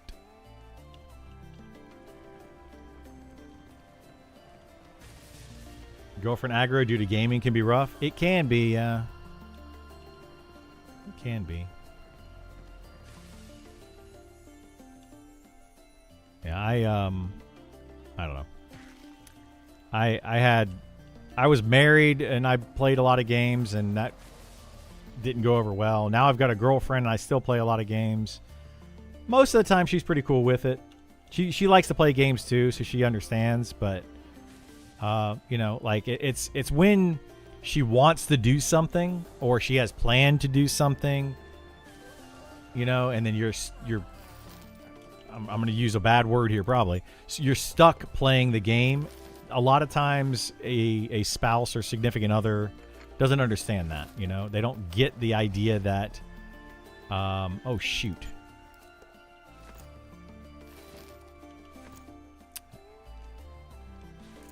I didn't convert my money. But yeah, sometimes they understand, sometimes they don't. Like she got a little annoyed with me not too long ago because she made dinner one night and I was in the middle of doing something with my friends. And she was like, "You didn't come and eat dinner. I made this dinner." And I was like, I mean, I get it, right? I totally get it. She made a good dinner. She wanted me to be there and eat dinner, but I was engrossed in something that I was doing in the game. Totally understand. I wasn't mad at her about it. She wasn't mad at me about it, but it was a whole thing. Yeah, priorities, exactly. What? Posted what? What am I going to bump it? How am I going to do that? I'll go read it in a second, yeah. Is it about the enchanting stuff? I'll check it out. I lost one of my girlfriends due to Jedi Knight Dark Forces 2, but I was ranked 23 in the latter PvP, so it was worth. I mean, I don't know. So like I'm a little different than I think from most because this is my job, you know, like, and people, you can debate all day, whatever, you know, is this a job? Is this not a job? Whatever, you know, whatever, say whatever you want. But, you know, this is my job, and I don't get mad, you know, at my spouse or whatever. I wouldn't get mad at somebody for being like, hey, you got to work today? Oh my gosh, how dare you have to work? But it's hard for some people to see gaming as a job, you know. But it's the same thing when you like to go fishing. You want to go on a fishing trip on the weekend or whatever, right? Does your girlfriend or whatever significant other get mad at you for going fishing? Like you wake up at 5 o'clock in the morning, you go fishing until 10 o'clock at night. Are they mad at you about that?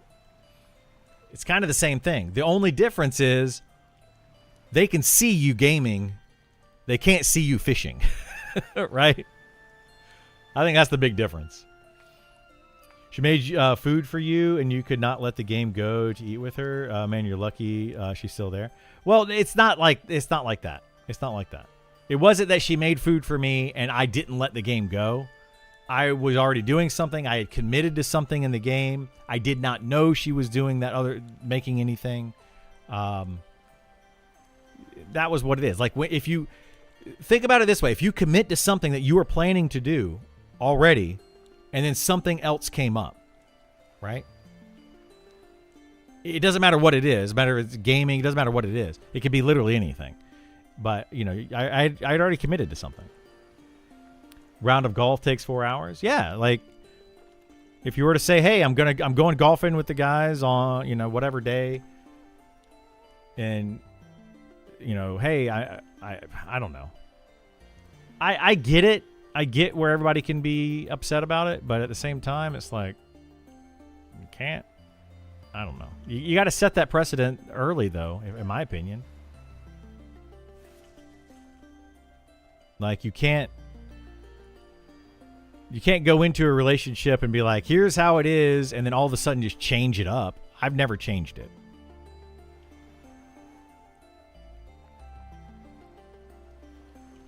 Would you say gaming is your job or creating content is your job and the game is your canvas? I mean, creating content is the job. The game, yeah, gaming is not the job, but it's the creating of content. But, I mean, you still have to do this to create the content, right? You still got to play the game. Well, depending on what your content you're making, but it's like telling an athlete, okay, them playing football is their job, but they still have to go to work out. You know, they gotta condition themselves. That's also part of their job, even though the actual playing of football is their job. They still got to eat right, go to the gym, do things a certain way.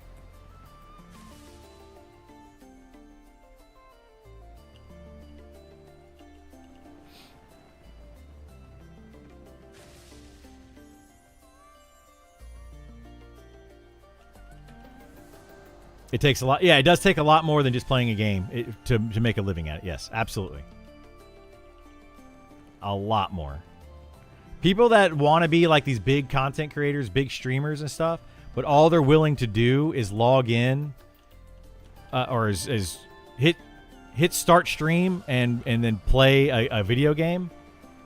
That's not gonna push it. Like you're not gonna get very far with that.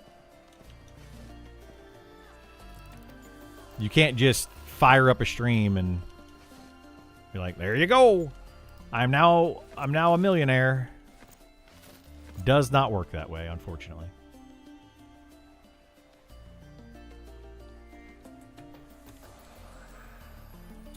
People have fishing and hunting cabins go away. Clearly need the structure. Yeah, we need We need to have a Monsters and Memories cabin.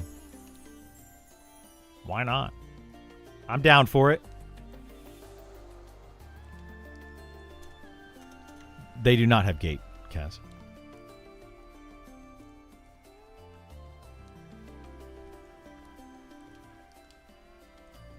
That's pretty dumb.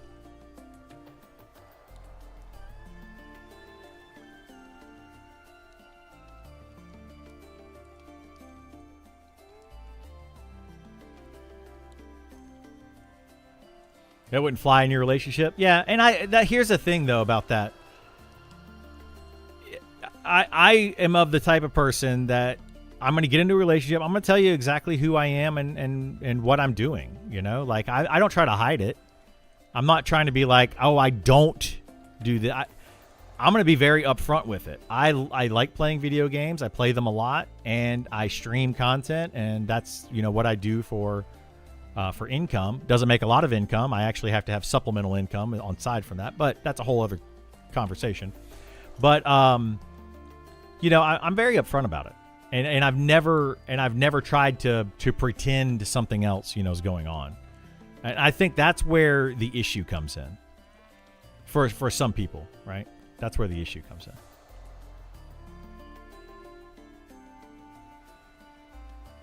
Sorry, there's no phone service out here, right?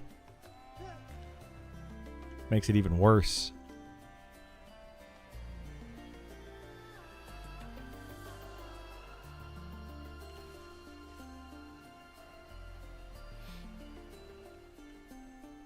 I understand it now. She know what she got into. She worked. Yeah, exactly. She knew from the very beginning. I was never trying to hide it. Very beginning of the relationship. But, you know, it still can put strain on your relationship. It still can. Because people don't want to feel like they are second. And I totally understand that, you know. And there have been times when I have definitely, I'm sure, made her feel like she is second to other things, and you don't want to do that in a relationship.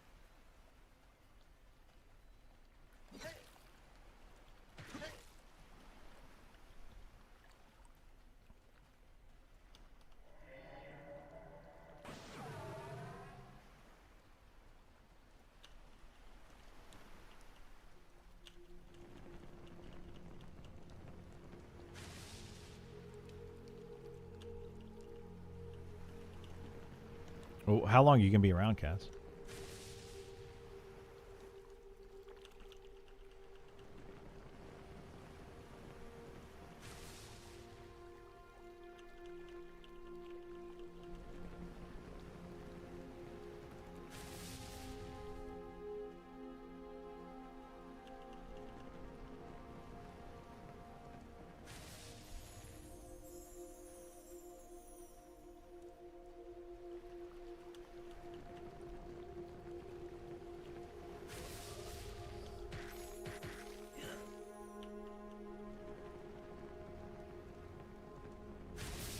Oh boy.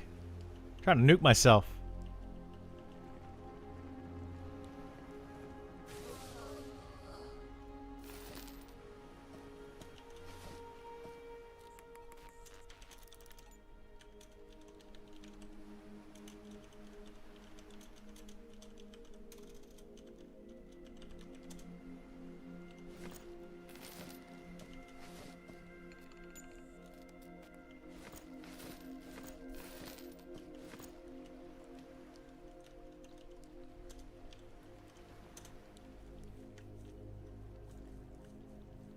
Do you want me to come do that now?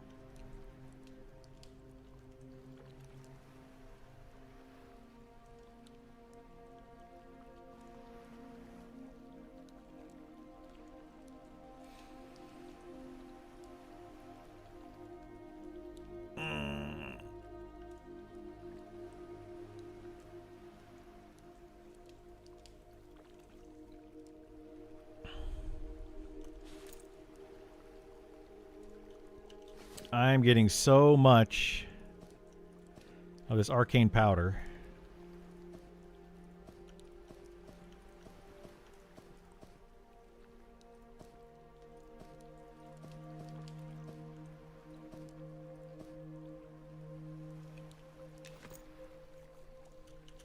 Okay, I can do it whenever.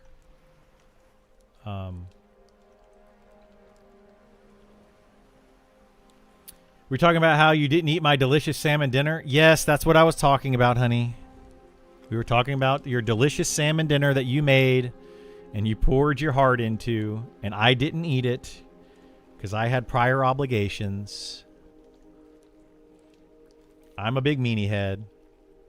It was delicious. It was delicious. I ate it later. It was very good.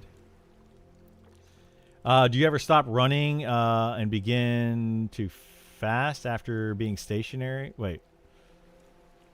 For 1 second and get an interrupt message. It's annoying. It is very annoying, yeah. I am a very bad person. But yes. Yes, I get it. I do get interrupts often with my spells. It's really annoying. I'm not really sure 100% what's causing it, but it happens when I blink sometimes too. Like the skill blink, not me blinking. Hey, blinking.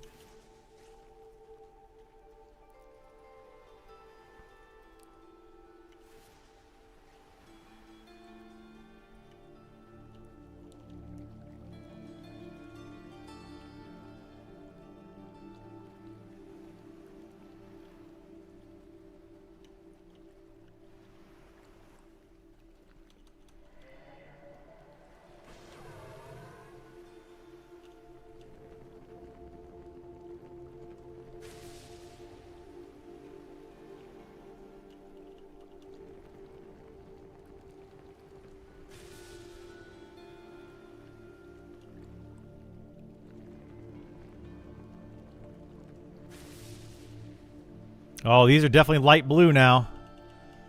Uh-oh. So yeah, the XP here is going to be terrible now. And now that these are light blue. Compared to what it used to be. I mean, it still moves. But I'm mostly doing this for the disenchanting materials. So, and I could do this for a while for disenchanting materials and still get XP.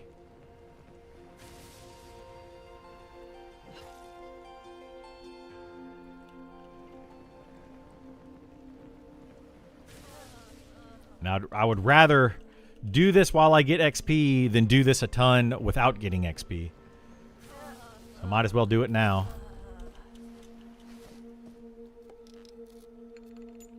And do this while it's still broken. Because they got to fix this. Or not fix it, but change it. It's just too good. Too good. Oh, did I run out of wood? I did not. All right, we got 2 pieces of wood. I got to get wood. Wood next time I go back into town.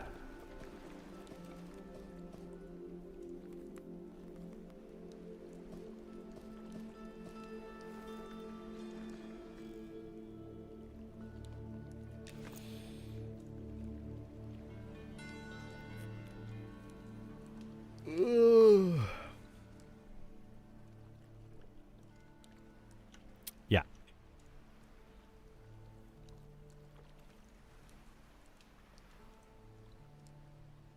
Yeah, I'll probably just end in like 30 minutes.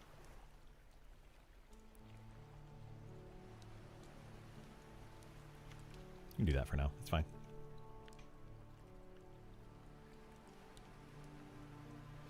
Yeah, Hoss, don't tell her to get me. She already gets me enough. She gets on my case about a lot of things. We get on each other's case about a lot of things. I don't want it to sound like that's a one-way street. We both get on each other about different things. We both have our quirks. I think everybody does, right? Like, relationships are hard. They're hard. Because we all, like, I feel like this is just me speaking out loud. I don't know, maybe I'm completely not connected, but I feel like we all want to do what's best in a relationship, but we all have weird things that we want to do or say or whatever. For example, at night, she likes to have, like a certain doors closed or whatever. And I'm like, to me, it's not a big deal, but to her it is. I'm the same way with other things. Like, there's certain things that I want to have a certain way, right? And she's just like, it doesn't seem like it's a big deal. You just gotta, I don't know, you gotta be willing to compromise on some things and then willing to understand somebody's way of thinking on other things. Yeah, it's weird. I need lots of money. I don't know, just stuff.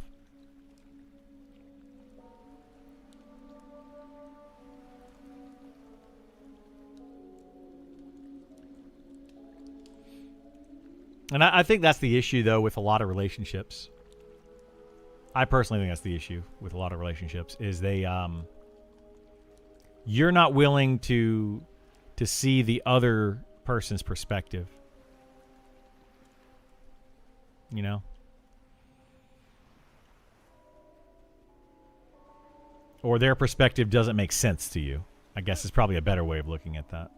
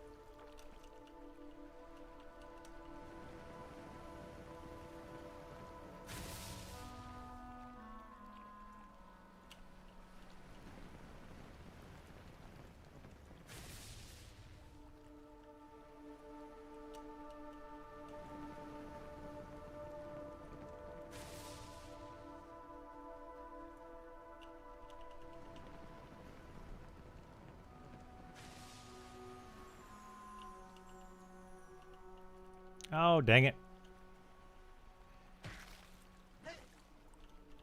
That elder stopped early. Earlier than I expected.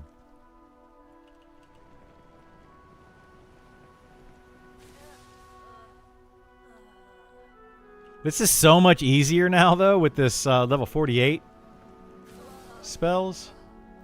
My goodness, this is much, much, much easier.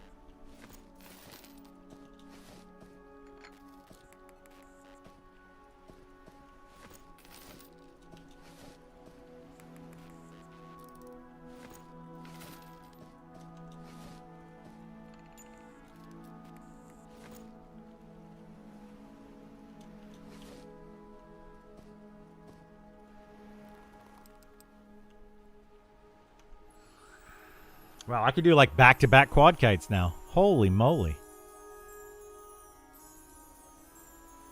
That's nuts. We're going to be able to do a second one like immediately. Are there even mobs up to do a quad kite with?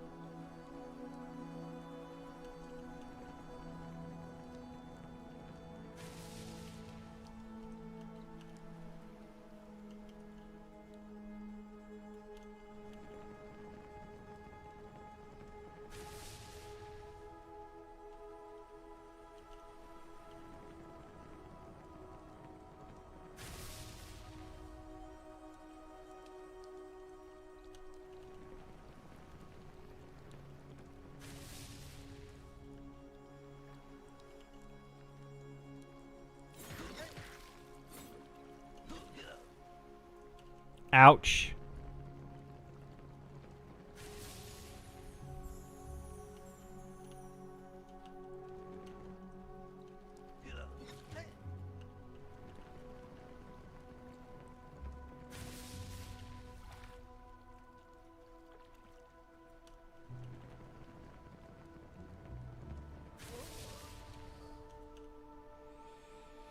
What mobs? These are in shallow shoals.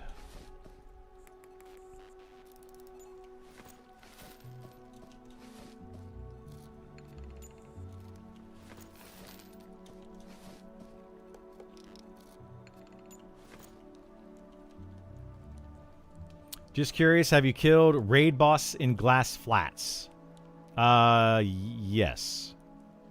I have. There's actually 2 of them.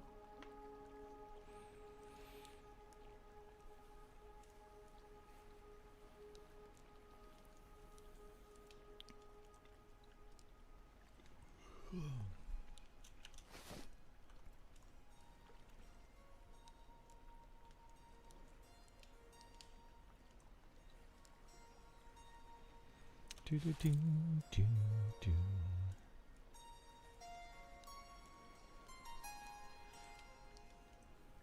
Hopefully this is going to be enough leather scraps to push me through. Can you tell me about them a little bit and strategy? I'm not going to tell you about the strategy, but I can tell you about them. There's one at the top of the tower. That one's being killed it's a very easy raid mob. It's actually ridiculously easy. It needs to be changed. But yeah, it's at the top of the tower. Spawns every 3 days. It's got some really good drops on it. There's a sword on it. There's a ring that's really nice. I believe it also has a breastplate. Basically, all 3 are tank items. Kind of silly, but that's the way it is. But yeah, it's... I mean, not a whole lot to it. The other raid boss that's over there drops nothing. So it's not worth doing. But I will give you some information on it. The only information I'm going to say is it's a dragon. But other than that, I'm not going to give strategies on them because the guilds that are competing for those would be all upset. People would be all mad about it. But right now, so there's only 5 raid bosses in the game. 2 of them are complete pushovers and absolute jokes, and you can do them with less than a full group. Which is really silly and needs to be changed. Another 2 of them functions, they're okay, like the way that they work. One of them requires like 2, I would say 2 groups, maybe 3 if you know... If you're not very skilled or whatever. The other one requires at least 3 groups. Better off with like 4 groups if you can. And then the dragon is very difficult. Extremely difficult. Requires as many people as you can throw at it. Name of the one at the top of the tower, it's like Goulamane, something like that. I think it's Goulamane.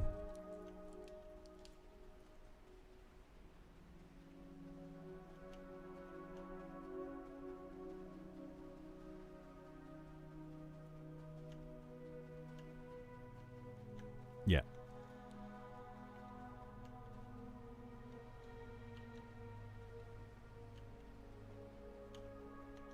Let's grab this guy. There you go. Goulamane the Accursed. Yeah, that's the name of it.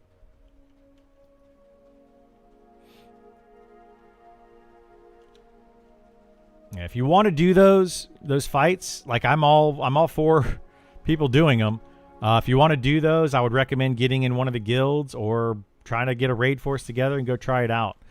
I will tell you that there's guilds that are currently fighting over those mobs. They're so ridiculously easy to kill that there really is no fight. It's just whoever's there first and tags it and kills it. It's you just get the numbers and you just do it. It's not hard by any means.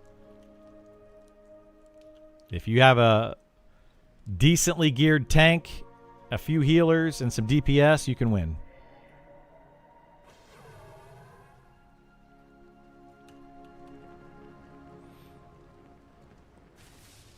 Yeah, we call him Guillermo, exactly. What level? He's red to a level 60. So we assume he's level 63, but I don't know if anybody actually knows what level he is. But he's red to a level 60.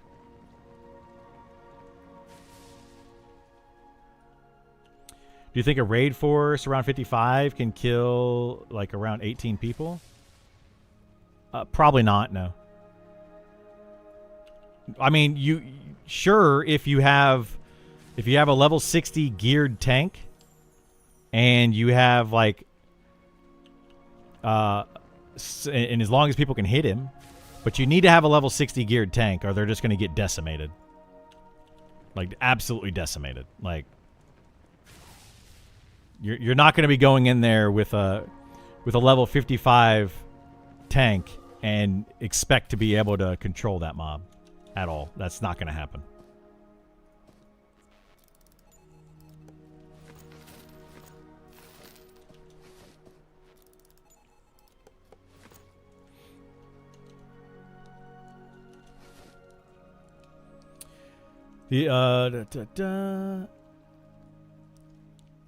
The issue is you need people who can play well. The average player is kind of bad at this game. They are, yeah. Julia, exactly. You don't really need good players per se. You only need to have a well-geared tank that knows to, how to position mobs, and then healers. You just need to understand the mechanics of the game. You don't need to be a skilled player per se. Just understand the mechanics and how things work. Once you understand the mechanics, anything in this game is kind of a pushover. Kind of a joke, really. I'm guessing a level 52 charm pet won't tank well. No, a level 52 charm pet will not. You're getting into some strategies now, but no, you should not be using pets to tank raid mobs in this game. Not saying you can't do that, but I would not recommend doing that.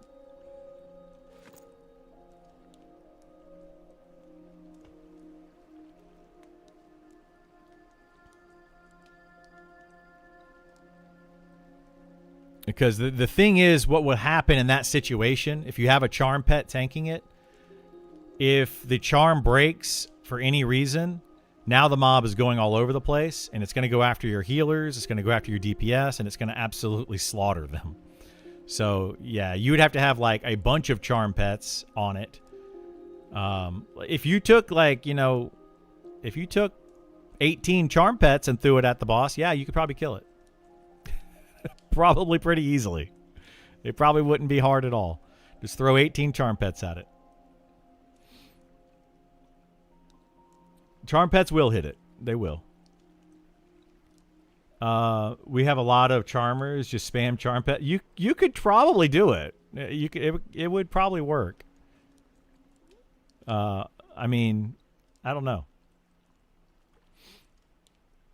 They haven't been lately. They can. I'm not saying that they're going to do a great job of it, but they can hit it.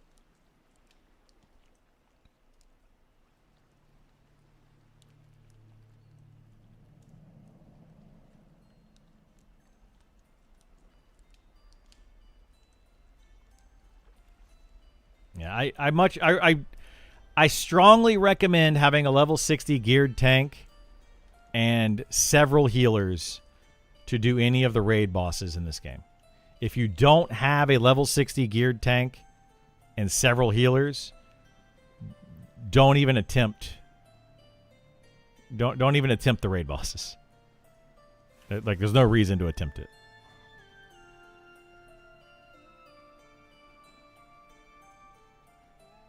Not to mention, you're probably just going to end up being over there with other guilds that are going to do it. They kill it as it spawns. So, like, your chances of actually doing it are slim to none.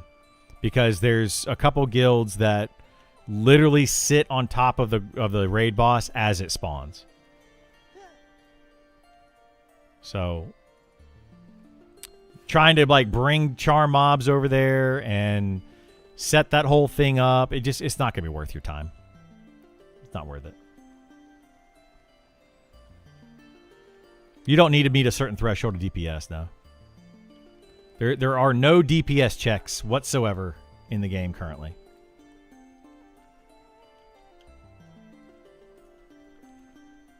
Other than your healers might run out of mana trying to heal the tank if you don't have enough DPS.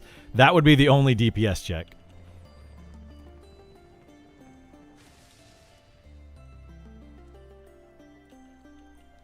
They need to add some DPS checks, but I don't think they want to. I think the idea for raid bosses in this game, or just encounters in this game, they're not looking at making it like a Final Fantasy or World of Warcraft raid scene where DPS checks matter that much.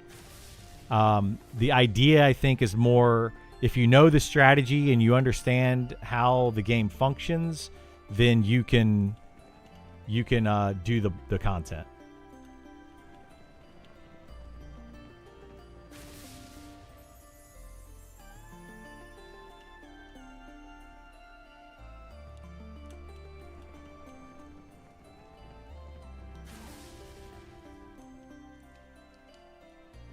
This should not be another parsing game, in my opinion. Yeah, like there's a lot of people I think that feel the same way.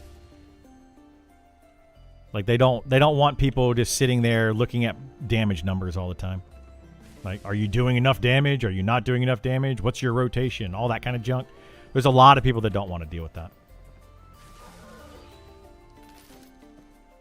So I don't see them going that direction.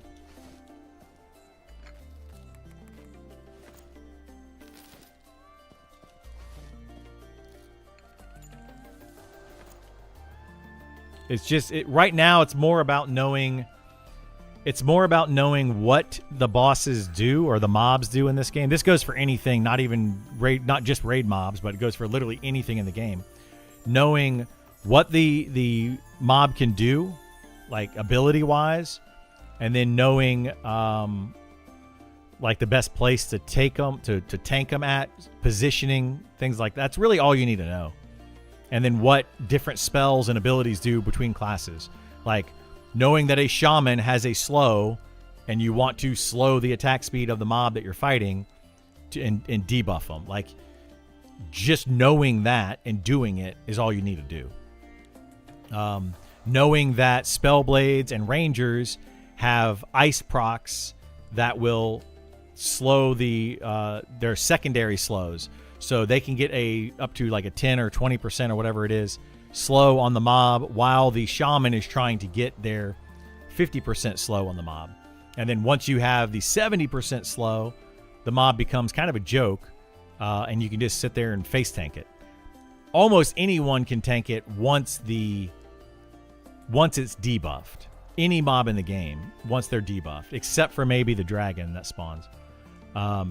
But yeah, pretty much anybody that has a decent amount of health can tank those once they're debuffed.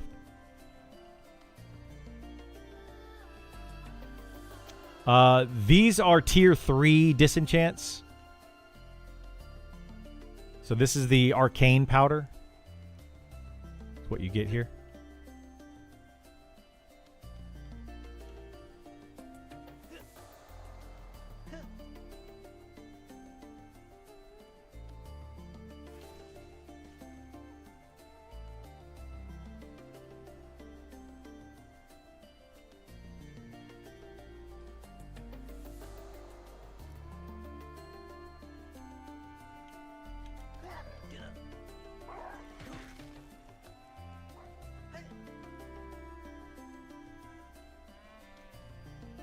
Can you DE at level 1? You need to build up.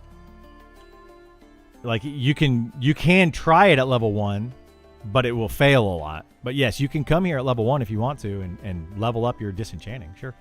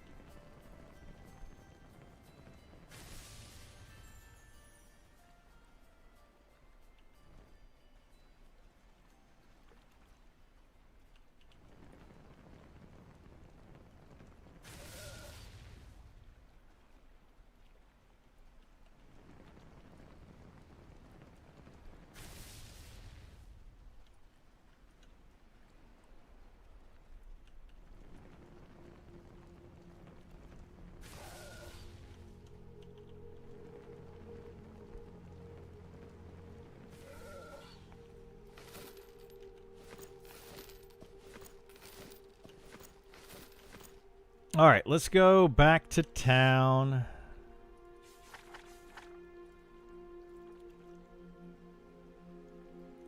Have I cleared Grimtide Sanctum? Yeah, I've gone through Grimtide Sanctum. There was one thing that I haven't done in Grimtide Sanctum because it's bugged, or it was bugged. I don't know if it's fixed or not yet. It might be. But yeah, I've done everything else in Grimtide Sanctum except for the one quest. Well, it's kind of a quest. It's like an unlock. You got to unlock like a tomb thing to get to a name down there.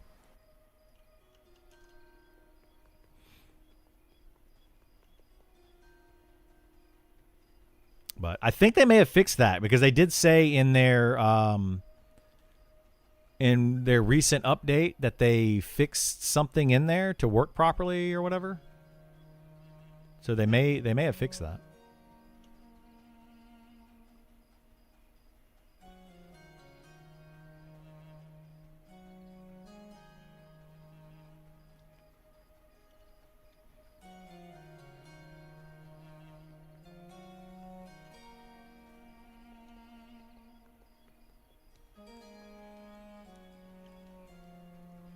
Apparently Namon doesn't drop any loot. So, yeah, there's a whole thing going on with that right now, too. Namon Kahar does drop loot extremely rarely, is what I'm told. Man, I've already filled up my bank here. This isn't good. But yeah, supposedly it does drop loot. It's just really rare.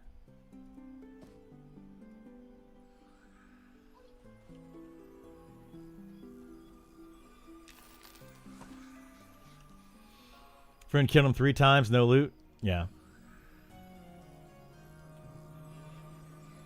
Done defeated the game, and it's not even an open beta. I have done everything there is to do in this game currently. Yes. You think that's intended? There's a whole post on it. Yeah. If you wanna talk about, actually, that post may have gone away. I don't know if Sean deleted it, but there's a whole post on Namon Kahar.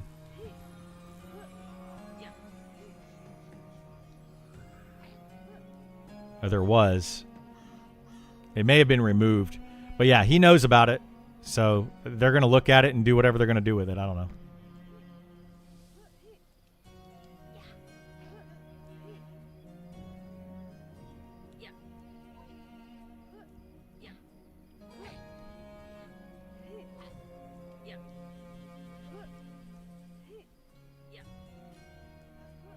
All right, did you guys want to do stuff now or what?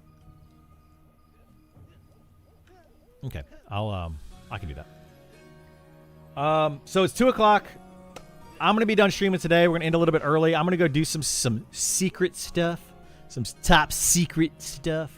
But we're gonna go do a little bit of camping, some mobs and whatnot.